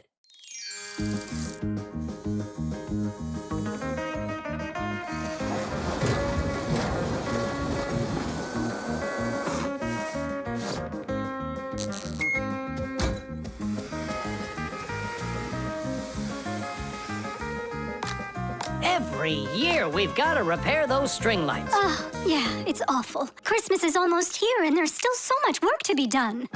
What do you think of that? And this! Here you are. You don't hear the phone ring, you don't answer messages, and we have string lights that aren't working right. We need help. Papus, can't you give us a few more minutes? You said that an hour ago. Haven't you wasted enough time? We are not wasting time! Look in the camera. What? Look. Got one of Marcia? Look! Oh. There you are. So, having a good time? We were just about to leave, and... You can stay right here. I've already done everything myself. You obviously have more important things to take care of. So you left me over there, by myself, working my tail off, just so you can play? Where are you going? To relax. Oh, yeah? Fine with me. So now we won't have our Christmas. Don't panic, Nolik. We'll get your parents to forget. I mean to forgive each other. How? My dad always says that the way to a woman's heart is to give flowers and candy. And where are we gonna find flowers right now? Oh, we'll make them out of marshmallows. People are always trying to improve recipes. The French used an ancient Egyptian mallow root recipe to create the marshmallow, a fluffy dessert that can decorate a cake or be roasted on an open fire. In Russia, pureed fruit and berries were mixed with egg whites and sugar and then whipped together to create their own fluffy dessert, zefir. Some ingredients have changed over the years, but these old desserts are still popular. What will they think of next?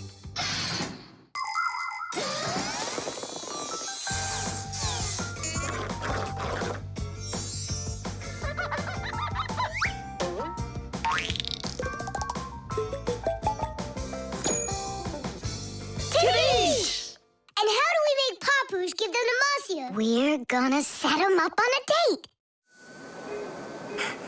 Marcia's calling for you. It's urgent. Tom Thomas's monitor isn't working. I thought she handles everything herself now. Papus, you're always so kind and love helping others. Come on. All right. No, no, and no. I'm relaxing, I told you.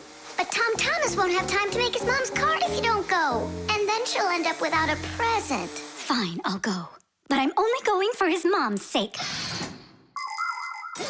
Sweets aren't just for eating. They can also be used to decorate a Christmas table.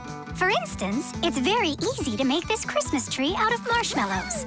Make a row of marshmallows at the bottom of a plate. 1, 2, 3, 4, 5, 6, 7. The second row has 6 of them. The third row, 5. Then there's 4, 3, 2, and a special one on top. Add breadsticks at the bottom as a trunk and sprinkle the plate with some sweet confetti. There, it's ready. With the help of some little cookie cutters, it's possible to make hearts and snowflakes out of marshmallows. Or you could make a reindeer. Put a candy cane through a marshmallow, use sugar beads for eyes and a nose, and pretzels for antlers. Beautiful, right? Merry Christmas!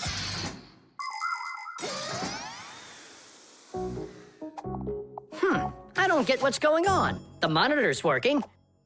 What did you call me for? I didn't call. And you've got nothing for me to do here. No. Ah, then I guess you came to apologize? No. You know what? I have had enough. Well... Huh? What's it say? For Masya? For me? Yeah, for you. That's so sweet. I hope you can forgive me for yelling at you. I'm just tired. No, I should apologize. It was bad of me to leave you alone. And where are the children? It's almost Christmas.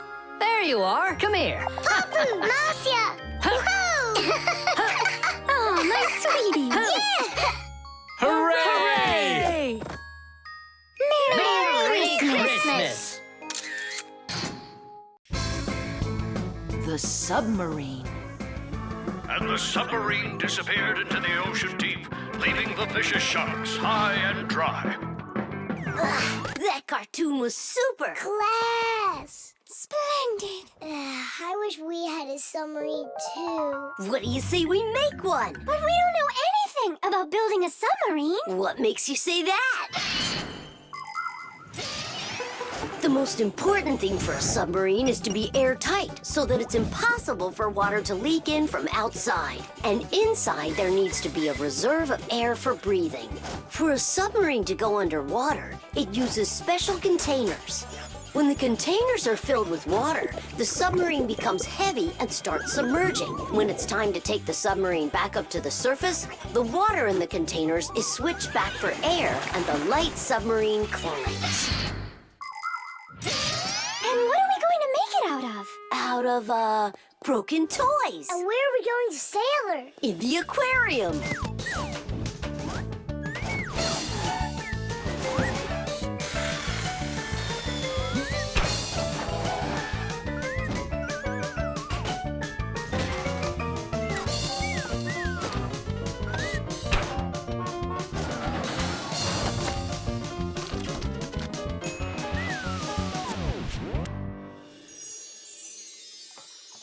Aren't you going with us? I'm afraid to. How come? What if water fills up the submarine and then we drown? Or those huge fish gobble us up? Come on, Tula. That's silly. Nolik's little and he's not scared of this. Yeah! Well, all right. Cast off the lines! The who?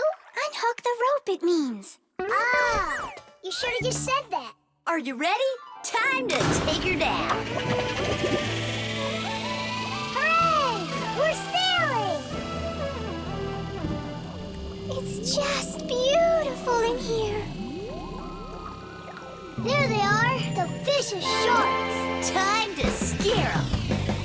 Turning right. Go after that one. You can't escape from us. Please stop it. Come on, come on, come Stop on. torturing the fish. It's terrible. I don't know. There's algae wrapped around the propeller. I want my Masya. Just be calm. There's no need to panic. Let's try taking her up. It's not working. Of course. No wonder I was scared. And so what do we do now? How about we open the hatch door? No, we can't. The water would pour into here, and then we would all drown. Well, in that case, I don't know. I need to come up with a plan. Yeah. The world's first practical submarine was built almost 400 years ago in England. It was made out of wood and couldn't dive very deep at all. Inside the vessel, rowers sat with oars, so it couldn't move very quickly either. About 200 years later, the oars were replaced with a propeller. But the propeller on that submarine could only be turned by hand, making it a slow submarine as well. Any good swimmer could easily outrace it. It was only with the appearance of electric motors that submarines started submerging to great depths and moving through the water at very high speeds. Today's modern military submarines use nuclear reactors for power. These submarines can stay underwater for months without resurfacing.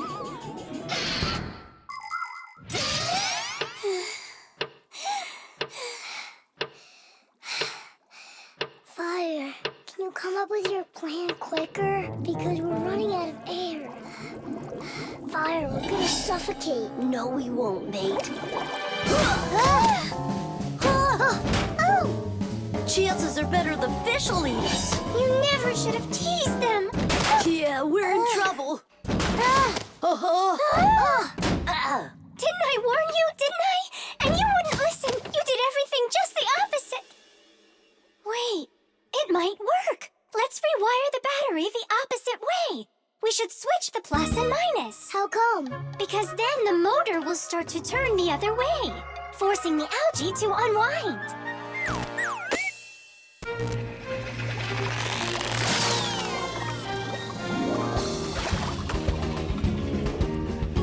Titties! Hey, quit it! We won't bother you anymore, all right? Peace. Thank you so much, Tula. You really saved us. It's just because I was the one that was most frightened. No, it's because when things got really scary, you kept your cool about you. Wouldn't it be splendid if next time we built a helicopter? The dishwasher. Can't catch me. You won't catch me. Enjoying yourself? Without a care in the world. What? We have more cares than both of you together. Yeah, anyone can see that. Wanna bet me? How about we try doing your job and you try doing ours? And whoever loses has gotta grant the other's wish. We have a dishwasher here in the kitchen that isn't working, and you're distracting us with your nonsense. Wait a sec. Let's do it. Find the broken part. Good as done. Find it where? You're the adults now. Go and find it. Just look out for yourselves. And you kids, time for school. And I better not hear that you were misbehaving. Was I there when they taught us about dishwashers at school? The main element of a dishwashing machine is this part, called the sprayer, which looks like a propeller.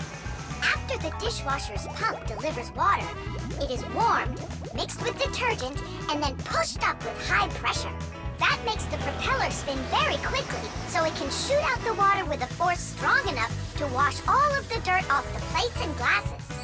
But it does it carefully, so that dishes not only come out sparkling, but unbroken as well. Is this a parent-teacher conference? It's not. It's an experiment. For today, I'm Simka. And I'm Nolik. All right. Who's ready to tell the rest of the class what we studied yesterday? Simka. Yesterday? Oh. You forgot. Be seated. That's an F. I think the problem is in the control panel. I wonder if the dishwasher ran out of water. Papus, don't argue with your wife. This one is working. And so is this.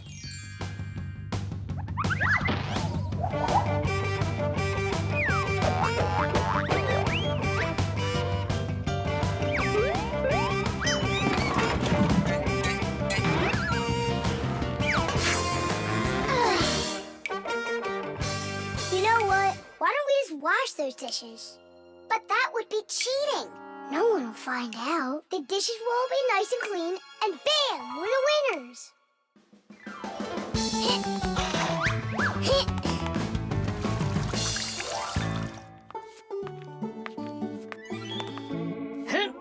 Check it out, we are all done. How come the indicators aren't lit? Fixies have to fix things. And what do you call this? And you, did you both go to school today? Of course we did. I mean Simka, got an F for her answer. Well, thanks, Marcia. And did you play with Tom Thomas? You know that we don't show ourselves to people. Tom Thomas isn't any human. He's our friend. Either you play with him, or you both lose, just like we did. No way. We'll play another round. The earliest kitchenware appeared about 7,000 years ago. Early people made these containers from stone or wood. Another kind of container for holding food was woven baskets. The baskets would be lined with clay for durability. Once, one of these baskets fell into a bonfire, and lo and behold, the wood on the outside burned away, while the clay was now hard as a rock.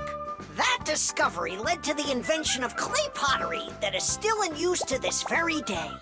Later on came the development of glass, metal, and cast iron cookware. The world's richest people can even have food served to them on dishes of silver or gold. Today, kitchenware is not only a practical convenience, but it can decorate any home as well. Forget it. This is impossible. Let's just tell them we give up. Simka, how come this button is crooked and not sticking out?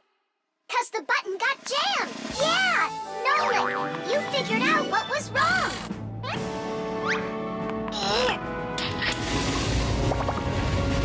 Glad I kept dragging this around. Diddy! 1, Papus, we fixed everything. Really? Does this mean you're playing with him? What? You think we're some quitters? Ha! Then which one of us is the ready winner? or not, here I come. Let's call it a draw. Each team gets one wish. Our team wants you to fix my F. And you finish this game with him. Piece of cake. Mwah. The coffee maker. Tadish! Hi there, Tom Thomas. Are you ready for school? Uh-huh. And you? I'm helping Marcia today for school. 3 more patients? How in the world can I do it all? I have that new equipment being delivered, and I'm leading this week's case presentations. Oh well, somehow I'll have to figure out how to do it. Good morning. Yeah, just great, huh? I got work piled up to the ceiling. Okay, a cup of coffee is the only thing that can save me today. Now what? The last thing I need's to be late. The coffee maker started its cleaning cycle. She'll have to wait. What's the problem? Why don't you work? Are you going to work or what? Oh, the poor coffee maker. Tom Thomas's poor mother. That's enough! Work already! What is going on today? Hey, Mom, come on. Let me give it a try. I can't take any more of this. We've got to help her. I really hope nothing broke in there. Don't worry, we'll get it working. Just distract your mom. Mom, and what if the coffee maker just started working again right now? Would that save your day, you think? Early coffee makers would do nothing more than heat up the water and force it through the ground coffee.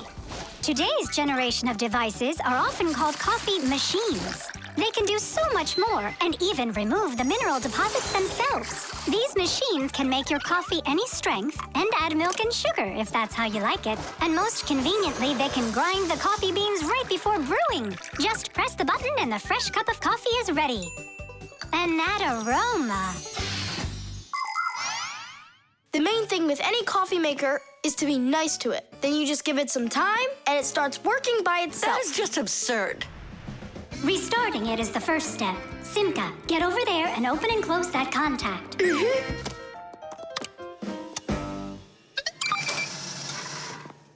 You see? That's what I was talking about. A coffee maker isn't alive. It's a machine, that's all. Then how come you hit it like you did? But if you're really nice to it and you pet it, then she'll purr. Hear that?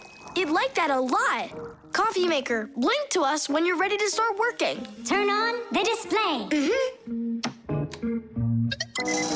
See that? It answered us. It behaves like it's really alive. Well, coffee maker, make coffee. It's impossible. Kitty! Time for a little surprise. Just don't give up our secret. You fixed it somehow. What's your secret? It's simple. If you handle appliances with care, then they'll take care of you.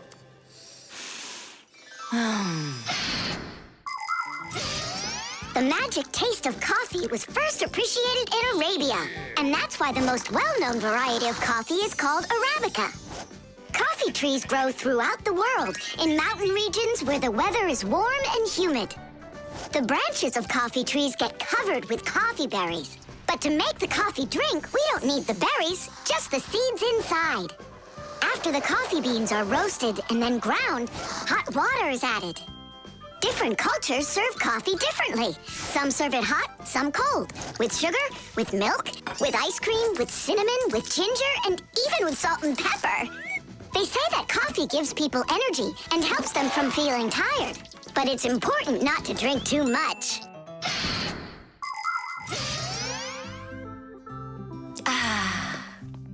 Tom Thomas, you're a powerful wizard. She believes it. It's remarkable. I can't believe an ordinary coffee maker can be so emotional. Poor thing. Forgive me, huh? And that's not all. If you take care of your coffee maker and you're nice to it, it can even sing a song. Oh, my dear Augustine, Augustine, Augustine. I've got to be hearing things. You've got me under your spell, Tom Thomas. Time to go. Augustine. Oh, my dear Augustine, Augustine. Why did you start singing? Sorry, I got carried away. And I got carried away. Sing me that song again, will you? Oh, my dear Augustine, Augustine, Augustine. Oh, my dear Augustine, everything's gone. The virus. Tom Thomas, pass him on the turn. Good job, you're almost there. Now put the pedal to the metal.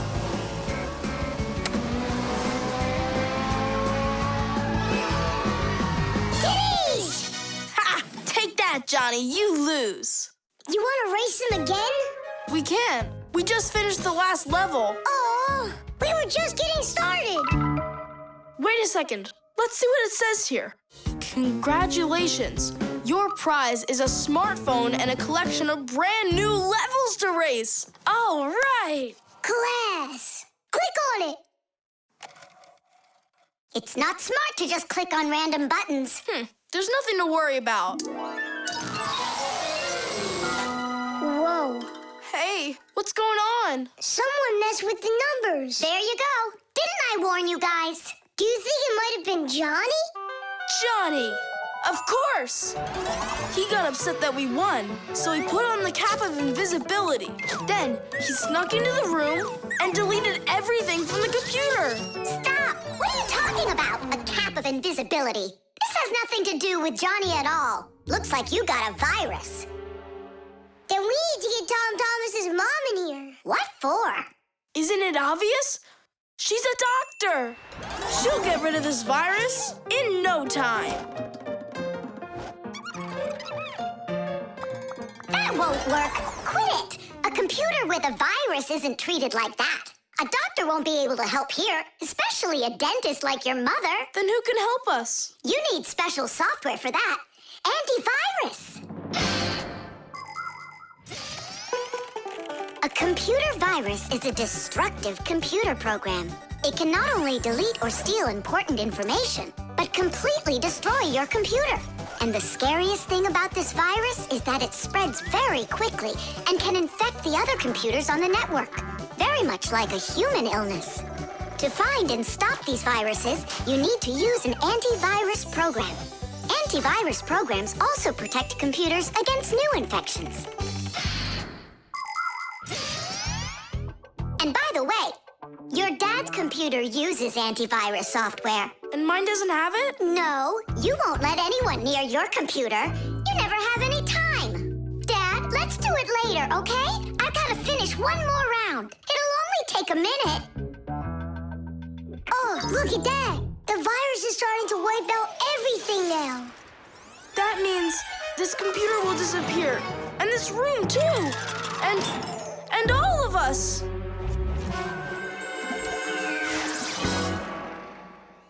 Stop! Quit panicking. We have to save the computer right away. Tom Thomas, your dad has a box with antivirus software. Bring it.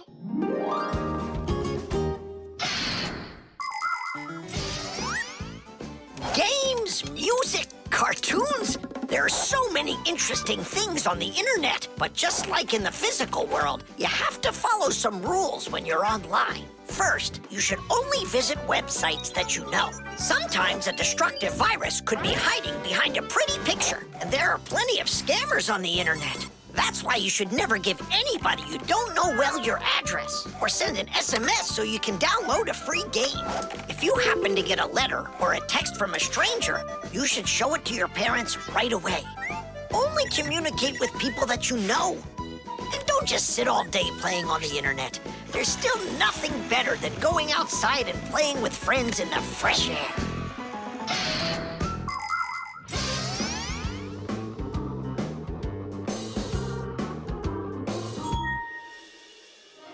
That's it.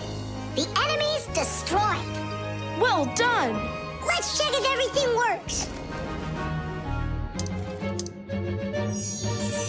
Tadish! Now we need to deinstall the software. How come? There's no need. No, we have to. That program should only be installed by an adult. Otherwise, your parents will figure out you got help from Fixies. Sorry about that. All done. And here comes my dad. Dad, will you install this on my computer, please? You need it right away? How about a bit later? No, we can't keep putting it off. There you go. Now your computer is protected. How come you became so responsible all of a sudden? Oh, Dad, you don't know what kind of viruses are out there roaming the net. You're so right.